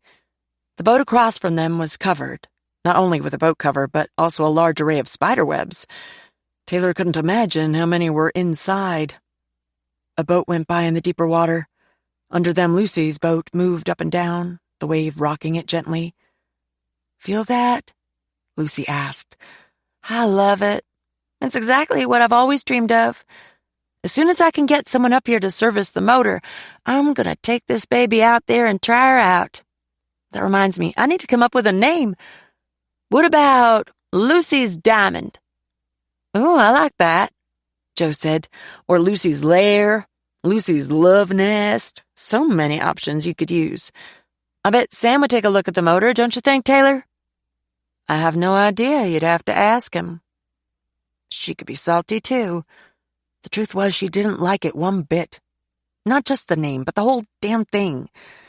No one brought a baby to live on a boat. No one with any sense, anyway. But what was she going to do, kidnap him? That was an option, but Lucy was quite the scrapper when she wanted to be. There was a lot of dynamite packed into her tiny body. And stubborn. She was just like their dad. They saw things only their way and dug their heels in, never admitting they could be wrong or that there was a better way. It was infuriating. Taylor hesitated, then came out with what she wanted to say. "Look, Lucy, if you're planning to stay out here, I'm going to install a camera. One where you can see who's outside your door or on the dock from a phone app. And they have those beeper things that signal when someone crosses in front of it. We can install safety measures at those entrance gates for when Johnny starts walking, in case he tries to get off the boat." Taylor looked around, determining the best places for everything. "Fine, Taylor," Lucy said. She stood and took Johnny. "If that will make you happy, it's your dime. But I swear you leave my neighbors alone. No interrogations or background checks. People like us don't like the law sticking their noses around. Don't wear your uniform here again, either. Now come in, take a look." "Wait," Taylor said. "People like us? What kind of people are you?" "Normal people. The ones who like it better when the law stays out of our business," Lucy said, laughing as she led the way into her new miniature home. She didn't see the lasers Taylor was staring into the back of her head, but Joe did, and waved at her to let it go. Taylor bit her tongue to keep from saying anything else. Just let them say that when they were in trouble and begging the law to save them. Who'd be laughing then? Chapter 17. On Thursday morning, bright and early, Kate sat in a chair next to Sarah and watched as she quickly entered information from a form into the computer, jumping from one screen to another so fast that it was hard to keep up. "Once you've finished entering it here, then you also put the name and number in our other database. Just click on this icon," she said, pointing out a small square on the screen. "You'll have a user ID and password. We'll set that up next." Kate would never be able to do it. It was just too much. Under the desk, she wiped her sweaty palms on top of her jeans. "Got it?" Sarah asked. Yes, I think." No, she didn't. Not everyone was born with a keyboard in their hands. Kate wished the younger ones would be more aware of that. Angela had taken a real liking to her. She'd decided she was going to use Kate as a floater in all areas and get her trained up sooner than she'd first planned. The pressure was on. Kate didn't want to let Angela down, but she had a feeling it was going to happen anyway. She wasn't completely computer illiterate. She'd used one a bit when she'd headed up one of the greenhouses, but the things she'd done on it were simple. Easy tasks like ordering fertilizer, containers, and new seedlings every year. When Sarah flipped over a paper, Kate saw Weldon Gentry, owner, and Moxie, dog, written there. The dog's fearful brown eyes flashed instantly into her mind. She remembered how sad she had felt when he'd driven away, Moxie gazing mournfully from the back of the truck. It had broken Kate's heart. The door opened, and a woman came rushing in. She was on the phone, still talking a mile a minute when she approached the counter. She was very well dressed, all the way up to the gold scarf tied around her neck and the classy wedge shoes. Sarah stared at her impatiently, waiting for her attention. Oh, sorry, the woman said. She put her phone down, then pushed her glasses up higher on her nose. Can I help you? Sarah said. Yes, I'm here to pick up my 2 dogs, Alice and Arlo, under the name Johnson. She pulled out her wallet. That's a common name. What's the owner's first name on the application? My husband said he didn't fill out anything when he came. Can you just tell me how much it is so I can get them and go? It was for 2 weeks while we were on a cruise. Please hurry, too. I'm a realtor. I have a showing in half an hour, and I must drop the dogs off at home before then, too.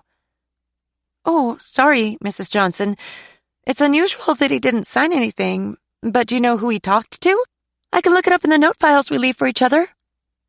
Mrs. Johnson picked her phone up and dialed, then walked toward the wall of windows and spoke sharply into the receiver, hesitated, then turned back to them. He said he didn't come in. He dropped them over the fence because we were going to be late for our flight and you all knew they were coming. Sarah's brow wrinkled. I'm not sure I'm following. A red flush started creeping up Mrs. Johnson's neck. It filled her cheeks. Where's your manager? What kind of boarding kennel is this to be so complicated to pick my dogs up? Kate wasn't following either, but Sarah suddenly looked alarmed. Boarding kennel? No, we don't board dogs, Mrs. Johnson. This is the Humane Society. If your husband dropped your dogs over the fence, they were treated as stray dumps. Mrs. Johnson looked stricken. Humane Society? I put in the address he gave me this morning. Is this 1109 Bayou Highway? Sarah shook her head. Yes, but he must have taken them to 1109 Bayou Place in the plaza on the other side of town. That's the boutique kennel for small dogs. Oh, my God, she said. I don't think so. He wrote the address down for me. It was this one. Please tell me you still have my babies. What date and what kind of dogs? Sarah said, tapping at her keyboard furiously. Bichons and... Oh, no, Sarah said, looking up and interrupting her. The white toy breeds? Kind of look like poodles? What do you mean, oh no? I remember them. I'm the one who came in the next morning and found them huddled in the yard, scared to death. Those dogs were adopted the very next day. They went together as a package, though. She said the last part on a high note, as though that made everything better. Kate swore that if the woman had a gun, she'd have pulled the trigger right then and there. I knew we should have never moved to this hillbilly town. Who names a highway and a street the same thing? Are you the manager? She said to Kate through clenched teeth. No, I'm not. I'll get her. Kate jumped up from her chair, then briskly walked down the hall to Angela's office. She poked her head in, and Angela looked up. I heard everything, Angela said before Kate could say a word. She held her head like she had a headache. Idiots. Who thinks a shelter is a boarding kennel and who simply drops their dogs over a 5-foot fence without checking them in? This is going to be a hell of a mess. I'm sorry. Kate didn't know what she was apologizing for, but it felt right. Well, come on, let me go talk to her. Kate followed reluctantly. She'd much rather be outside with the dogs. At the front, Sarah stood at the window looking out. She said she's calling the police, that we sold her dogs, she said when she saw Angela. Well, that's just great, Angela said.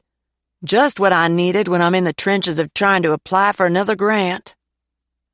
They joined Sarah at the window to watch the woman pacing back and forth behind her car, one hand gesturing wildly as she talked. She's livid, Sarah said. Yep, Angela agreed. Might as well not go out there yet, then. If the police are already on the way, it might save some drama between me and batshit crazy Mrs. Johnson, because I'm going to have to inform her about what sort of idiot she married. Nobody laughed. What will you do? Kate asked. Sarah, pull up the adoption file on the 2 Bichons. I think they went to a family named Chavez. They'll be so disappointed. Just explain to them what happened and ask them to bring the dogs back. If they don't want to cooperate, give me the phone. Sarah went back to the desk. This isn't good, Angela said. The Chavezes were so happy with being chosen for the dogs that they gave us a generous donation. They'll probably want it back, and I already used it to buy a pallet of cat litter. Sometimes I hate my job. I'm sorry. Kate wanted to bite her tongue. All she could think to do was apologize. She felt like an idiot. Kate saw a sheriff's car pull up and park next to Mrs. Johnson. "Oh, they're here," Angela said. "But let's wait until they come in for us. Let Mrs. Johnson tell her side first." Taylor got out. Even from the window, Taylor looked calm and in control. It was impressive. Kate wanted to declare that it was her daughter, but she didn't know how Taylor would feel about that, so she didn't say anything. "That's Deputy Gray," Angela said. "If anyone can calm that woman down, it'll be her. She has a way with people." Kate felt her chest fill with pride. One time, a few years back, there was a drugged-out meth head who crawled out a bedroom window onto a ledge with her 2 small children. She was screaming someone was trying to kill them all. Deputy Gray went in and spent 3 hours talking her into letting the children come back in through the window before she jumped. "Oh my gosh, did she die?" Kate asked. "Nah, just broke both her ankles, if I remember right. They sent her to a rehab in Florida after her surgeries. The Gray saved those kids. They were too young and fragile to survive that fall without worse injuries or death. I think she should have gotten an award for that, but that I know of, she never did." Kate watched Taylor talk to Mrs. Johnson through the window, witnessing the antagonistic body language somewhat relaxing right before her eyes. She could easily visualize Taylor saving children from a whacked-out mother, especially knowing how she'd cared for her sisters so well. "I tell you, drugs are going to start taking over this town," Angela said. "Right now, everyone thinks it's just isolated cases and that we're safe here, tucked away in our little community. Not true. The drug dealers and the users are here, hiding in all the dark corners like cockroaches, only coming out at night when the good people are sleeping and think they're safe in their beds." Kate hadn't heard Taylor talk much about Hart's Ridge having a drug problem, but from what she'd seen in the prison system with all the intakes of addicted young women, it didn't surprise her that any town would be facing those problems. These days, no one and no place was safe from what was becoming an epidemic of tragedy. Where once it only touched families from a lower level of income, now it was a rampant part of every community. But the well-to-doers just hid it better. "Oh, here comes Deputy Gray," Angela said. They watched as Mrs. Johnson got in her car and pulled away. Taylor walked up to the door, still calm and collected. Angela held it open for her. "Hi," she said as she came in, looking from Angela to Kate. Kate nodded, but held back. "I'm so sorry about this, officer," Angela said. "What a disaster. But can we tell you what happened? It's their fault, but I'll try to fix it." She told me. She admitted her husband made a huge mistake. I explained to her that no one was going to be arrested because no laws have been broken. "Exactly," Angela said. "Normally, if a dog is surrendered, they are not given back, no matter if the party has regrets or if they are now in a better situation. New adopters are never obligated to return animals in that case. But since these dogs technically weren't knowingly relinquished, this is complicated. I'll do what I can to reunite the dogs with her, but she's going to have to be patient while I sort it out."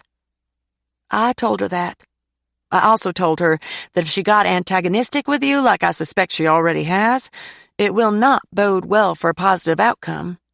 I think she's going to be apologizing. Again, Kate was impressed by the way Taylor had handled things, diffusing the situation with just a handful of words in a few minutes. She would have made a great prison guard. Not that she'd ever want her daughter in that environment, though. "Thank you so much, officer," Angela said. "Keep me updated. And while I'm here, Angela, did you know that Kate is my mother?" Kate's stomach squeezed in on her. Angela looked surprised. "No, I didn't. Kate didn't say anything." She raised a brow at Kate questioningly. Sorry. I wasn't sure if Taylor wanted me to. I wasn't trying to hide anything," Kate said, suddenly worried. "No, that's fine. I should have put together the last names, but I didn't even notice, Angela said. Anyway, thank you again, Deputy Gray. I'm going to get started trying to work this mess out. She walked away, leaving Kate and Taylor at the door. You look natural in here, Taylor said. Thanks. I'm not. You should see me trying to learn how to work the computer. But I'm much better back in the kennels. Yeah, I'm sure. You love the dogs, Taylor said. You coming home soon? Yep. I have a few more things to do, then I'll be out of here. They said nothing for a few seconds. It felt weird seeing each other out in a public setting, both in their professional roles. Drive carefully, Taylor finally said. Then, with a parting smile, she was gone. Kate watched her go, wishing they were more comfortable with small talk, or just being near each other without unease. She sighed, then turned back to the desk. She had another half hour of pretending to be smarter than she was. Then she could go. Kate looked at the photo on her phone and memorized the address, then plugged it into her Maps app.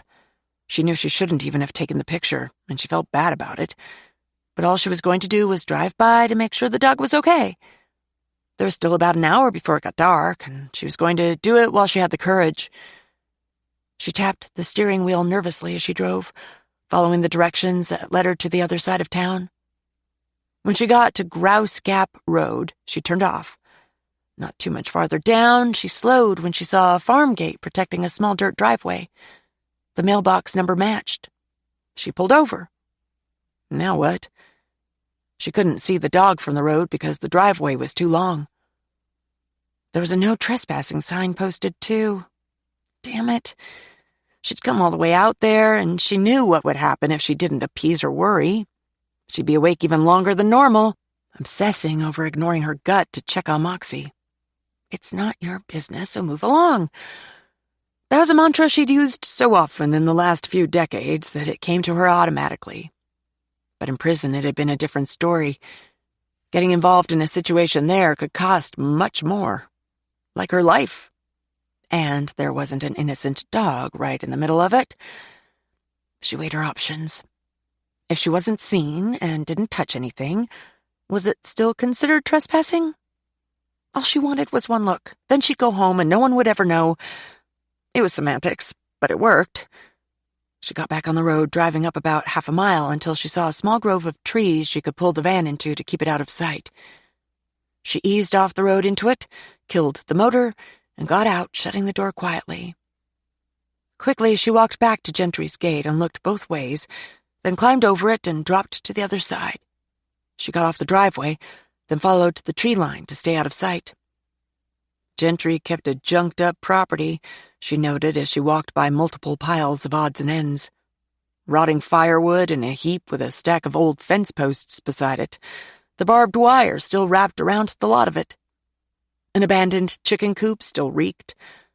A beam of sunshine glinted off something close to the ground. When she got closer, she was shocked to see a tripwire. He must have thought everyone was out to steal his massive collection of junk, or maybe his dogs, since he went to the trouble of setting booby traps. That it was an old-school tripwire, though, was impressive. Carefully, Kate stepped over it. The house came into view, as pitiful as the rest of what she'd seen of the property. It needed painting, and from the slope she could see a new roof, too. A lonely wooden rocking chair graced the rickety front porch, and a huge set of antlers adorned the front door. A few dogs started barking, so she followed the sound, staying as far from the house as she could. As she crept to the back, she spotted wire kennels. She counted 8 in total, all occupied. The overturned wine barrels inside the cages were used for shelter. One of the caged hunters put his nose in the air and sniffed, then let out a string of deep barks. Another howled. When she heard a door open, she froze. "What are y'all raising hell at? Shut up! I'm watching the news!" Weldon sounded as mad as a hornet. Kate crouched lower to get a better view. He approached the kennels, then picked up a metal rod. Stomping past all the fencing, he ran the rod down the length of chain, making such a racket that the dogs jumped back in fear. When he got to the last one, he stopped and peered in. "Where you at, you little bitch?" Kate couldn't see a dog from her vantage point, but he must have, because he pulled a key from his pocket, unlocked the padlock, and ducked inside. He kicked the barrel hard. When nothing happened, he bent and looked into it. "Hey, you dead?" When he crouched into a squat, Kate thought he was finally going to show some empathy to the dog hidden in the barrel. But he fooled her. "If you're still alive tomorrow, I'll feed you. By then, you'll be ready to do what I say." After he stood, he used the rod to pound on the top of the barrel. Kate heard a distinct whimper. She couldn't see Moxie, but she knew without a doubt it was her. Kate's gut instinct had been right. The dog was in trouble. Weldon let himself out of the kennel. He reached for the padlock, then dropped it. "Oh, hell, wouldn't nobody want to steal a wimp like you? You ain't worth the trouble it takes me to keep fishing out my key." Yes, Kate thought. Walk away, you bastard. He did. Stomping back to the house, he muttered obscenities under his breath. He kicked the door open before disappearing inside. Kate shook with fury. The man was an idiot for thinking starvation would help make the dog trust him or behave in what he thought was an appropriate manner for a hunting dog. The fact was that some dogs weren't cut out for what their breeds were known to be bred for. Just like people, they came with different personalities, gifts, and even fears. No matter how much money he'd paid for her, or even the training he piled on her, if she didn't want to be what he wanted her to be, she wouldn't. Period. Especially after he'd abused her. Kate spotted a large trash can with a lid on it near the kennels. It was too clean for it to be trash, so it had to be the dog food. As soon as she showed herself, they were all going to sound the alarm, which was a conundrum. She wondered if she'd have time to run out, get a scoop, and toss it into Moxie's kennel before the dogs made Weldon mad enough to come back out. In all actuality, she should back out quietly and leave. Taylor would be furious if her mother ended up arrested for trespassing. Her heart thudded so loudly that Kate was surprised Gentry couldn't hear it from inside the cabin. She was terrified, her hands and knees trembling with the fear of getting caught, or worse, getting shot.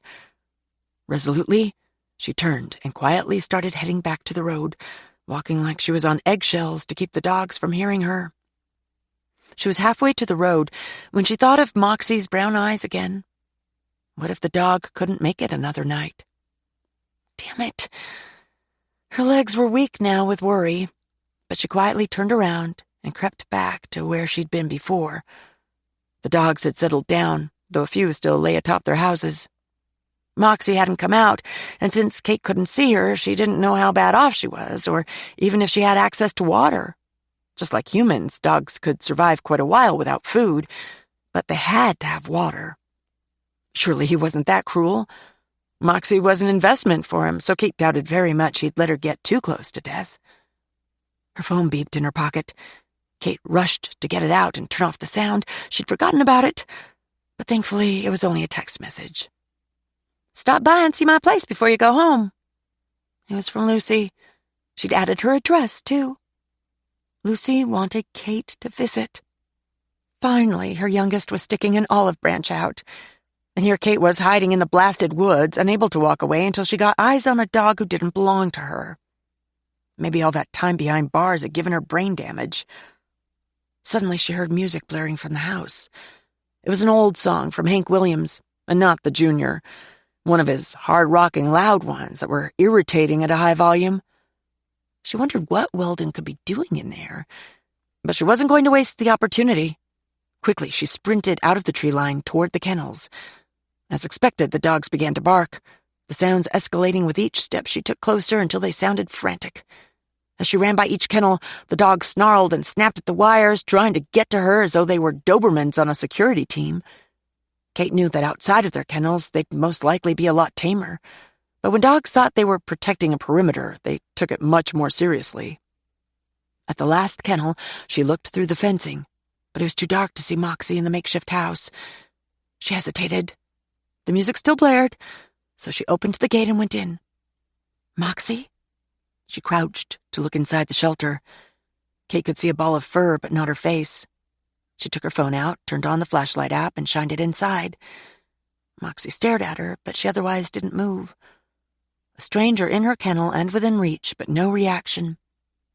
Kate saw a metal bowl overturned in the dirt. Not a drop of water anywhere. A murderous rage coursed through her, but she reined it back. She called out to Moxie again, using a soothing tone to coax her. Slowly and gingerly, she reached inside until she touched Moxie's flank. She rubbed it gently. Moxie gave one tiny flop of her tail, then it lay flat. "You remember me, don't you, girl?" Kate shined the light on Moxie's eyes.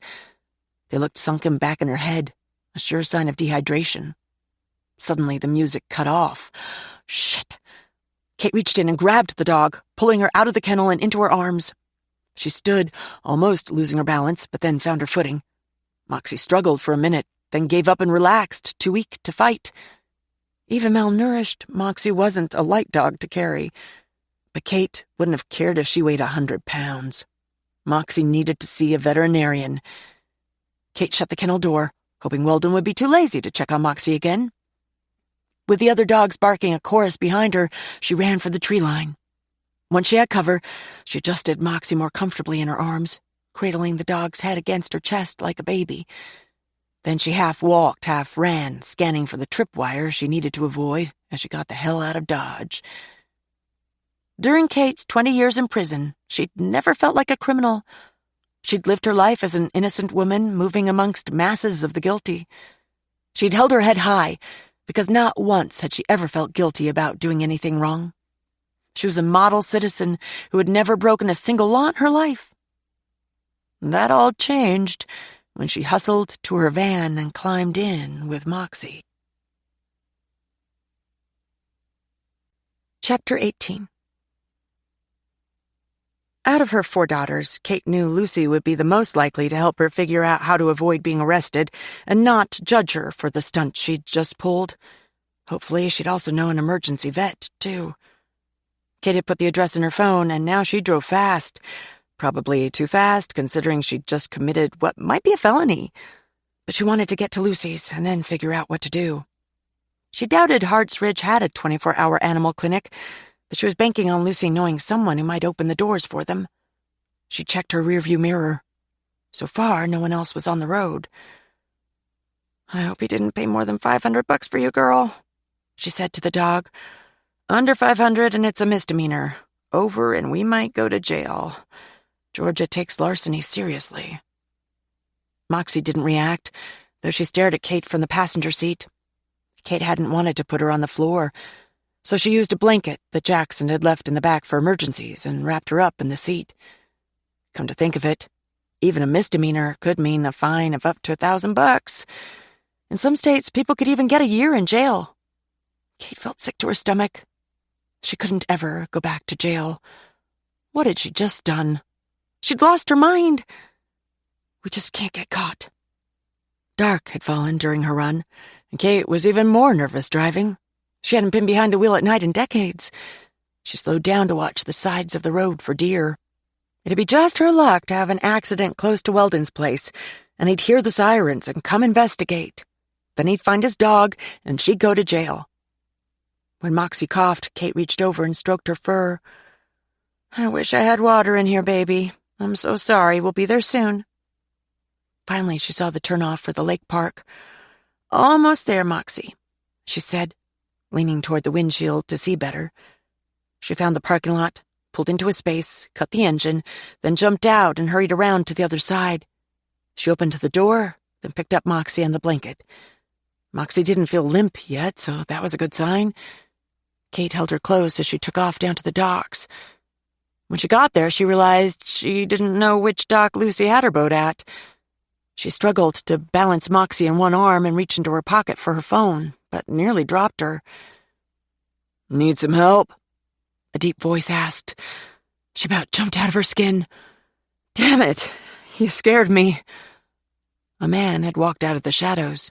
He was only a foot or so away. "Sorry about that. Was just taking my nightly walk around the perimeter to make sure no hooligans are hanging out, smoking dope, or doing worse. They try to park out here sometimes. Okay. Kate looked out toward the boats. She still hadn't reached her phone. He took a step closer, studying Moxie under the light of the street lamp. Hey, your dog looks sick. Is there a problem? Kate still hadn't reached her phone. Yes, but I'm trying to find my daughter's boat. Don't tell me. Her name is Lucy? Kate nodded, still a bit afraid, but starting to feel a wave of exhaustion come over her now the adrenaline had passed. He sighed, sounding frustrated.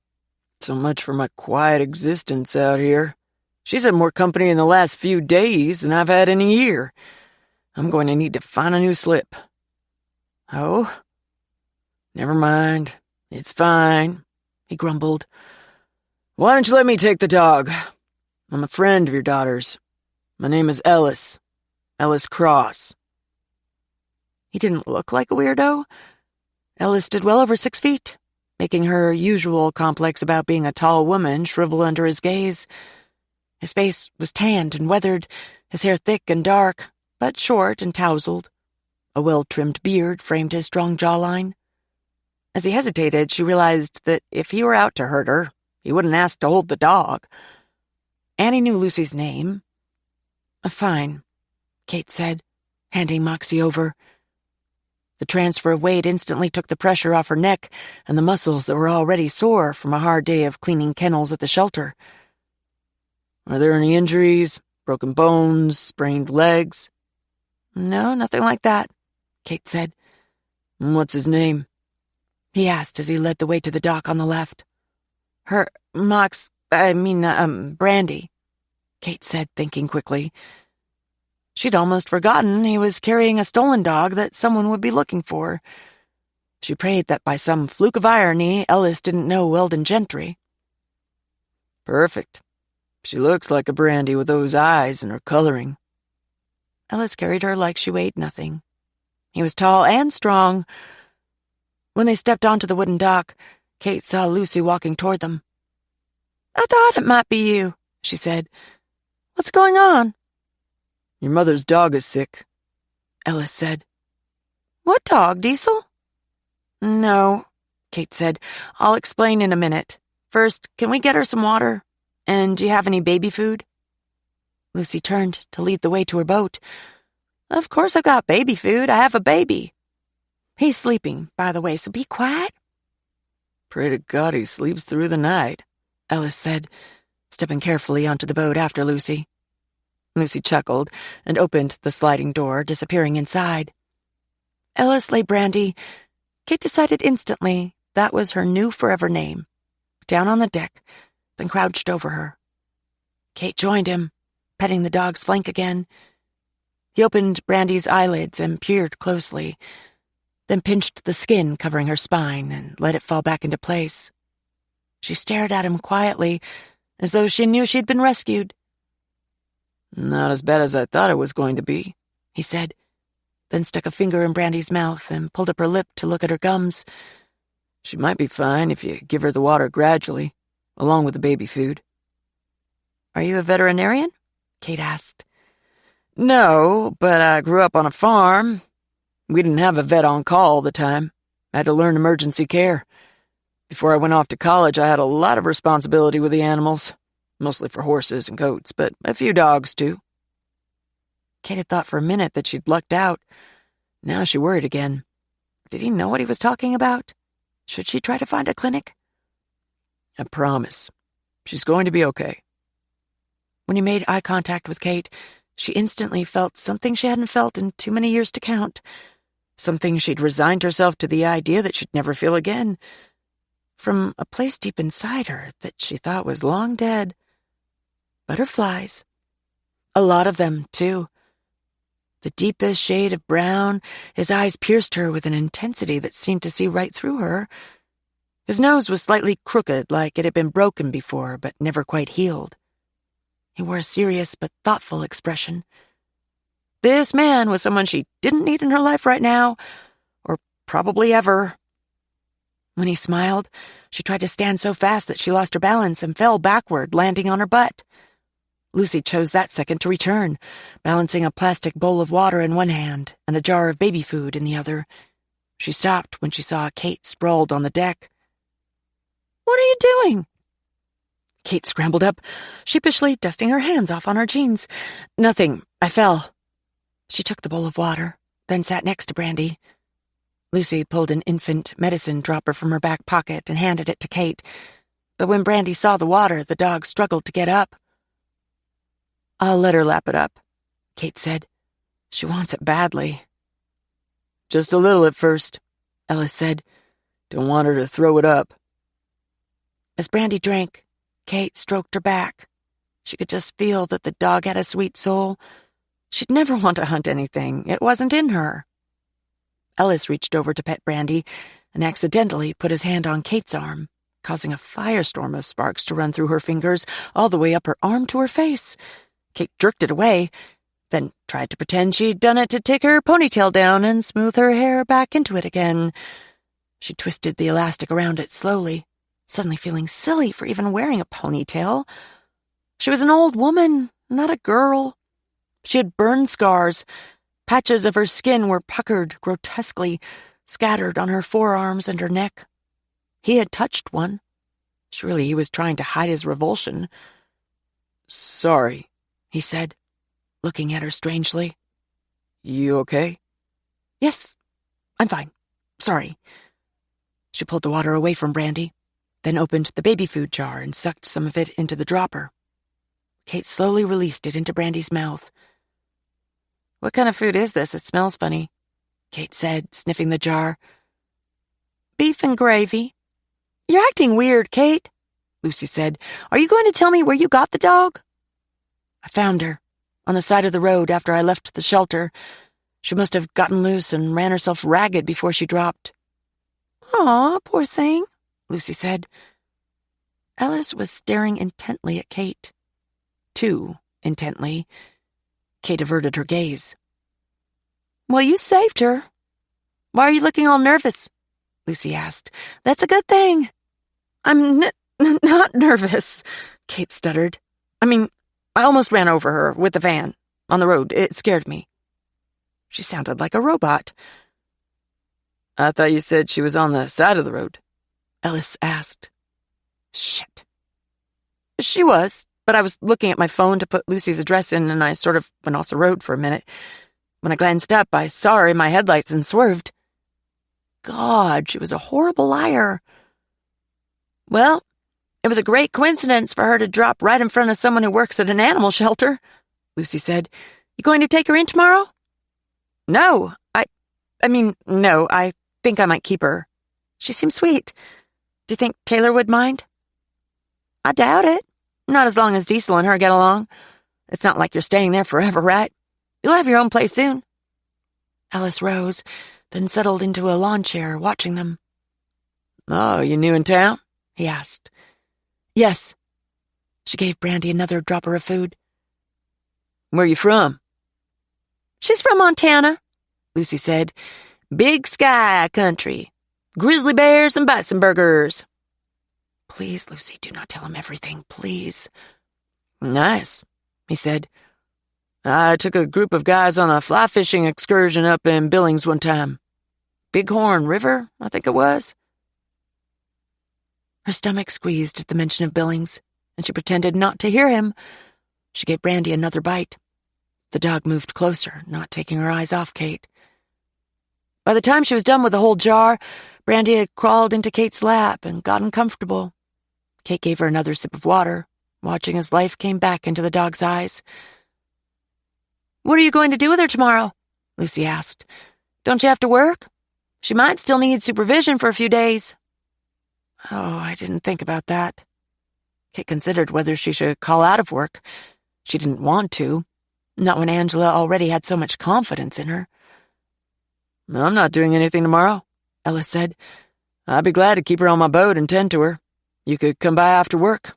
If she's feeling better, you could take her then." "That's a great idea," Lucy said. "I'd offer, but I'm afraid that with Johnny I might not be able to watch her close enough." They waited while Kate hesitated. "Is there some reason you don't trust me?" Ellis asked, raising his eyebrows at Kate.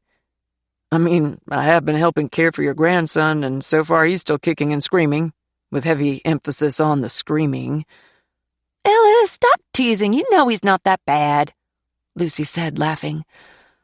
Only after midnight, he replied, but he laughed too. Okay. I don't want to impose, but that would be nice of you, Kate said, noting the easy camaraderie between them. But I promise it'll just be for one day. I'll pick her up tomorrow. He shrugged. It will be nice to have company. I bet she's quiet, too. Okay, Ellis, Lucy said. Now you're giving me a complex. Get off my boat and take the dog. I'm going to show Kate my house, then she's going to get going too, so I can get a few hours of sleep before the boy wakes up. Relief washed over Kate. She was going to be okay. Brandy was going to be okay. Maybe eventually, and with enough time, everything else would be okay too. Chapter 19. It was hard to tell the difference between shame and anger, because both could crush a person, whether they deserved it or not. Taylor wished she had a crystal ball that would tell her if Danny were guilty of anything that had to do with his father's and brother's deaths. He hadn't wanted to come back in for another talk, but Taylor told him if he didn't, they'd find a way to make it mandatory. He wasn't aware of it, but the girl, Stacy Mundell, was in another room waiting her turn. Taylor had already studied Stacy's social media the day before. Stacy wasn't a frequent poster, and there'd been nothing new on the day of the murders or the days around it. There also wasn't any indication she and Danny had been communicating online. No new photos or comments had been shared between them. That didn't mean anything, but it was noted.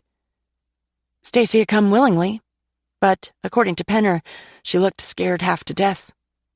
Taylor watched Danny carefully, searching for any clue. He still looked like hell, his clothes rumpled and his eyes bloodshot. "Have a seat," Shane said, gesturing to the chair on the other side of the table before taking his. Taylor was already in place. Shane hadn't wanted her to have any additional contact with Danny that wasn't necessary, since he saw her as a friend more than a law enforcement officer. "Yeah, I know the drill. And no, I don't want anything to drink. Ask what you want to ask so I can go home," Danny said. "There's a murderer out there while you two keep wasting time looking at me. I'm over it." "I fully understand how you could feel that way," Shane said. "Oh, do you? Have you had two of your closest family members slayed literally yards away from you where you could have done something but didn't because you didn't know what was going on?" Looked like guilt to Taylor. Maybe not guilt for committing the crimes, but guilt for not keeping the murders from happening. And that was sad. "No, can't say I have, Danny. Let's get this done, why don't we? Do you know a Stacy Mundell?" Danny glanced between Shane and Taylor like he was confused. "Yeah, we used to date. Why? When was the last time you had contact with Ms. Mundell?" Danny hesitated. "What does that have to do with anything?" he finally asked. "Just answer the question," Shane said. "Maybe I should just get a lawyer before I answer any more of your questions," Danny said. "That's your right, and it would surely tell us something," Shane said. They had a 10-second stare down before Danny turned to her. "Taylor, what is this shit? Are you seriously going to let him try to pin this on me? You know me." He gazed at her imploringly. "Danny, just answer the questions. That's all we want," Taylor said. He leaned back in his chair, crossing his arms over his chest. "Fine. I saw her that morning." Taylor could see the excitement when it hit Shane, even though he tried not to show it. Under the table, his legs shook next to hers. "Before or after?" Shane asked. "Before, obviously. And no, she didn't have anything to do with what happened." "What was she doing there?" Taylor asked. "She just stopped by for a minute. We aren't dating or anything like that." "Is that so?" Shane asked. "Because your father didn't approve of her?" "No, we broke up a long time ago. I have no interest in picking that back up again. We aren't on the same path." And that path is what? Shane asked. Danny dropped his chair back down on 4 legs. Look, I smoke a little weed now and then just to keep my anxiety down. Stacy brought me some of her stash. I asked her to because I didn't want any of my old suppliers to know I dabble a little again. Don't need them hitting me up trying to make money by selling me the harder stuff. Taylor was disappointed to hear he was smoking pot again. With his type, a little pot was never enough. It always led to more. Something bigger and scarier, just like he said. His confession also did nothing to help him look innocent. A little weed, huh? Shane said. How are you paying for that little bit of weed? From what I hear, most of your money is sucked down slot machines. Sounds like you have a drug problem and a gambling problem to boot. Both could mean you needed money fast. Danny's face went white, and Taylor could see a muscle ticking in his jaw. Let's play out this scenario, Shane said. You and little Stacy Hot Pants Mundell were seeing each other on the sly because your father didn't approve of her or the person you were when you used to date her. You were afraid of being disowned from the family business because of it. You two were getting closer, and she was feeling vindictive because your relationship had to be a secret. Women don't like to be a secret, Danny boy. So you told her there was a way for you to have a load of cash and run off together. Bullshit, Danny drawled, pretending to be bored. Shane tapped his pen on the table. You planned the robbery for when your dad was away, but surprise, he wasn't gone. You didn't know that when you were trying to get into the safe and your brother came up on you. You shot him, then your dad ran out and you let him back inside where you shot him too. Then, just to make it look good, you called old Carlos up there and boom, he was gone too because no one would ever suspect he'd kill your best friend. Then you texted Stacy to come over. Danny was shaking his head back and forth, getting madder by the second. She came, but she wasn't expecting a triple homicide. She thought it was just going to be a robbery. So she took off and left you shitting yourself in the woods trying to figure out what to do next. Lo and behold, Taylor, our fine deputy here, drove up and gave you the perfect way to discover the bodies and look shocked. How dare you get into my business? Danny asked. I don't have a drug or a gambling problem. So I play slots. So what? I do what I need to do to stay out of trouble, and if it isn't something you and your straight-laced buddies do, then excuse the hell out of me. But I did not, and let me repeat it again, did not kill my brother, my best friend, or my father. Now I'm done. If you have anything else to ask me, ask my lawyer instead. I'll forward his information to Deputy Gray. He rose from the table, then opened the door. Before he left, he said, and by the way, you both can kiss my ass. Then he was gone, using about 160 pounds of force to slam the door. He was going to be even madder when he saw Stacy's car in the lot. Shane turned to her. That went well, don't you think? They took an hour's break after Deputy Kuno led Stacy to the interview room to make her wait a bit before they joined her. It was good to let her sweat. Taylor also needed to shake off some of the stress from the interview with Danny.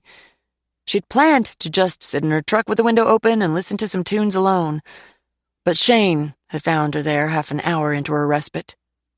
He got in with his handy-dandy notebook, wanting to talk strategy.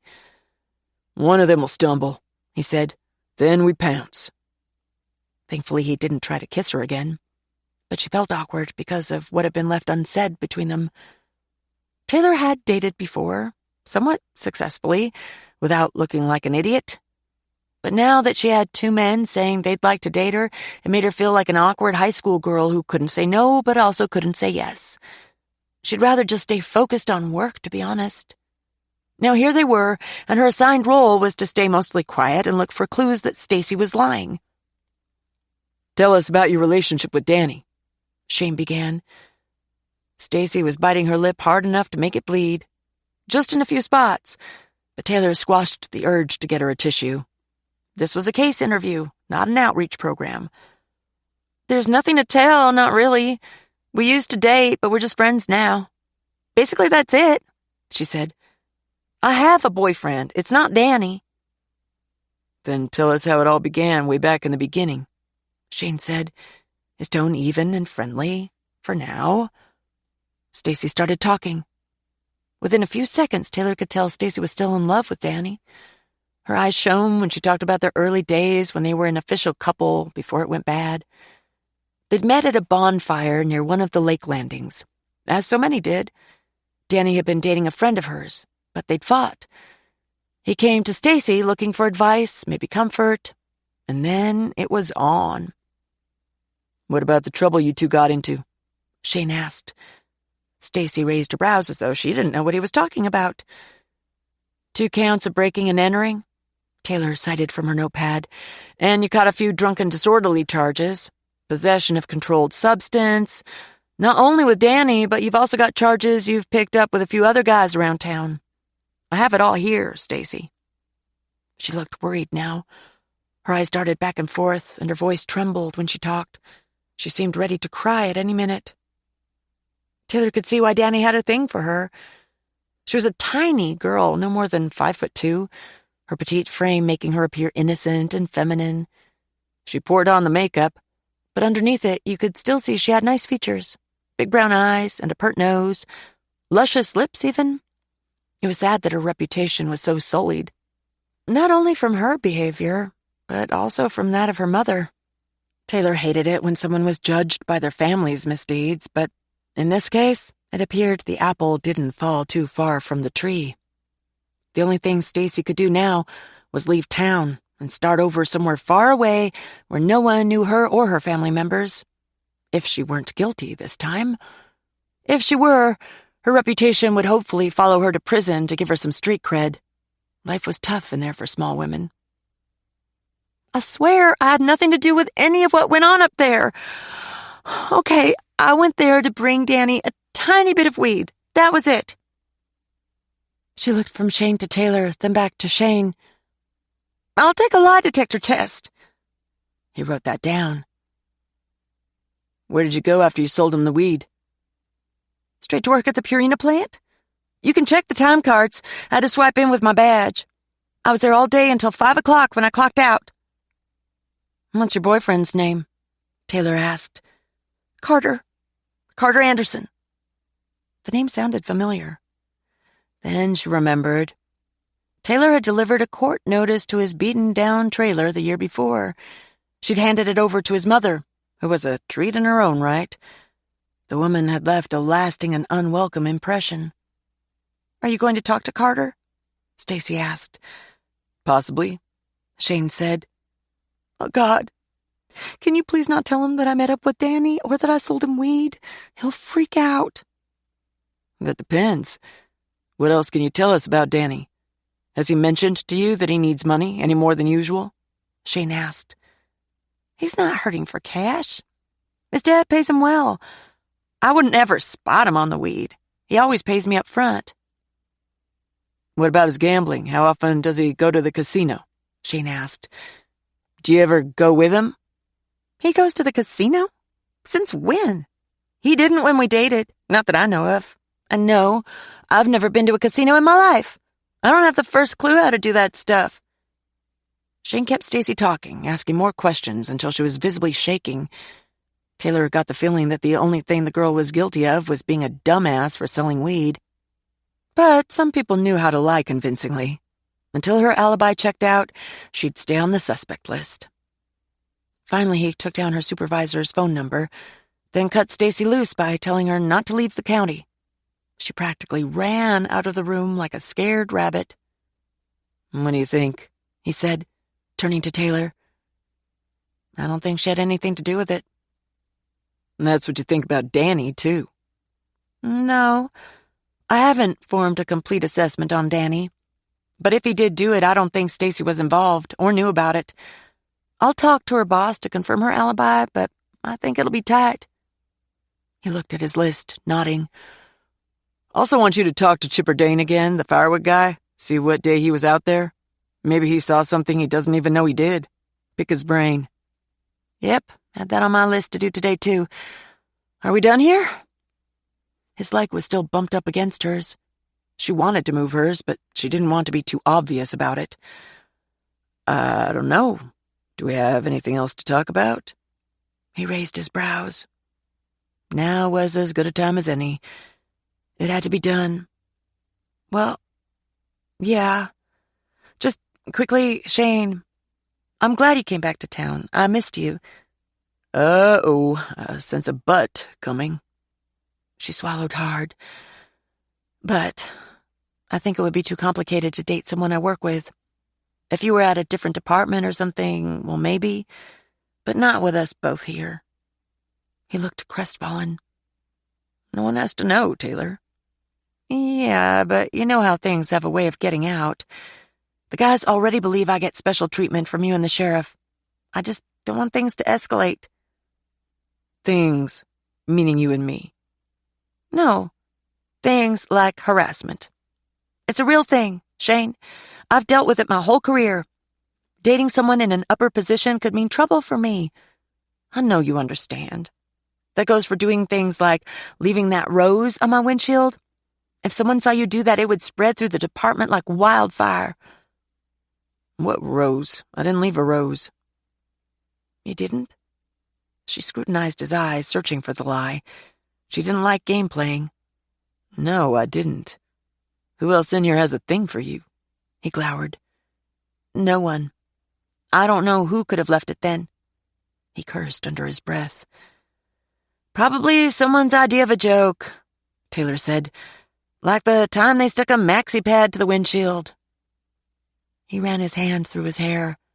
She could tell he was struggling to keep his cool.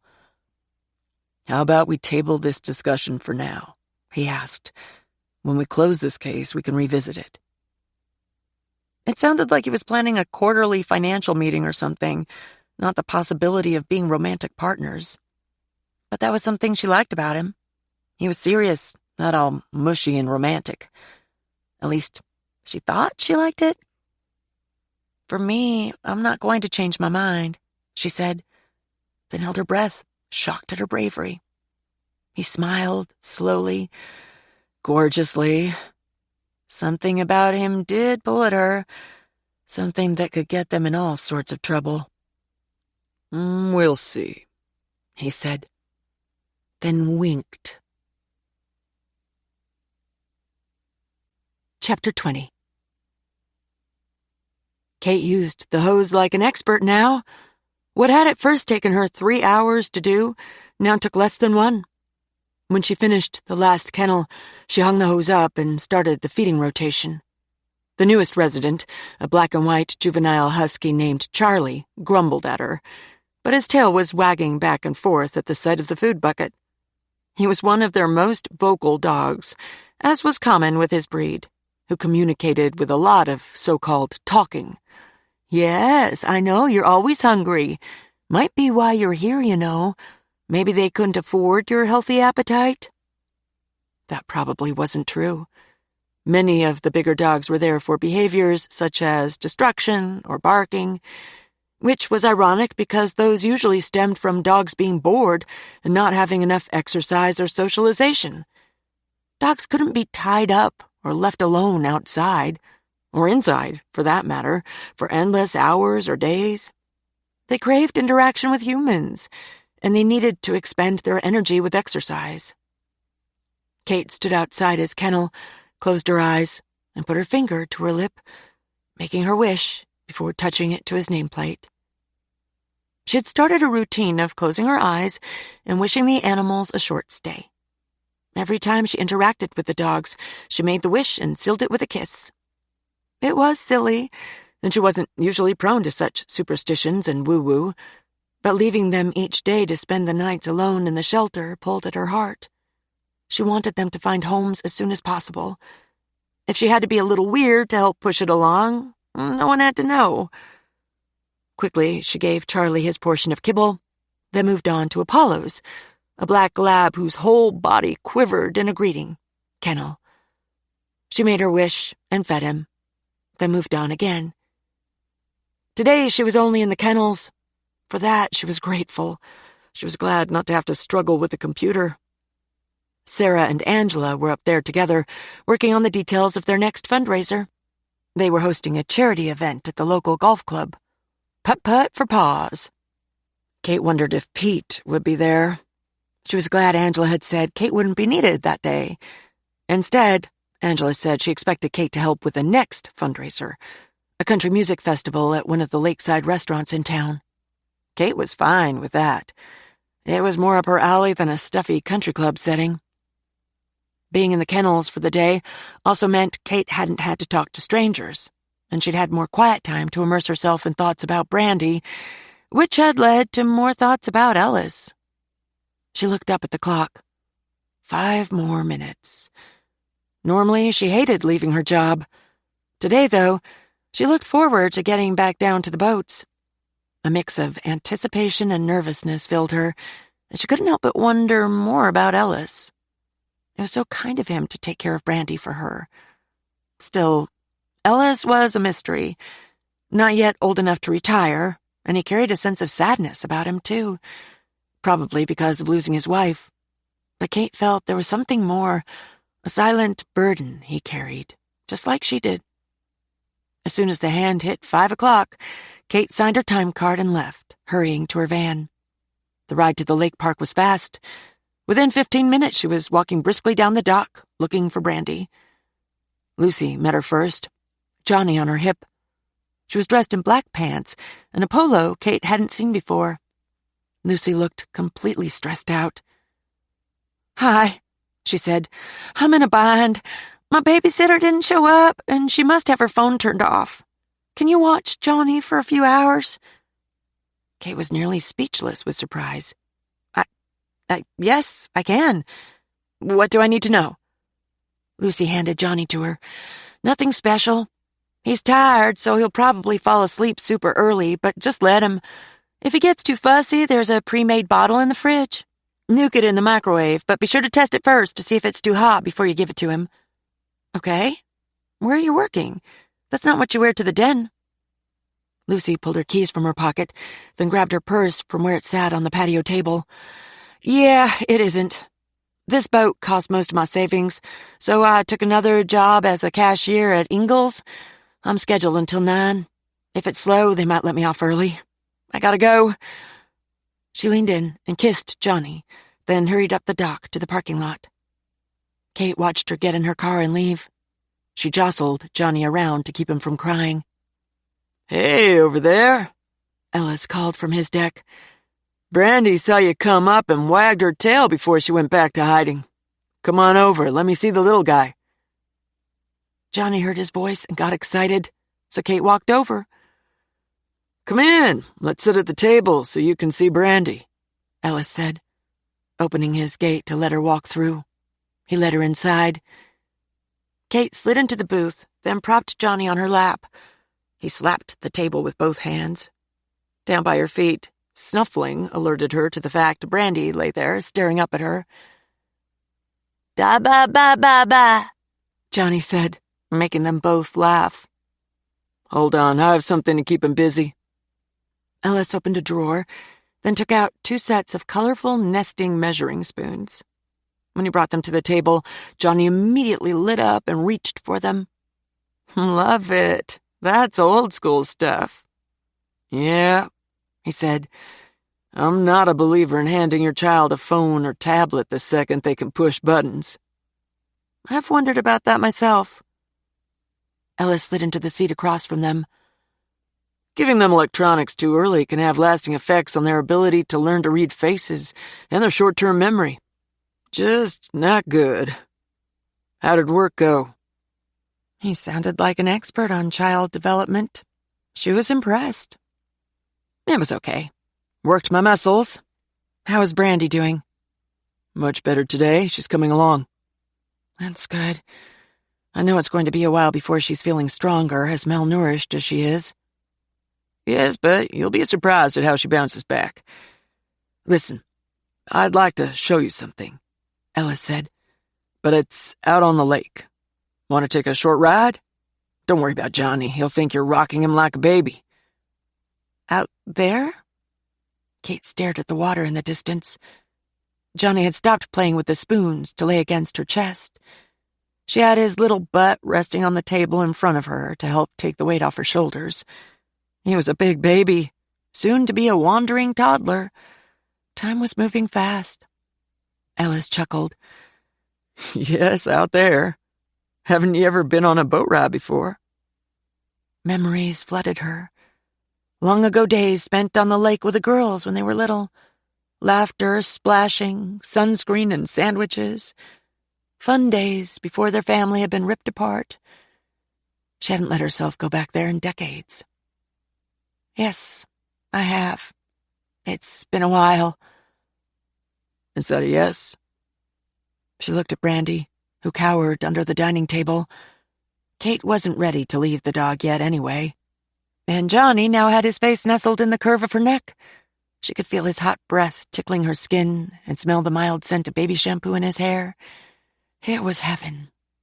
She was so glad she'd arrived in time to step in as a last-minute babysitter while Lucy went to work. She was only going to be gone 4 hours, but it was the first time she'd agreed to let Kate handle him alone. It felt like a pop quiz. Ellis watched her patiently. Yes, I guess it would be fine. She hoped Lucy wouldn't mind. He stood, then stepped onto the dock. Going around to all the rope ties, he unfastened them, then went to the console where the steering wheel and all the electronics were. It looked like a complicated affair. Kate stayed where she was, letting him concentrate.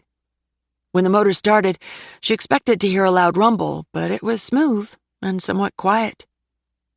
Ellis stood at the wheel, his body strong and proud as he guided the boat, his shoulders broad and upright. Kate enjoyed the feel of the boat gliding across the water. She felt herself relaxing, the tension from the day and the nervous anticipation she'd held melting away. Go sit out on the deck, he called from the wheel. You can see better. She opened her eyes, surprised she'd nearly fallen asleep while sitting at the table. Brandy was still under the table, but she was alert and looked curious at the sound and movement. Want to come? Kate offered, holding out her hand. Brandy slunk back a little farther, so Kate left her there. She wouldn't force her. Kate balanced Johnny as she slid out of the seat. When he stirred, she hushed him back to sleep by murmuring a nursery rhyme in his ear. Ba, ba, black sheep, have you any wool? She considered taking him to the bedroom to lay him down, but she didn't want to waste a single moment of him in her arms, so she took him out to the deck with her. When she went past Ellis, he smiled. She smiled back, then went to the deck and took a chair at the front, turning it into the breeze. Settling herself into it, she maneuvered Johnny into a more comfortable position across her stomach and chest. Kate was struck by the scenery around them, the mountains in the distance and the clear sky above. The fading sunshine sent little sparkles of diamonds glittering across the surface of the water, and the gentle hum of the engine provided soothing background noise. A flicker of movement caught her eye. Brandy crept up beside her, her body hunched and hugging the deck floor. She paused at Kate's chair, then kept going until she was at the front of the boat. Brandy's body relaxed, and she lifted her face to the wind. Kate turned to look at Ellis. He smiled again, winking. That's what I wanted to show you. She loves the water. It eases her anxiety. He was right about that. The cowering and frightened dog from minutes before was gone. Now Brandy appeared totally at peace. As though knowing she was the subject of conversation, she turned and gazed at Kate for a second or two. It felt like a message passed between them before the dog turned back to the water. Brandy had been expressing her gratitude. Kate felt a sense of accomplishment she'd never felt before. She thought back to her run through the woods, the listless dog in her arms, and the thought of an armed man just yards behind her.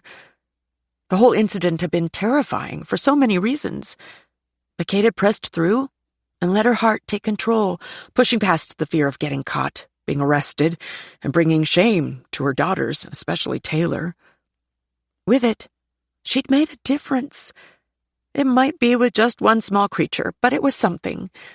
She'd put her well-being aside to give Brandy a better life and a chance to learn that all humans weren't bad. Would Kate break the law again if given the same choice? For Brandy, Yes. But Kate wasn't planning any more escapades that could jeopardize her freedom or her already shaky relationships with her family. Ellis went a bit farther, then cut the motor. He bumped around behind her before joining her, a bottle of wine and 2 glasses in his hands. Ellis sat, crossing his legs and leaning back before letting out a long sigh. "These are the moments I live for now," he said. "Oh, and this wine pairs well with the sunset you are about to see." "I don't drink." "Oh, I'm sorry. You don't ever drink alcohol? Is there a reason why?" He poured wine into 1 glass, swirled it around, sniffed it, then took a sip. It was red. That was the extent of her wine knowledge. "Not really. Other than my first husband was an alcoholic. It turned me off, the alcohol." She kept her gaze on the top of Johnny's head, feeling embarrassed that she was so uncultured. "Well, that's understandable. But occasionally drinking a glass or 2 doesn't mean you'll become addicted.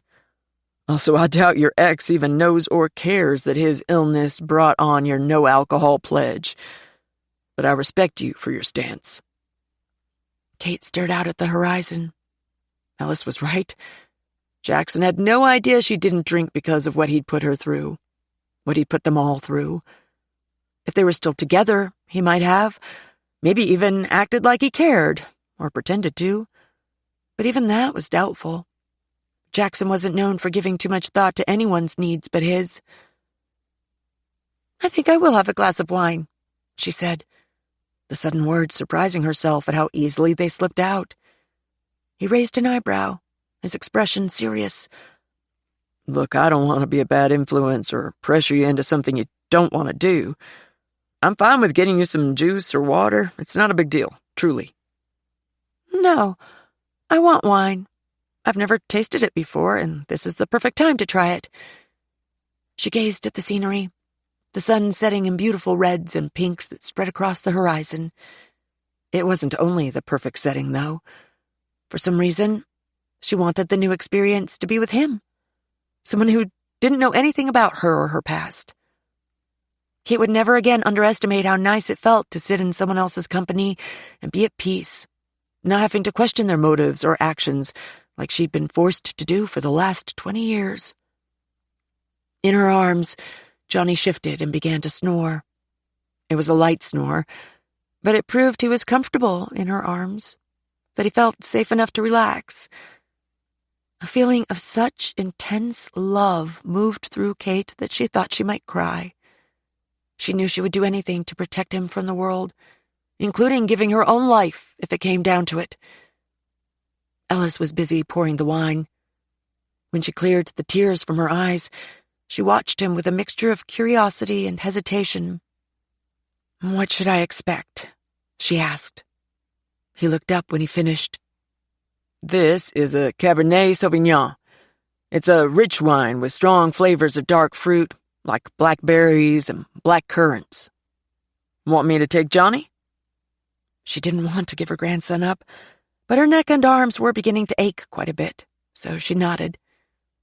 Ellis stood and reached down, easily pulling Johnny into his arms without so much as a flicker of effort. He settled back in the chair and looked like a professional of holding babies. Johnny never stirred. At the front of the boat, Brandy did a few circles, then settled down with her tail tucked under her legs and her muzzle resting on her front paws. It was the most relaxed Kate had seen her yet. "Ready?" Ellis asked, pushing the glass closer to Kate. She picked it up, but she had no intention of making herself look like an idiot by mimicking his earlier swirling technique or by sniffing the wine. "Sip slowly, then hold it in your mouth for a few seconds," he said. "Tell me what you taste." She took a sip, surprised at how flavorful it was, then swished it in her mouth before swallowing. "I can taste the fruit, as you said, but there's a hint of vanilla and spice, isn't there?" He nodded. "Yes, there is. Good job." She took another drink and repeated the exercise, letting the flavor linger on her tongue as she tried to discern what it was. "I swear I taste chocolate, just a little." Ellis laughed. "Some people do.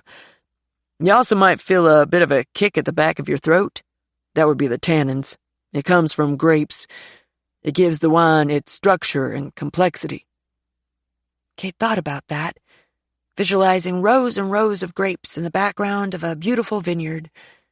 She'd never seen one in person, only in some of the cast-off magazines she'd read in prison.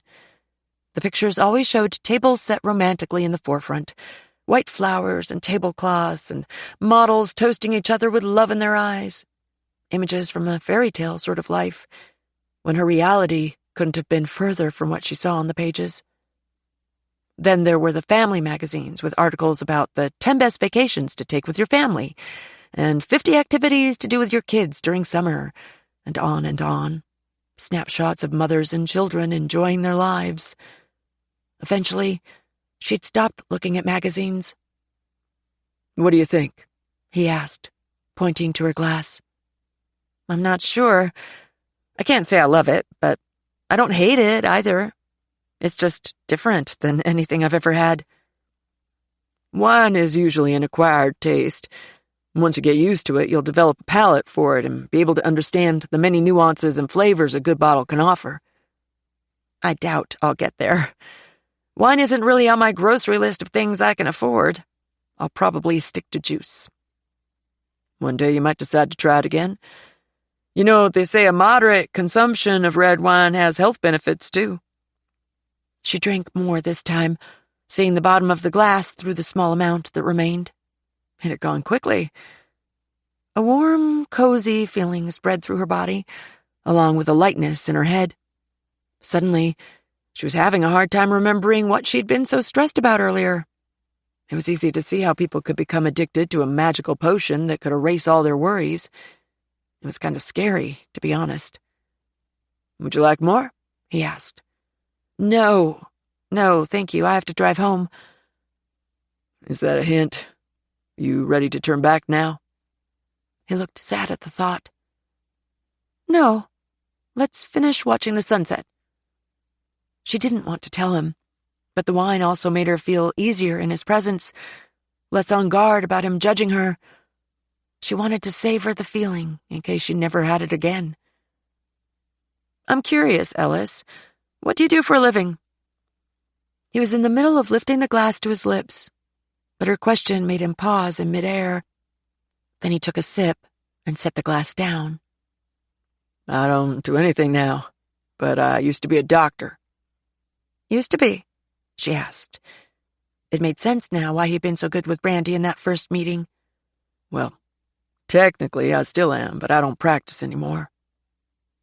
She thought it must be nice that he'd been able to make enough money in his career to retire early. She would probably be working until she could barely get out of her rocking chair to hit the time clock. On the other side of the coin, she didn't think she'd be happy not working. She'd at least want some sort of responsibility to wake up to. Do you have any regrets about leaving your job? Funny you should ask that, Kate. I've been thinking a lot about regrets lately. Do you wish you still worked? Not exactly. He drained his glass and poured another, then took a long sip. It's a bit of a complicated story. Chapter 21. It felt like one of those moments that weighed 1,000 pounds as Kate waited for Ellis to say more. Complicated stories were something she knew well, not only for herself and her family, but also from the many women she'd met over the last few decades. The telling of those stories could be done in a variety of ways, but the deepest and most important had to be approached carefully. Kate had learned there was a time to ask questions and a time to shut up and listen. He finally spoke. I lost my wife in a car accident a few years ago. It was 4 a.m. when a woman in critical condition was brought in. The patient had been hit by a car while riding her bike. After I scrubbed up, I approached the table, only to realize it was my wife lying there, her body badly broken in many places. The water continued to ripple gently around them, a soothing lullaby that contradicted the hard things they talked about. They expected you to work on your own wife? Kate asked, imagining the horror of staring down at the woman he loved as she took her last breaths. He spoke slowly and methodically, as if the words were physically painful. It had to be me. No one else there that morning was qualified to perform the surgeries she needed. But despite my best efforts, and more praying than I've ever done, I couldn't save her. Kate was at a loss for words. She didn't want to say the wrong thing, so she stayed silent and let him talk. It was the worst day of my life. The person I loved more than anything in the world lay on my table.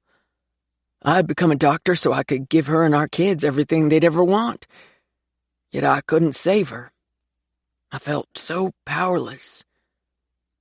And then, a few days after her funeral, I found her journal. She'd written about how lonely she was and how she wished I wouldn't work so much. I'm so sorry, Ellis. Me too.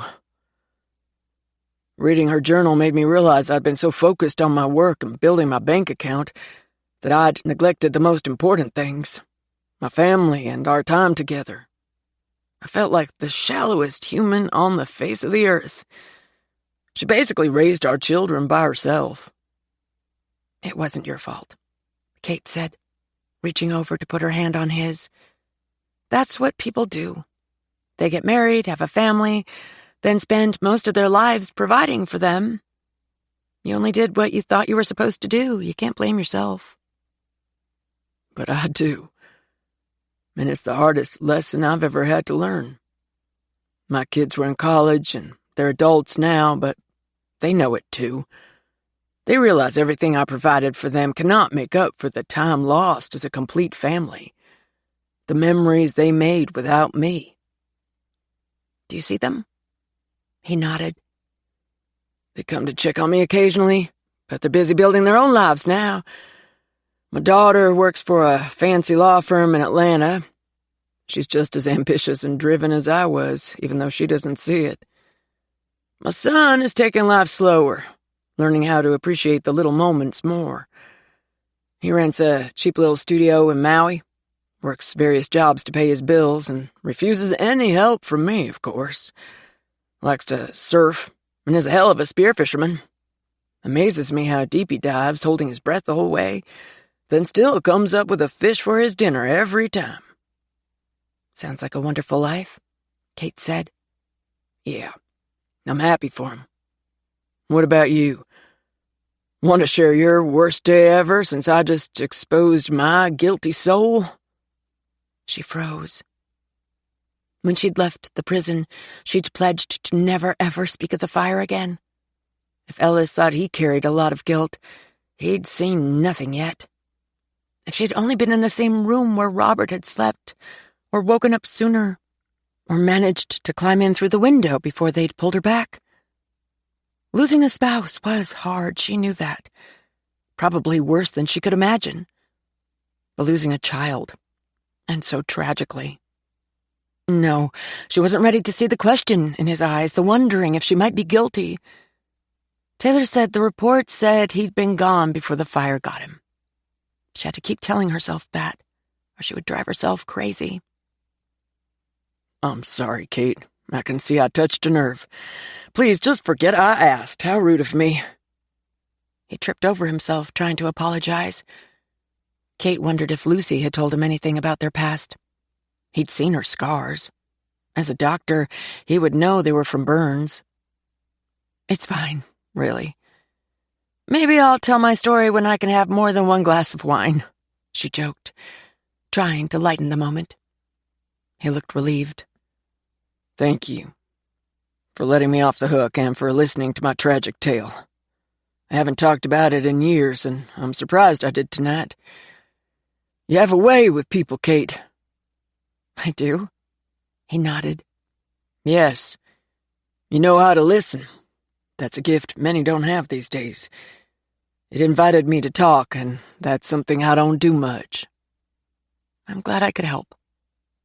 Johnny stirred in Ellis' arms. The sun had set during Ellis' confessions, the moon taking over, lighting the water before them. "We need to get back," Kate said. "Lucy might return home early since this is my first time keeping Johnny alone." He handed her Johnny before heading to the controls.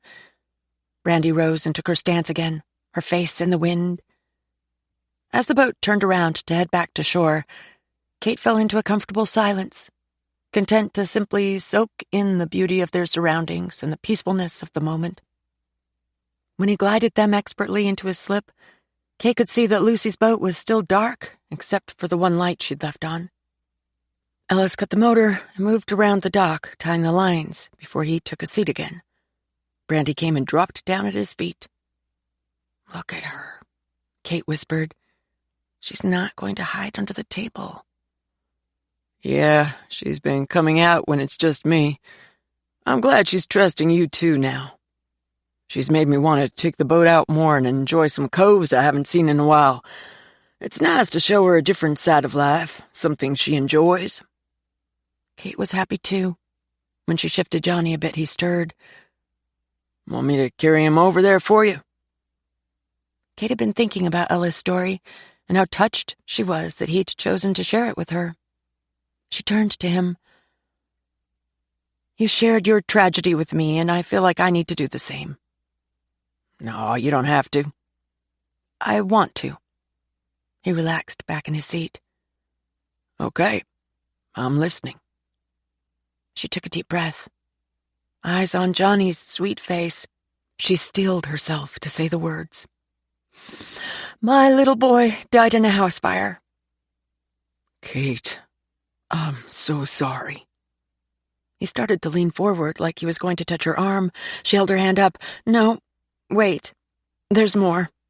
Let me get it out. I was charged with murder by arson, and I served 20 years in a Montana women's prison before I was exonerated recently." She waited for his pity to change to suspicion, or anger, maybe hatred or revulsion. It didn't. "I'm so sorry," he said. Now that the initial words were out, it felt easier, like she could breathe. "Me too. He was the apple of my eye, and I miss him every day. He was such a special little boy." "Will you take me through it? Tell me what happened? I think it might be therapeutic for you." Kate hesitated for a moment. She wanted him to know, but it would be hard to talk about it. "I woke up to find the house filled with smoke and fire. Robert slept in a room I couldn't get to through the flames." "Do you know how it started?" "Faulty wiring. I woke up coughing and saw the fire, but the flames blocked me from Robert's room.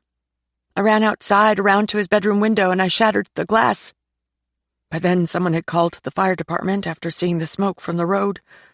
I almost made it into the window before someone pulled me back and held me down. They say I would have died in there with him. And I wanted to." She stared down at her feet. "Some days I still wish I had." "Please don't say that, Kate. If you'd died, you wouldn't have met or held your grandson.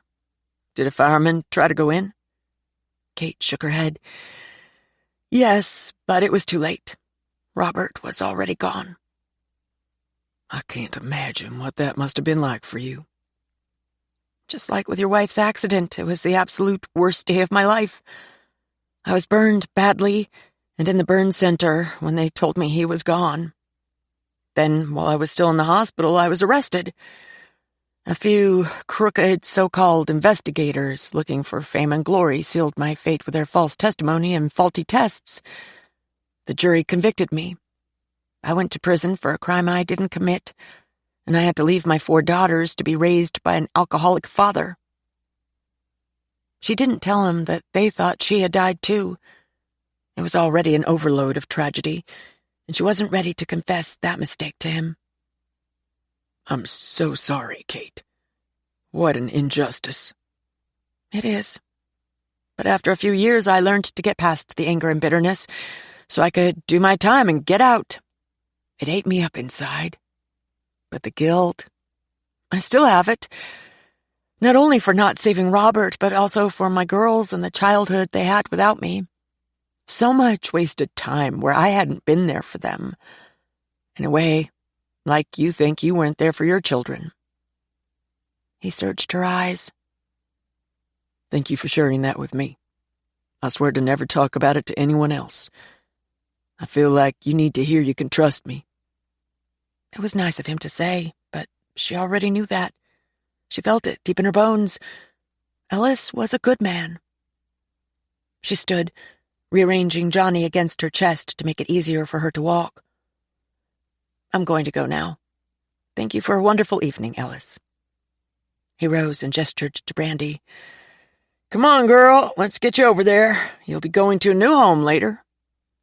Brandy didn't move a muscle, and a sudden look of fear came into her eyes. She didn't want to leave him. Kate couldn't bear to cause her more anguish. Let's hold off on that, Ellis. I think she's good right here with you for now. You're helping her heal. She couldn't see his face in the dim lights, but she felt his gratitude. What she didn't say was that she was pretty sure Brandy was also helping him heal. Chapter 22.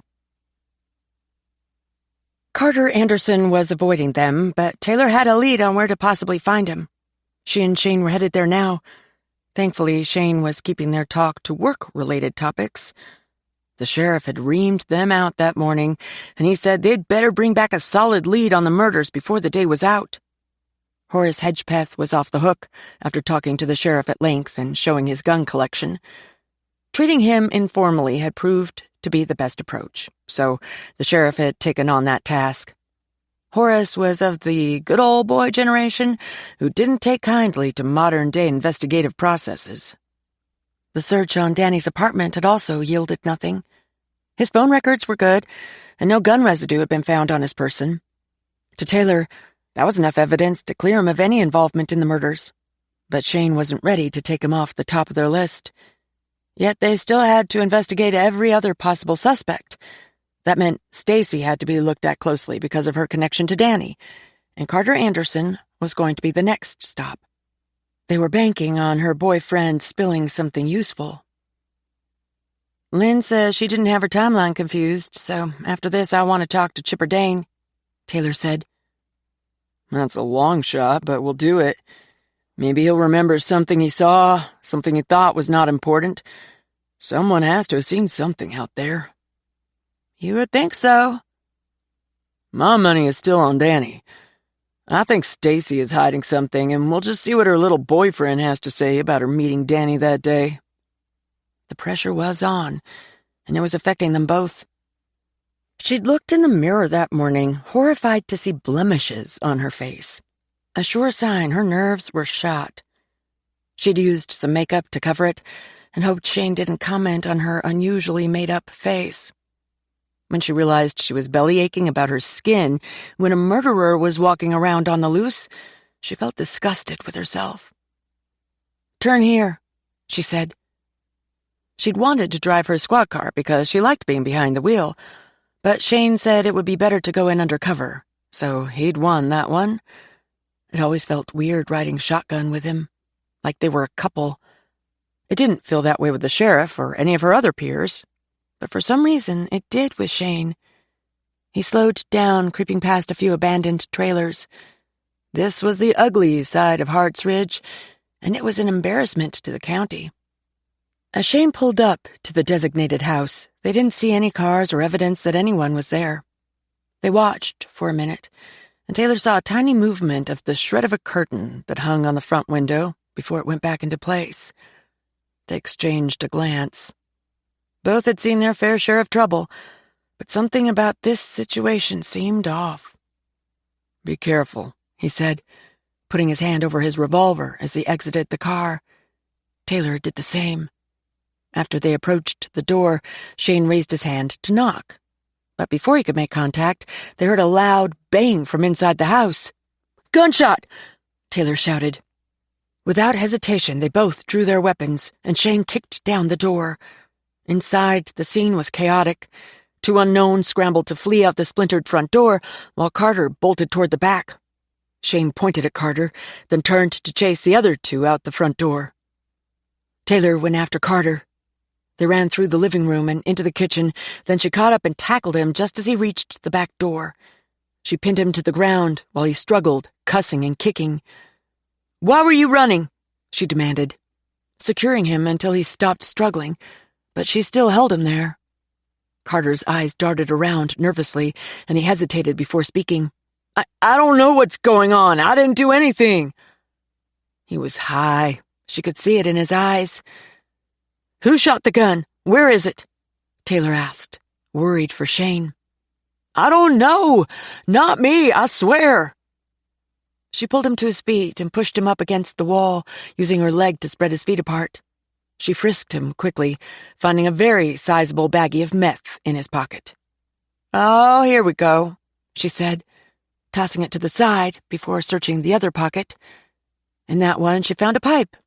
It was still warm. "Seriously, Anderson? Can't you just get clean? What would your mama say?" Taylor asked. She wanted to slap some sense into him. He was too young to throw his life away. "Damn, I just got out on probation from Gwinnett County," he moaned. "And you're an idiot for telling me that. I hope you like the nice aroma of desperation on the mattresses in the county lockup. That's where you're going today. I'm sure it'll be a while before you get sprung this time." She cuffed him and led him to the car, opening the door and shoving him inside before slamming it shut. Adrenaline still pumped through her veins while she called for backup. Shane came running back. "They're gone. I couldn't catch them." "You didn't call in their last coordinates?" she asked. "No, I'm telling you, they just disappeared." He bent over, his hands on his knees while he heaved in big gulps of air. "Just some tweakers anyway. You got who we were after." Shane wasn't as in shape as she'd thought. "You okay?" she asked when he kept his head down. Then she saw movement behind one of the overgrown bushes on the side of the house. She quickly signaled to Shane and they drew their weapons again. "I got this," she whispered. "Come out with your hands up," he shouted, ignoring her last comment. His voice echoed through the empty streets, and no one moved. Carter shouted from the car, a muffled message that was intended for the suspect, because a figure emerged slowly. "I'll do it, I swear," Stacy said, holding a gun to her own head. "Let him go or I'll pull the trigger." "Let me handle this," Taylor hissed at Shane through her teeth. "Stay back," Stacy yelled. "I mean it." Taylor could see her hand shaking as she held the gun, and she prayed the girl didn't accidentally pull the trigger. "I told you there was more to her story," Shane said. Taylor ignored him.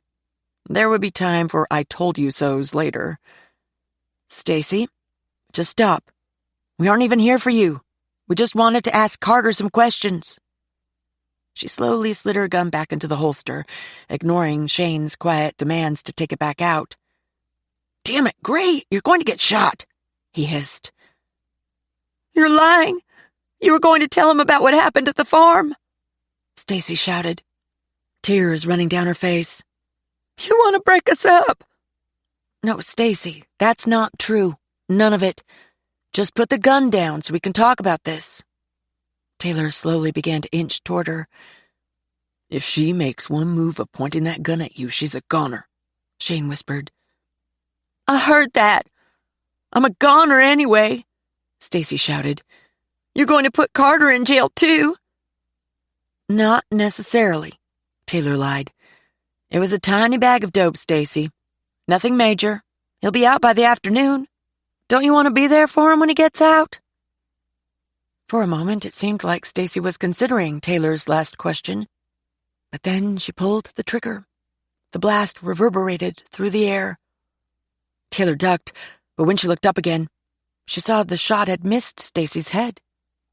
Taylor reacted quickly, tackling her to the ground before Shane came and helped get her up. As Shane cuffed her, Taylor couldn't help but feel a sense of relief. It had been a close call, but they had managed to keep her from blowing her head off. Now to get them both to the department and find out what the hell was going on. Chapter 23. It was late afternoon before Carter and Stacy had been processed and finally led into the interview room.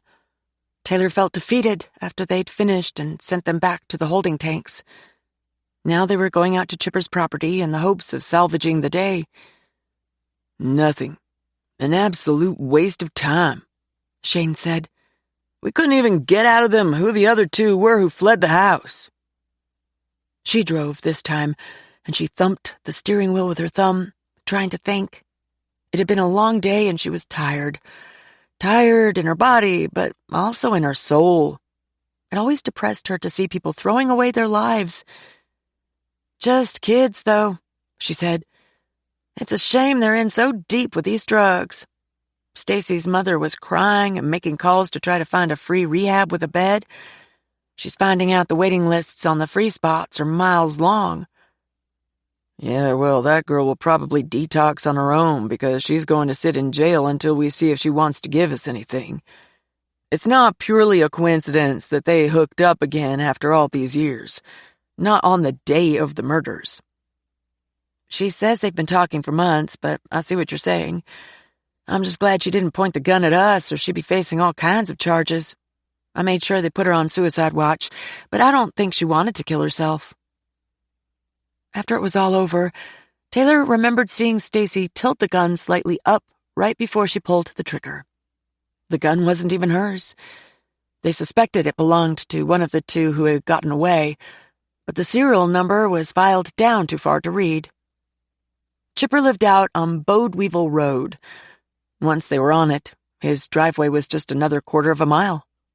Taylor drove down the bumpy dirt road, dust billowing up in their wake. Next to the driveway was a handmade sign advertising firewood and delivery. Taylor kept on until the house came into view. The house had seen better days, the roof sagging and in need of repair. The yard was overgrown, and a broken-down truck sat on blocks off to the side. It was about what she expected, considering he only sold firewood and did some handyman projects now and then. He also took a few construction jobs when he was hard up for money.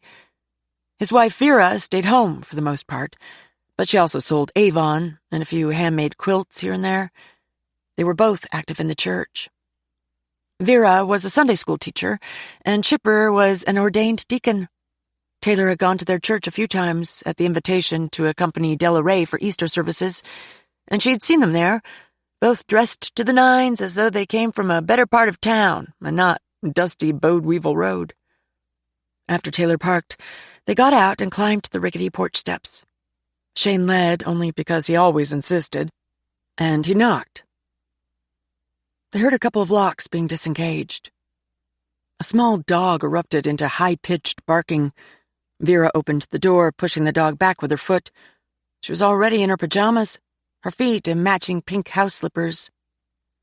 "Deputy Gray?" she said, smiling, then nodding at Shane. The dog kept yapping. "Hello, Mrs. Dane," Shane said, raising his voice over the racket. "I'm Detective Weaver with the Hart County Sheriff's Department. We'd like to talk to your husband." She looked worried. "He's not here right now. Is there something wrong?" "No, we just have a few questions for him. Nothing's wrong." "We haven't had another murder, have we? I'm just so nervous out here by myself. Are you coming to tell us something bad?" She still had not invited them in, and with her foot she blocked the dog from getting out. Finally, it decided it wasn't going to get any farther, so it turned and disappeared deeper into the house. "No, of course not," Shane said. "But speaking of the tragedy, do you mind if we ask you some questions?" "That's fine, though I don't know anything that can help," she said, opening the door all the way to let them in. She held her arms to her chest as though covering her bosom. "Should I go put on some other clothes?" "No, you're fine," Taylor said. "I can't wait to get in my own night clothes." "Just wait until you're an old lady like me. You'll never get out of them," Vera said, chuckling.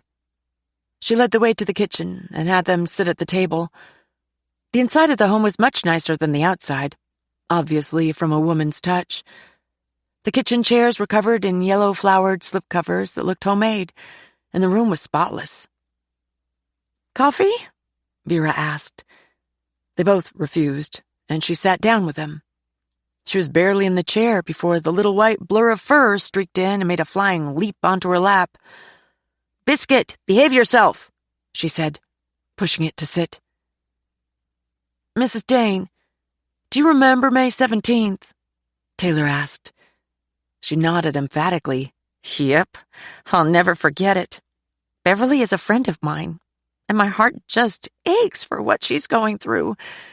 She and I were in a quilting group together last year. Amos was a good man, and I'm pretty sure his son David was too. Just a shame." "Where were you that day?" Shane asked.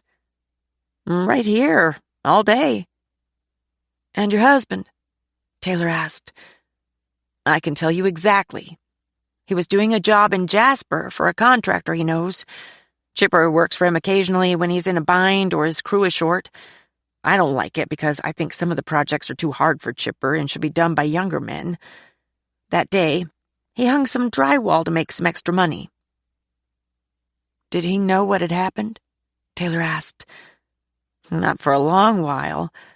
He was so busy when it came over the news that I couldn't get him on the phone until he was on his way home. I was pretty shaken up, as you can imagine. He had his hands full with me when he got here." "I understand. It was very shocking to us all," Taylor said. "Did he say if he'd seen anything at all out of the ordinary that day, on his way out of and back into town?" She shook her head. "No, I don't think so." "Do you have the name and number of the contractor he was working for?" Shane asked. Vera got up and went to a drawer, pulled it open, and brought out a small spiral notepad. She flipped the pages. "Here it is. I make him give me emergency numbers in case he loses his phone and I can't get him. JD is all I know him by, but I have his number from a few years ago when Chipper helped him on a roofing job. You ready?" "I'm ready," Taylor said. She had the Notes app on her phone out. When Vera called off the numbers, she put them down with JD beside it. "Do you know where your husband is right now?" Shane asked. "He's out on deliveries," Vera said. "Probably won't be home until later tonight." "Would you mind calling him and asking him where he is and if he could swing by for a minute?" Shane said. "Sure, but I don't know how close he is." She went to the counter near the sink and picked up her phone, then dialed. She walked into the other room to talk. "What do you think?" Taylor asked Shane. "Picking up any vibes?" "Nada. I think we're wasting our time." From the hall, Vera's tone changed as she talked. They couldn't tell what she was saying, but she sounded exasperated. She returned, but now her smile looked forced. "He said he won't be home for hours, I'm afraid." Shane stood. "That's fine, Mrs. Dane. We'll head out, but do you mind if we look around your property? We've been asking everyone just in case the suspects may have hidden out around here and left any clues behind." She covered her mouth. "Oh, heavens! Do you think they were on our land, with me right here in this house?" "I doubt it," Shane assured her. "But it doesn't hurt to check, if you don't mind." "Oh, I don't mind at all. I'm sure Chipper would be happy to know you've done your jobs. Our property is always open to law enforcement. You can even check our camper." "Is it out there?" Taylor asked. "Oh, no, it's down at the Cripple Creek campground. Maybe that's too far now that I think about it. I'm sorry. Sometimes my mouth gets ahead of my brain." "No problem. We'll put it on the list. If any reason comes up to check out there, we'll know we have your permission. What side is your camper on?" BA 16. It's a mess because we haven't been out there to clean it up for the season yet." She led them to the door, opened it, and held it open. "You two be careful poking around. Like Chipper keeps telling me, there's a madman on the loose, and he doesn't care who he takes down." "Yes, ma'am," Taylor said. "Don't forget to lock this door behind us." "Oh, you can bet the farm on that," Vera said. "Chipper put me another deadbolt in after what happened, and I'm all about making sure it doesn't get rusty." Chapter 24. Taylor felt like the day would never end, but she couldn't hold anyone else responsible because it was her idea to go look at Cripple Creek while they had the time. It was a place they hadn't thought of, which was embarrassing, as they should have checked every campground in the county for suspicious activity after the crime. They pulled out of the long driveway and back onto Bodeweevil Road. Her car was going to need a wash when they got back. Hopefully she could bribe Penner into it. She wasn't a fan of washing cars, especially when they didn't belong to her. "Let's just do it all and knock 'em off the list, other than his statement," Shane said. "Give me that number." Taylor handed him her phone. He pulled up the number Vera had given them and dialed it on his phone. Someone picked up on the second ring. "Hello, this is Detective Shane Weaver with the Hart County Sheriff's Department. We're investigating a recent crime. I'd like to ask you a few questions about someone who works for you." He stared ahead intently at the road while he listened. "Thank you, I appreciate it. The man's name is Chipper Dane, and he was on site working for you in Jasper on May the 17th. I just need you to verify that. Let me know what time he arrived and left there." A long pause. "Are you sure?" "May 17th. Shane looked at Taylor, a surprised expression on his face. Another pause. "What about in that week? Or when was the last time he worked for you?"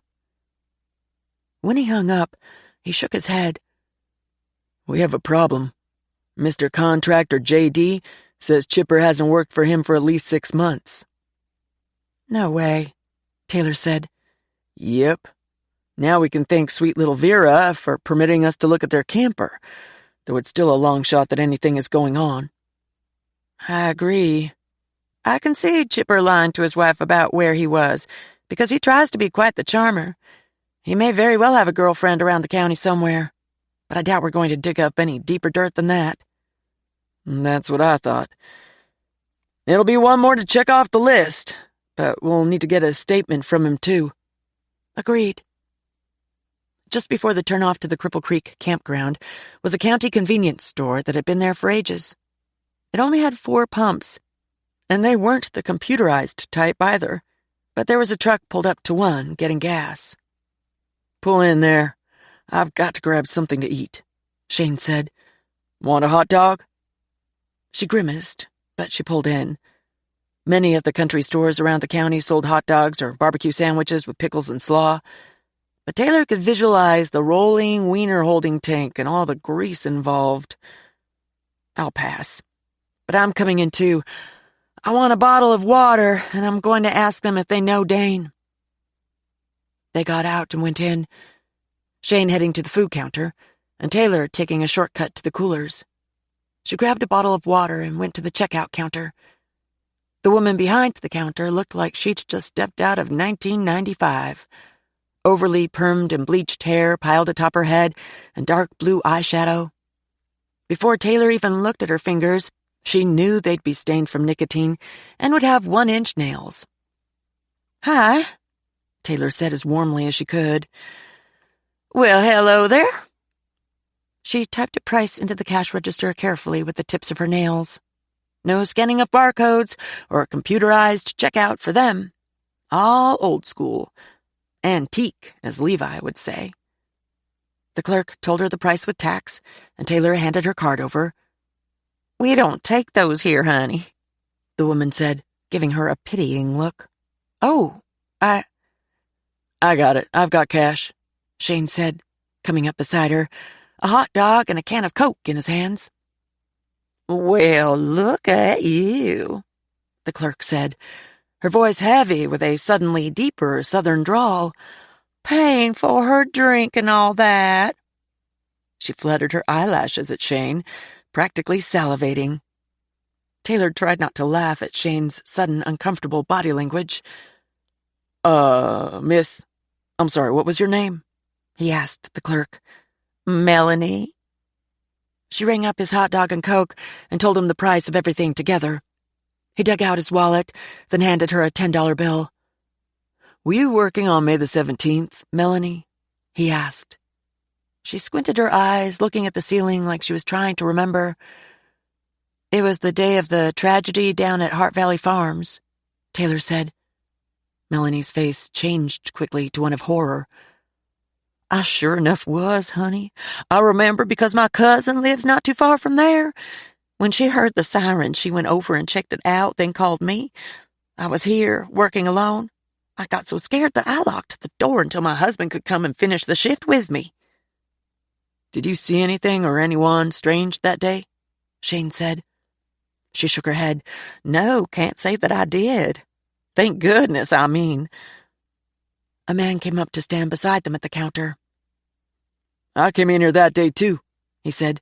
Well, I come in just about every day for the hot dogs, but I'll never forget that day. So sad what happened to that family. When they turned to him, he apologized.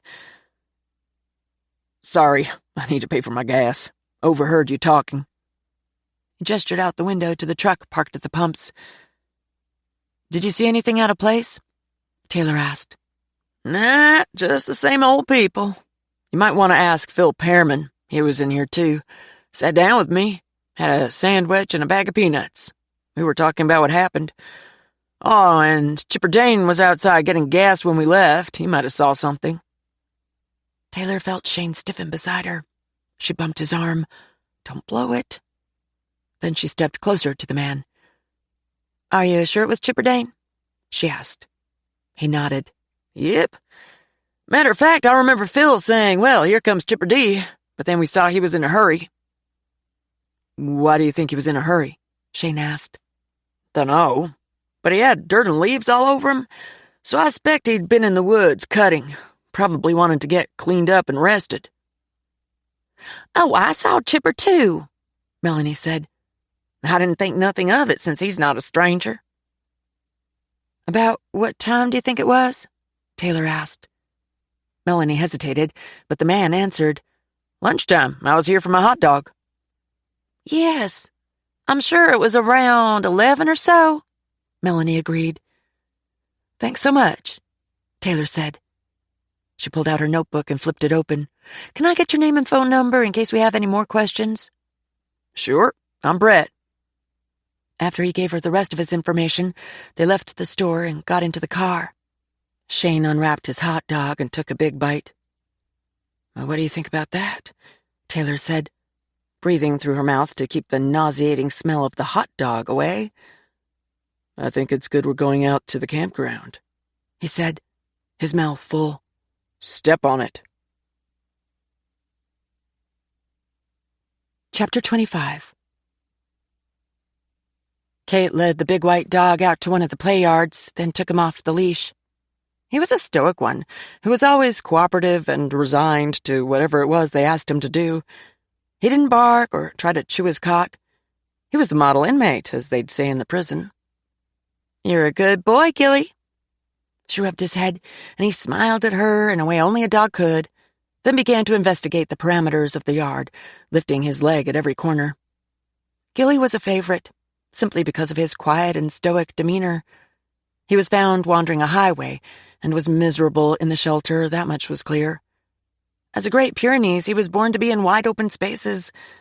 The breed was known to be guardians of their pack, and members included their humans, livestock, and other family pets. He missed having his freedom, but Kate was sure he missed his job more. Dogs like him needed to feel useful, to have responsibilities. She'd taken him on several long walks through the woods that ran along the back side of the property, and he had enjoyed it. The door opened, and Sarah came out, leading a couple. Gilly came back to her side, looking for support at the sight of strangers. Kate, this is Melissa and Michael, and they're interested in meeting Gilly. They all approached the gate, and Kate opened it, letting them come in. They appeared to be in their late 50s and looked lean and fit. I'll leave them with you, show them back when they're done, and have decided if they want to adopt him, Sarah said, then headed back inside. Hi, nice to meet you. Kate held her hand out to shake with them both.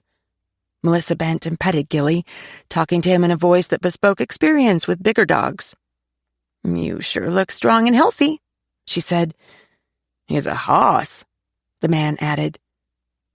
Kate was starting to be able to tell when an interested adopter had only had small dogs before, as they tended to talk to the dogs in baby voices. Those who were used to talking to big dogs used a deeper, more adult tone. Can you tell me a little about your family and your home, or the environment a new dog would be living in? Kate asked. Yes, she said. We're empty nesters and have 5 acres in the country around Claremont. It's completely fenced in, and I just started raising chickens. Will he chase chickens? They both looked suddenly concerned. We haven't tested him with chickens, but if he does, he can be trained not to. But I think he's probably a good boy. Okay. We also have a few goats and a donkey, too. The coyotes are getting to be bad around us, and we feel that having a dog like this might help keep them away. You don't plan to leave him outside all the time, do you? Kate asked. Well, yes, she said. I told the girl up front that, and she said this is the one we should meet. They were originally used in the Pyrenees Mountains to protect their livestock from wolves and bears. I'm sure they can handle a mild Georgia winter, the man said. Kate nodded. They can, but you will still need to make sure they have adequate shelter to get into in bad weather, a barn or an insulated doghouse. Over the years, the dog breed has gotten softer as they were introduced into homes more and more. Not to say he won't want to be outside all the time, he probably will. Oh, we'll have a good shelter for him, Melissa said. Does he like to hike? He does. I've taken him on several long walks and he loves it. He knows a few commands, too. She held her hand over him, then put her palm down. Sit, Gilly. He immediately sat. Oh my gosh, he's so smart, Melissa said. Down, Kate said, bringing her hand down slowly until Gilly dropped his belly and then his muzzle to the ground. He also knows the commands drop it and leave it. He would probably prefer a home without small dogs as their yapping gets to him. How do you know that? Michael asked. She smiled. I can tell. I'm pretty good with dogs. What about with kids? We are expecting to have grandkids eventually if all goes well, Melissa said. And my sister's kids visit a lot. Would he be okay with them? He is great with kids. A few played with him here just the other day. He's very patient and tolerant. Most Pyrenees are. She still remembered how sad Gilly looked when the family with the kids left. The parents had decided he was too big for them. That's good. Can we take him on a walk outside of here? Michael asked. We'd like to see how he handles on a leash. Of course. You can go right out that gate. There's already a trail through those woods that we've been using. You probably won't see anyone on it, but if you do, don't worry. Gilly will be a gentleman. She hooked the leash to his collar before handing it over to Melissa. The least strong of the couple needed to determine if she could handle a big dog. Gilly was a good one for her, because though he liked to lead, he didn't pull. They headed out. When they disappeared from sight, Kate realized she was nervous. They looked like a great option for Gilly, and she wanted him to be free so badly. Please be good, Gilly. She turned and went back inside, beginning another round of cleaning. She felt nervous and excited about her evening plans. She'd promised to go out on the sunset cruise again with Ellis and Brandy. This would be their 3rd time. Ellis was calling it dog therapy. Kate wasn't sure if the therapy was for her or Brandy, but she told herself that was all it was, and that she wasn't interested in him other than as a friend. A very attractive and interesting friend. One that was way out of her league, but she tended to try to forget about that detail. She turned and looked down the galley toward the window. It felt like Gilly and his prospective new pet parents were gone an excruciatingly long time, but when she heard the gate outside, she glanced at the clock and saw it had only been half an hour. That wasn't long enough to fall in love. Her shoulders dropped, and she let out a long sigh. Gilly was going to have to wait a bit longer for his forever family. She went out the door. Both Melissa and Michael were sitting in the grass, Gilly between them, with his head on Melissa's legs. Can you make sure they get the paperwork ready? Michael called out. We want to make sure he doesn't spend another night in that kennel. Kate couldn't help the joy that filled her, and she clapped her hands and laughed, a sound she rarely heard come from within her.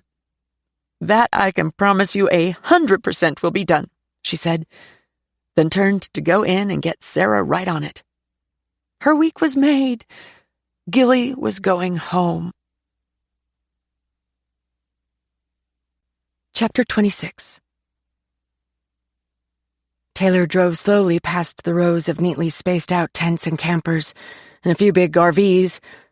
The campground was ramping up now that it was almost Memorial Day weekend, people claiming their spots, with some coming early to stay through to the holiday.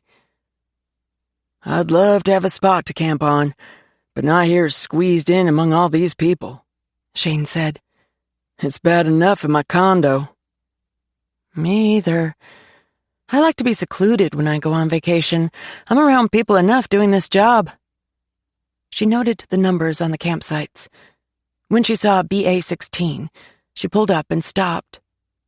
They got out, then approached the faded red and white camper.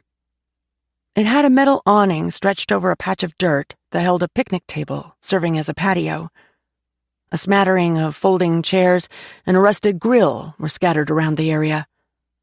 The evening was moving in quickly, and the sound of crickets was already a backdrop to the dropping temperatures. Shane walked to the end of the camper, where there was a lawn chair next to what appeared to be a fire pit. He bent and used a stick to move some of the charred pieces around.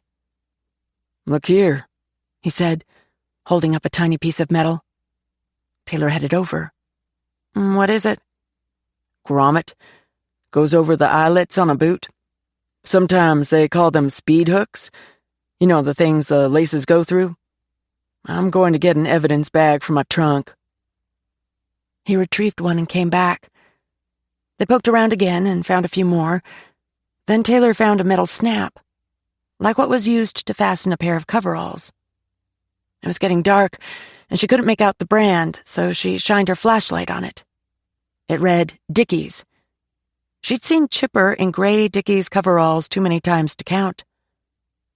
He wears this brand, but why would he be burning them? She said, trying to piece together what she was seeing. If they had blood on them, he would. Let's look inside. They went to the door and Shane tried the knob. It's flimsy, but I can pop it in 2 seconds. He hesitated. She gave us permission, Taylor reminded him. He pulled a credit card out of his wallet. He was right. It took him 2 seconds before the door opened. They stepped inside. The interior was cramped and smelled like mothballs.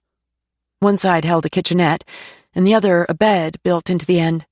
A window above it covered with red and white checkered curtains and torn blinds. Just before the bed was a small door. Must be the shower, Taylor said. Shane opened it and peeked in. Yep. Tiny in here. I couldn't use it. He moved out of the way, and Taylor went in. She opened the shower door to run her hand along the wall.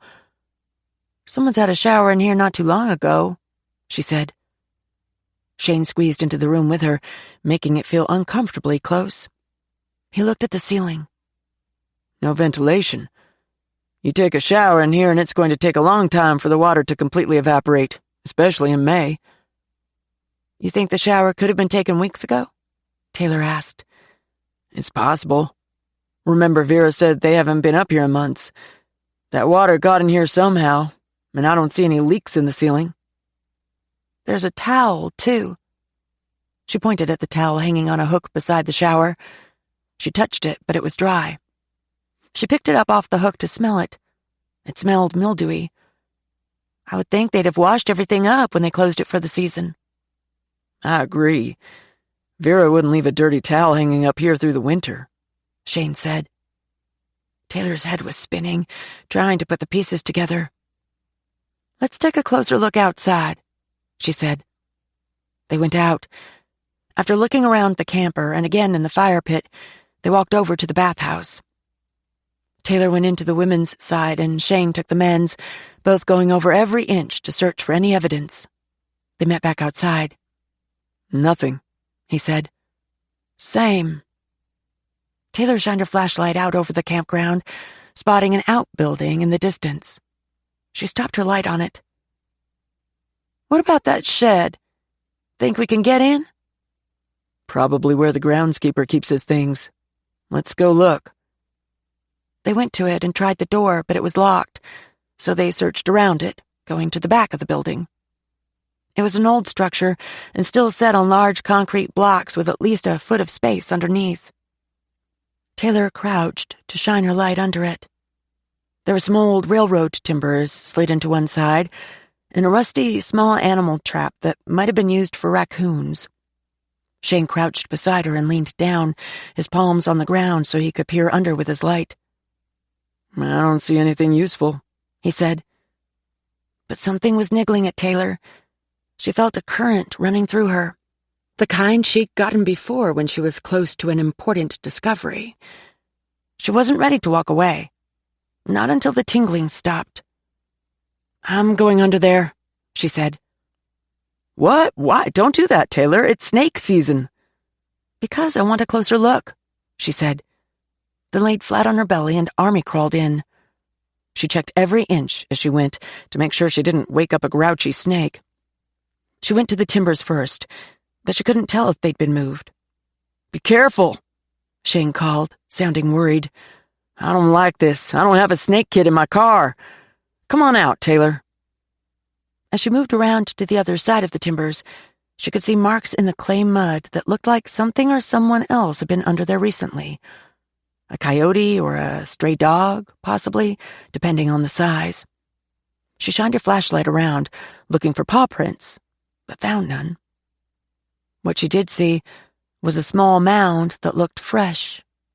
She crawled over, putting her hand on it. Yes, it was fresh. "There's something buried under here," she called out to Shane. "Something big, like a body?" He sounded excited. "No, something small. I'm going to try to dig it up." She kept her flashlight on, but she used the end of it to move the dirt aside and dig deeper. It was hard going the farther she dug down as the clay was packed in tight, but she wasn't giving up. "Can you see what it is?" Shane asked. "Hold on." She put the flashlight down and pointed it at the spot, then dug with her hands, ignoring the pain that streaked through her fingertips. She hit something hard. Using the light, she saw what appeared to be a cigar box. She dug around it some more until she could lift it from the hole. It wasn't a cigar box after all, just a plain wooden box. "I got it," she called. "It's a wooden box." "Shit, Taylor, it's probably where someone buried their pet frog or something. Come on, get out of there." Taylor opened the box, then shined the light into it. The tingling stopped immediately, because she was looking at several rolls of cash laying atop a .44 Magnum pistol. She shut the box and crawled out with it, then held it out to Shane. He opened it, shined his light inside, then turned to her. "Looks like we might have something here. I guess Danny has just been demoted and is no longer my prime suspect." Chapter 27. Shane was on the phone with the sheriff, getting him started on an emergency search warrant, while Taylor drove, racing back to Chipper's property. They wanted to be there when he got home, in case their visit had spooked him, and he planned to hide any potential evidence. Taylor prayed Judge Crawford would come through, and she was confident he would. He wanted this case solved as badly as anyone. He'd also been good friends with Amos. "He's on it," Shane said, putting the phone down. "You can't believe we found that box." "Well, look. But listen, when we get to Dane's property, we'll just go in and talk casually. Go over questions again while we wait for the sheriff to call. I don't want things to escalate before we get our hands on his guns." Agreed. With Taylor ignoring the speed limits posted and blowing out the dirt road so fast it looked like a sandstorm chasing them, they made it back in record time and pulled into the driveway. Chipper's truck still wasn't there. It was dark, and a porch light came on. They got out and went to the porch, then the door. Taylor knocked.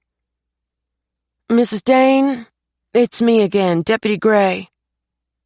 The curtain moved, then dropped, and Vera disengaged the locks and opened the door. "What's wrong?" she asked, clutching a housecoat closed over her pajamas. Shane turned on his smooth detective charm. Nothing's wrong, Mrs. Dane, but we forgot we need to check that all your husband's guns are accounted for, just to make sure no one stole one to commit the murders. Her eyes widened. Oh, I see. Chipper called and said he was going to pick up a truck from a guy in Florida. He does that sometimes. Buys them cheap and flips them for more money. He won't be coming home tonight after all. But I guess it's okay. Yes, keep going, Shane. You got her. Taylor didn't say a word, but she set her phone on record, furtively turning it in Vera's direction. Now the tingling was crawling up her hands to her shoulders. Are you giving us permission to enter and search the premises, Mrs. Dane, and to check your husband's guns? Shane asked. Wait, sure. I want to help however I can. She looked at him as though she wondered why he'd even ask such a thing. Great. Can you show us where he stores his guns? Great. Can you make a call and let the department know we'll catch up with Dane later? He gave her a knowing look, and she nodded, then walked outside and called the sheriff. He's running, she said when he picked up, supposedly headed to Florida to pick up a truck. I'll call the U.S. Marshals in Florida right now. They'll set up surveillance and get him when he crosses the state line, the sheriff said. Just hope he doesn't off himself like a coward. I want him back. Okay. Also, his wife is permitting us to search the house, so we may not need the search warrant. I'll have it in an hour anyway, the sheriff said. Good work, Taylor. Keep at it. His praise shot through her like adrenaline. Just back here in my laundry room, Vera said, then led them through the kitchen to the back of the house, into a room that held her washing machine and dryer, as well as 2 large gun safes across the opposite wall. Do you have the keys? Taylor asked. Oh, no, I don't think so. But I'm sure they're around somewhere. If we can't find it, I'll call Chipper again. No, it's fine. He's driving, Shane said. Let's look for them. Vera opened a few drawers and cabinets, and Taylor ran her hand over the top of the door frame. She felt the keys laying end to end. Got 'em, she said, handing them to Shane. He opened the first safe, looked through the rifles in the rack, and shut the door. Then he opened the second safe and stood back. Great, get your gloves on. Taylor was preoccupied with a rod of clothes hanging from the ceiling. On it hung 2 pairs of gray coveralls for drying. She saw they were Dickie's brand too, but she turned to the gun safe and looked around Shane. She saw the .22 Magnum rifle they were looking for. Bingo. What is it? Vera asked. Is this your husband's gun? Shane said. They're all his guns. I've told him that one man doesn't need so much artillery just to do some simple deer hunting, but he likes to collect them. Why? Do you mind if we take this one? He asked, sidestepping her question. Vera immediately looked suspicious. Something's not right here. Are you thinking my Chipper might be a suspect in those murders? They hesitated. Taylor would let Shane handle that question. Because if you are, that's so ridiculous that I'll let you take whatever you want to just to prove he had nothing to do with that mess. I know my husband, and he's not a killer, thank you very much. She was indignant, but so foolish. Thankfully, Taylor had turned the video option back on and got her statement of consent. I'm sure you're right, she said to Vera. Danny and a few others had to provide a lot of stuff as well. That's how we eliminate suspects. I hope you understand. I sure do. And when he gets back, we'll get this all squared away, she said. Take what you need. At the department, they all took turns pacing the floor of the conference room. The sheriff was the most agitated, constantly checking his phone to make sure it was still working. If he's driving to Florida, it's going to be at least 3 more hours, and that's if he doesn't stop anywhere, he said. He'll probably stop and dump his truck in the swamp, Taylor said. Then walk out. You know, if he did this, that truck has DNA in it. He left a bloodbath behind at the Higgins, and he had to have transferred something to the vehicle when he took off. Absolutely, Shane said. I'd like to go looking for him myself, to tell the truth. I'd find him, so I can't promise he'll be breathing when I bring him in. The sheriff shook his head. No, you both are staying right here. Let the marshals do their job. They're excited about this. Not too often they can put collaring a triple murderer on their resume. If he crosses that line, they'll get him and bring him to us. Don't you worry about that. Taylor leaned back in her chair, taking another sip of coffee. It was lukewarm, but it kept her awake. The sheriff had let Penner and Kuno go home at midnight, though they'd wanted to stay. He said they needed to have someone with some energy the next day in case the town turned upside down. Though it felt like that was what was happening now. Taylor was stunned at the turn of events. She'd just finished typing everything up, cataloging every detail from the moment Lynn Dobbs had mentioned Chipper Dane to talking to Vera to the campground discoveries. It appeared to be open and shut, at least until Chipper had taken off. However, no case was ever easy, no matter what evidence they collected. A good defense attorney could turn what they'd found so far into nothing. He could say it was all circumstantial. She prayed the gun came back from testing with good news. Hopefully, one of them at least would have DNA on it. But if not, they needed to be able to match the casings they'd found. If none of that panned out, they needed a confession. Actually, they needed that anyway. But to get that, they had to get Chipper's ass back to Hart County. Taylor thought about the last few days. Lynn Dobbs, bless her sweet soul, had no idea that her observation and statement about Chipper coming out there that morning had turned the case upside down. If she hadn't paid attention and didn't even know he'd been there delivering wood, they'd still be trying to determine who their prime suspects were. That made her think of Danny, and she felt a rush of guilt. Shane had already marked him as the killer. Taylor's gut had told her Danny was innocent, but the way it was going, she was starting to question her instincts. Shane was persuasive. If this all came together, Taylor couldn't wait to give Danny the news.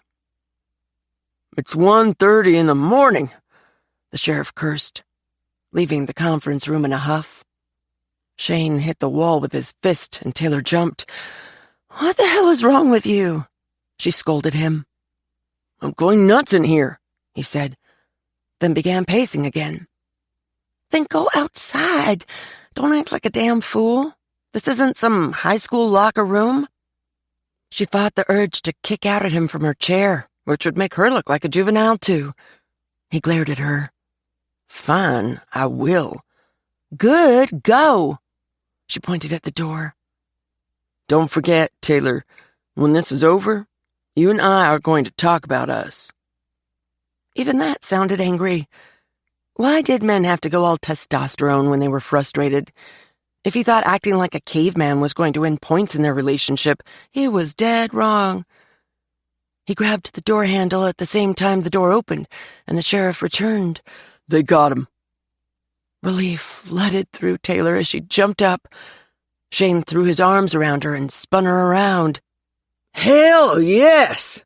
He shouted. Chapter 28. The lake was calm and clear, the sun just beginning its descent toward the horizon with warm hues of pink and orange as Ellis guided them out. This time it was just the two of them, as Lucy was home with the baby and had sent them off with a wink and knowing smile that had embarrassed Kate. Ellis, ever the gentleman, pretended not to see it. Brandy was in position again, their little mascot at the front of the boat, her body language even more confident than the last time as she looked out over the water. She was already starting to fill out, too, her coat beginning to shine because of the good food Ellis was giving her. She had come a long way, both physically and mentally, and she hadn't even cowered when Kate came onto the boat this time. She'd run up, her head just a bit lowered, but her tail wagging furiously at the sight of her rescuer. Kate already loved her so much. On their last cruise, Ellis had told her that he knew her story wasn't true, that she hadn't found Brandy on the side of the road. He said when she was ready to share, he wouldn't judge, because Brandy needed to be taken out of whatever situation she was in. "How did you know I wasn't telling the truth?" she'd asked him. She wasn't wearing a collar. If you found her on the side of the highway, you wouldn't know her name. Her face still burned at getting caught in a lie. The wind picked up and moved through her hair, lifting it off her neck in a deliciously relaxing way. She leaned her head back and closed her eyes, relishing the peaceful moment. Ellis had brought her a glass of Chardonnay, he called it. She was waiting for him before testing it, as she knew it would taste better with him there to explain it, and to look bemused at the expression on her face as she sipped it. She was determined to learn about wine, if only to have something in common with him. They came from such different worlds that she wondered how long their friendship could last. He navigated the boat out toward the center of the lake, the mountains looming large in the distance. Then he cut the motor and joined her. They settled into a comfortable silence, both lost in their thoughts, watching the sun dip lower and lower as they sipped a tangy white wine. She liked that about him, that he didn't have to fill every second with conversation. She'd spent so many years alone, her thoughts, her only company, that she'd become comfortable with silence. Finally, Ellis turned to her. "Kate, I need to tell you something. Since my wife died, I haven't dated anyone, nor did I ever think I would. But lately I find myself thinking about you all the time. There's something about you that is different from anyone I've ever met.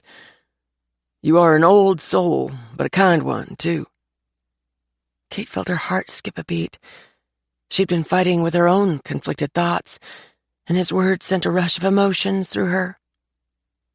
"I know what you mean," she said softly, finally breaking the silence. "I've been thinking about you, too. I never thought I'd feel this way again. But being with you, it's like the sun is rising on a new day, a new chance." Ellis reached for her hand. Kate's heart raced as he got down on one knee, the light of the setting sun illuminating his face. "Please don't be afraid," he said as she looked at him in terror. "I'm not asking you to marry me, not yet. But I would like to ask for permission to court you, to take you on dates and get to know you better. I want to see where this goes." Kate felt tears pricking at the corners of her eyes. It was a beautiful moment, and the sunset was the perfect backdrop. As she looked out at the fading light, she knew that her life was about to change, in the best possible way. She'd never been courted either. Jackson didn't count. They were rebellious teenagers who hadn't had a clue what they were doing. They'd been in lust, not love. Then the kids came, and they were her everything. Yes, there was loyalty and commitment built between her and Jackson, and he felt she belonged to him. But there was no love, and no courting. "Yes," she whispered, her voice barely above a whisper. "I would like that very much." He got back into his chair, but he didn't let go of her hand, and she didn't want him to. She didn't worry even once about him touching her scars. As they watched the sunset make its final descent, she couldn't help but feel like it was a metaphor for their feelings, a beautiful ending to one chapter, and the promise of a new beginning. Chapter 29. Taylor entered the interview room and sat down across from Chipper Dane. Shane followed and took a seat too, slapping his notebook on the table without having to even fake his anger. It had been building for 2 days, and was tinged with exhaustion just like hers. Waiting all night for the marshals to bring Chipper in from Florida was torture, but honestly, the extradition happened faster than normal. Still, it was almost 5 a.m. after he'd arrived and was processed, then taken to a holding cell. She and Shane had stood aside, watching every second. Dane hadn't said a word through all of it, not a denial or an affirmation. He didn't look afraid, either. It was as though he had shut off his emotions while going through the steps of the arrest. Taylor and Shane hadn't left the department since the afternoon before, and though they were excited to get their chance at Dane, they were running on fumes. Well, fumes and coffee. Lots of it, until they finally got him into the interview room. Now Dane sat slouched in his chair, a friendly expression on his face. He looked alert, as though he hadn't just traveled 7 hours handcuffed in the back of an official van, then spent another couple sitting in a jail cell. Mr. Dane, Shane began, we have some serious allegations against you. Do you know why you're here? Dane said nothing, but his smile slowly disappeared. We have evidence that places you at the scene of the crime out at Hart Valley Farms, Shane continued. We have witness statements and DNA. We also have a video of you on that road about the time of the murders. It's all very incriminating, Mr. Dane. What do you have to say about that? Taylor nodded as though everything Shane said was accurate, though some of it was bluffing.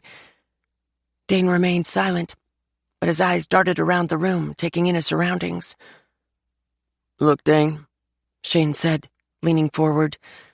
We know you did it. We just want to know why. What could drive a man to commit such heinous crimes? Dane shrugged. I don't know what you're talking about. You can stop lying, Shane said. We have a mountain of evidence against you. You're going to get the death penalty unless you cooperate with us. Tell us why you did it. Dane leaned back in his chair and crossed his arms. I want a lawyer. Shane sighed. Fine, we'll get your lawyer. But know this, Mr. Dane. You can run, but you can't hide. The truth will come out eventually. Shane's phone rang. He stood up and left the room, leaving Taylor alone with Dane. She changed tactics. We got you, Chipper, she said softly. You're only going to make this more difficult for yourself. What would your wife say? Wouldn't she want you to do the right thing?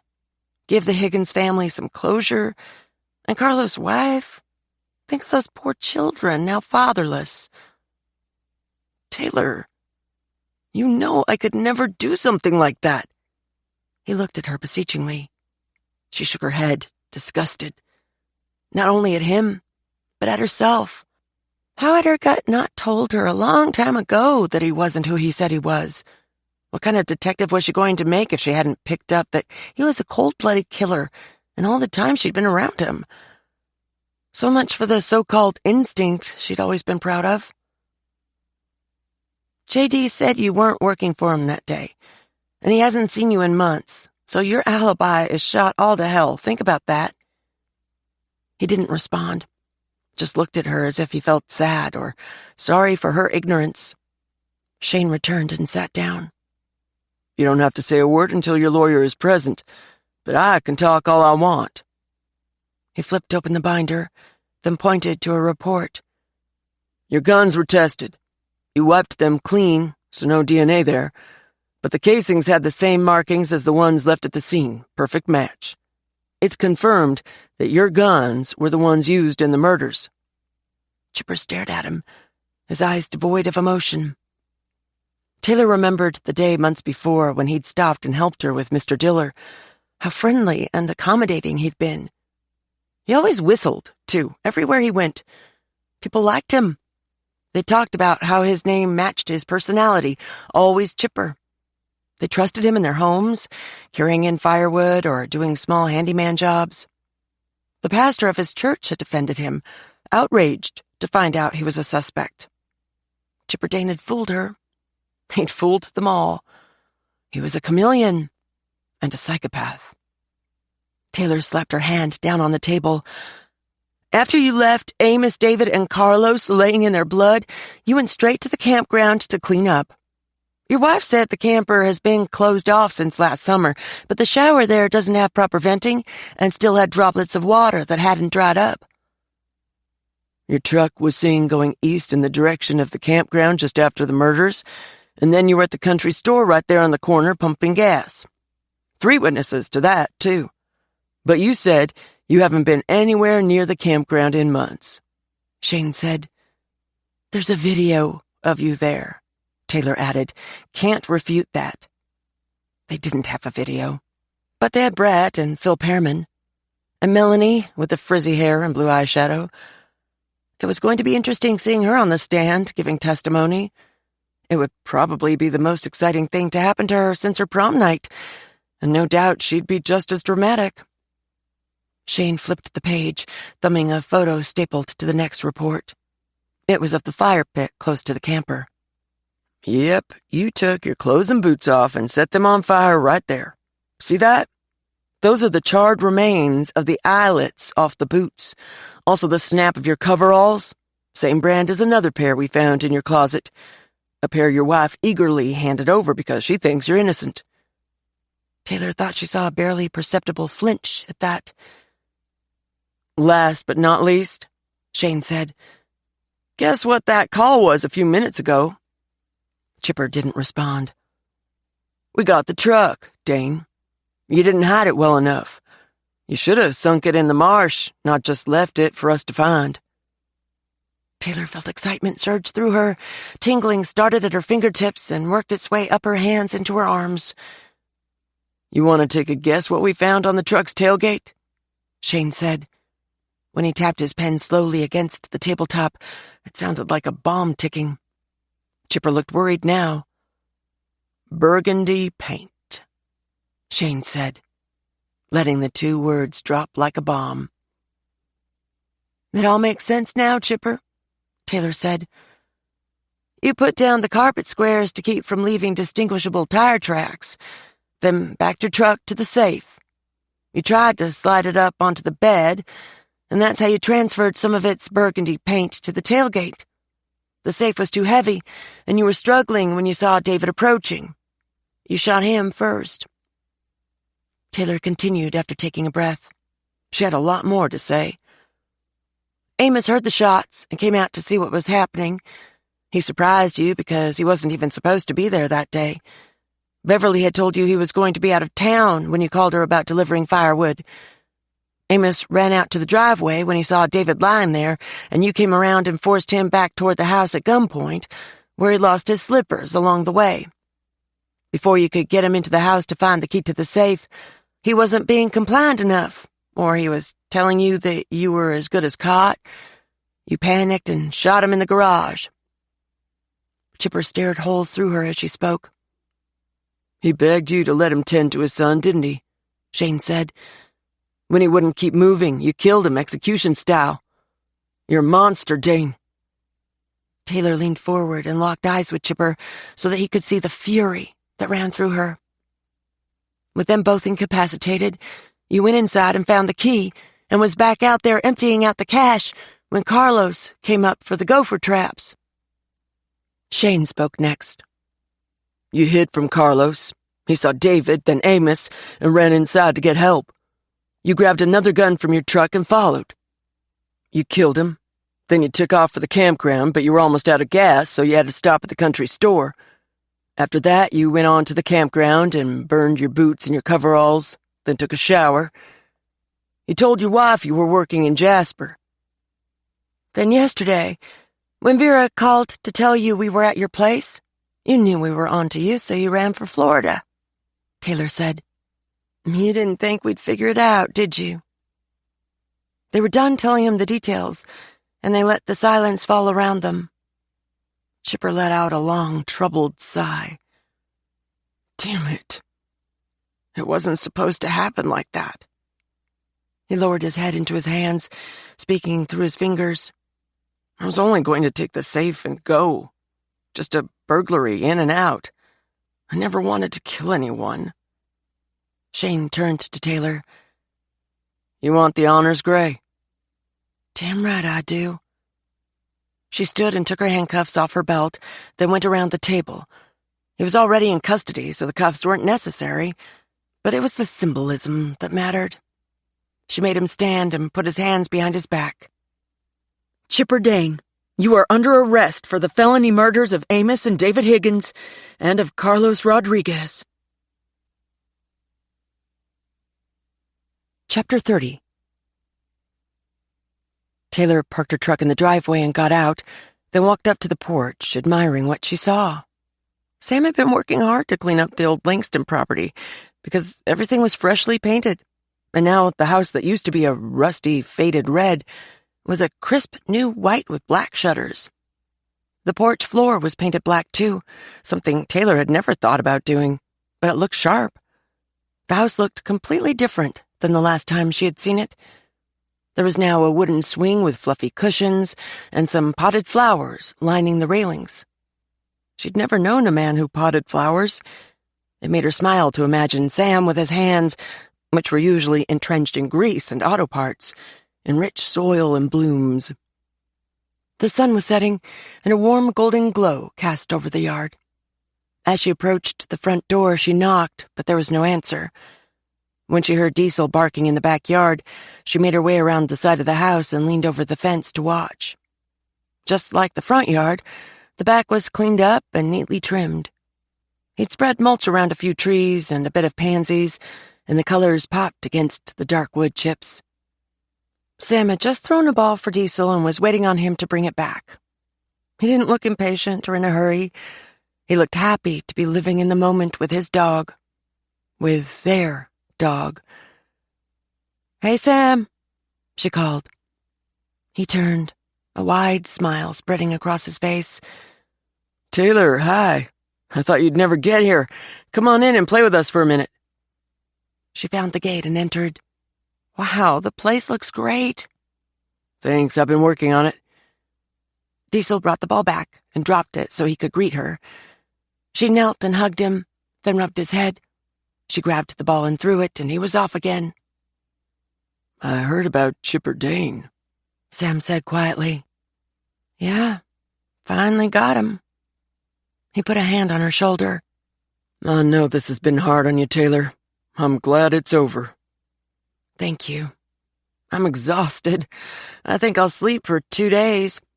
The sheriff is going to let me have the rest of the week off." The case was over for their part, but for Beverly and Jenny and even Carlos' wife, it wasn't. They still had a lengthy trial to prepare for, and they had to learn to live without the men in their lives. Taylor felt a lump form in her throat as she thought about how much they had lost. Beverly was going to have to live her twilight years without her soulmate. And Jenny might remarry one day, but David's girls would never know their real father. They were so young they'd probably forget him. She and Shane had gone to the farm earlier and gave Danny the news first. He deserved that, as well as the apology Shane added to it. Danny had barely looked at her. He'd probably never forgive her for not defending him more. Simultaneously, the sheriff had arrived at Jenny's to give her and Beverly the update.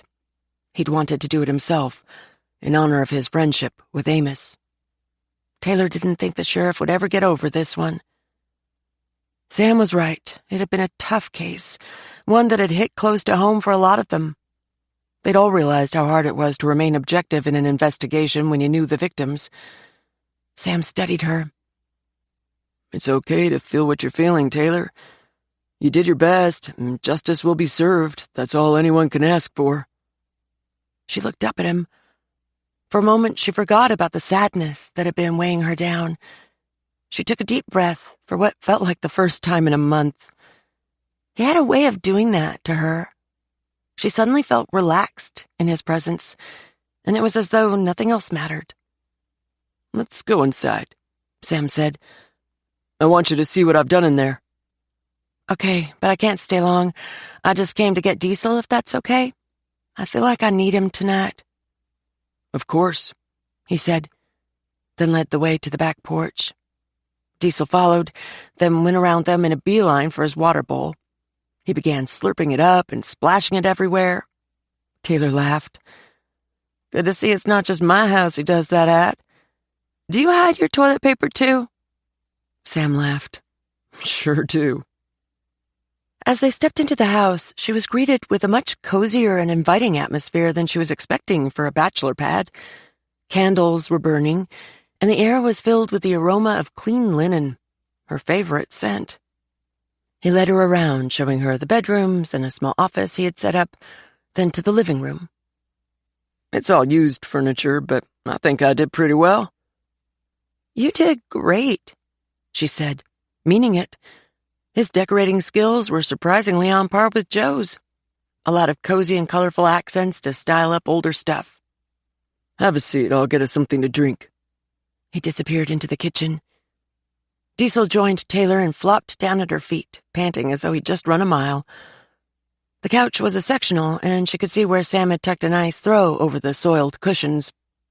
On a bookshelf near the fireplace was a framed photo of Sam and Diesel next to a set of Harry Potter books. She couldn't imagine Sam sitting down with a thick novel, but it was heartwarming to picture it, though maybe they were from his teenage years. Another framed photo was of him and his father, their arms around each other in a friendly embrace. Next to it was a photo of his father with what must be Sam's mother, because he looked just like her. He returned with 2 Cokes and put them down on the coffee table, then sat next to Taylor. He left a bit of space between them, enough for a whole person. Then he went into a story about a customer he'd had come to him that week to look at her car. She said there was a loud clunking sound whenever she stopped the car, and then it would sound again when she'd pulled away. I was able to repair it for free. And what was it? A bowling ball loose in her trunk, Sam said, laughing. Taylor liked how he told the customer the truth and didn't try to make up some sort of fake repair to charge or something. Sam relayed a few more funny stories. He had her laughing and forgetting her previous somber mood, but then he got quiet. Taylor, we've known each other for a while now. Uh-oh, here it comes again. She could feel the sudden tension in the air. So, I'd like to invite you over for a Memorial Day cookout. Some of my friends are coming to see my new place, and my dad. Relief flooded through her. A cookout she could handle? That sounds fun, she said. Can I bring Adele, my grandmother? She's flying in for a short visit. Absolutely. Your sisters and Mom are invited too. So, that's out of the way. But I also just want to tell you how amazing I think you are. You put everyone in your life first. Your sisters, your parents, even the people of Harts Ridge. I don't think you know how special you are. He looked genuine, and it warmed her heart. Broke it a little, too. She thought she was out of the woods, but now she saw where the conversation was headed and needed to shut it down. Sam, I know what you're about to say, and I just don't know if I can do this. My job takes a lot out of me, and you need someone who can give you more than I can. Someone to be the kind of girlfriend you deserve. Sam looked at her, his eyes filled with warmth and sincerity. Taylor, I don't need anything from you except for you to be yourself. I don't care that your job takes up a lot of time. And your family, too. I just want to be here for you. And to be with you. Just like you are. Taylor felt her resolve crumbling as she gazed into his eyes. She had never had someone like Sam in her life. Someone who cared for her without any ulterior motive or without putting demands on her time and affection. What are you thinking about? He asked. You look lost. A sense of understanding flooded through her. Since someone had broken into her home and assaulted her, she'd been so busy building walls to keep the bad guys out that she had lost sight of the good ones, the ones she needed to let in. I'm not lost. Then she leaned in and touched her lips softly to Sam's. He took the invitation, then control of the situation, pulling her onto his lap. First, the only thing Taylor could think about was absolutely nothing but the heavenly feel of his lips. Then she realized she'd been trying to dream of this moment for a while, but hadn't let herself quite go there in her imagination. It all felt familiar, not like it was their first kiss. She'd never been one to feel feminine, and she'd always compared herself to those who did more to be pretty, with their perfect makeup and snazzy hair, cute clothes that enhanced their figures. But here in this minute, and on Sam's lap with his arms around her, she could feel his heart pounding and his attraction to her, and it made her feel like a woman. Also, a bit out of control. It had been a long time since she'd been with a man, and she thought that after the rape, all her passion and desire had been snuffed out forever. But when Sam guided her back onto the couch, her body allowed it, even begged for it, and her brain, miraculously, went along too. She pulled him on top of her, their lips never dividing. When his hand cupped the back of her neck, then began to travel down, Taylor's pulse raced. Heat filled her body until she thought she'd melt right there in his arms. Then her phone rang. Sam kept going, but the phone continued ringing. Taylor pushed against him, freeing her lips. "I'm sorry, Sam," she murmured. "I need to see if it's an emergency. It might be work." He groaned and rolled off her. Taylor pulled her phone from her pocket and looked at the screen. It was Margaret, Sissy's mom. She'd never called. Suddenly, Taylor was terrified that something had happened to Johnny. Margaret kept him while Lucy worked at the den sometimes. She sat up and put both feet on the floor, holding the phone to her ear tightly. "Hello, Margaret. What's going on?" "Taylor, is this you?" Margaret sounded like she was crying. "Yes, it's me. What's wrong?" "It's Sissy. She didn't come home last night and hasn't called. Her phone goes straight to voicemail. She'd never do that to me, Taylor. She always comes back to Haley. I need you to come right now. Sissy is missing." This is the end of In My Life, a Podium audio production. If you enjoyed this audiobook, we would love for you to rate and review it. For more thrilling mysteries, check us out at podiumaudio.com and sign up for our newsletter. We promise we won't spam you. Also, consider joining our community of listeners, fans, and trolls on social media. We're active on Instagram, Facebook, Twitter, and Reddit. We'd love to connect. You have been listening to In My Life, Book 3 of Heart's Ridge, produced by Mitch Rains, written by Kay Bratt,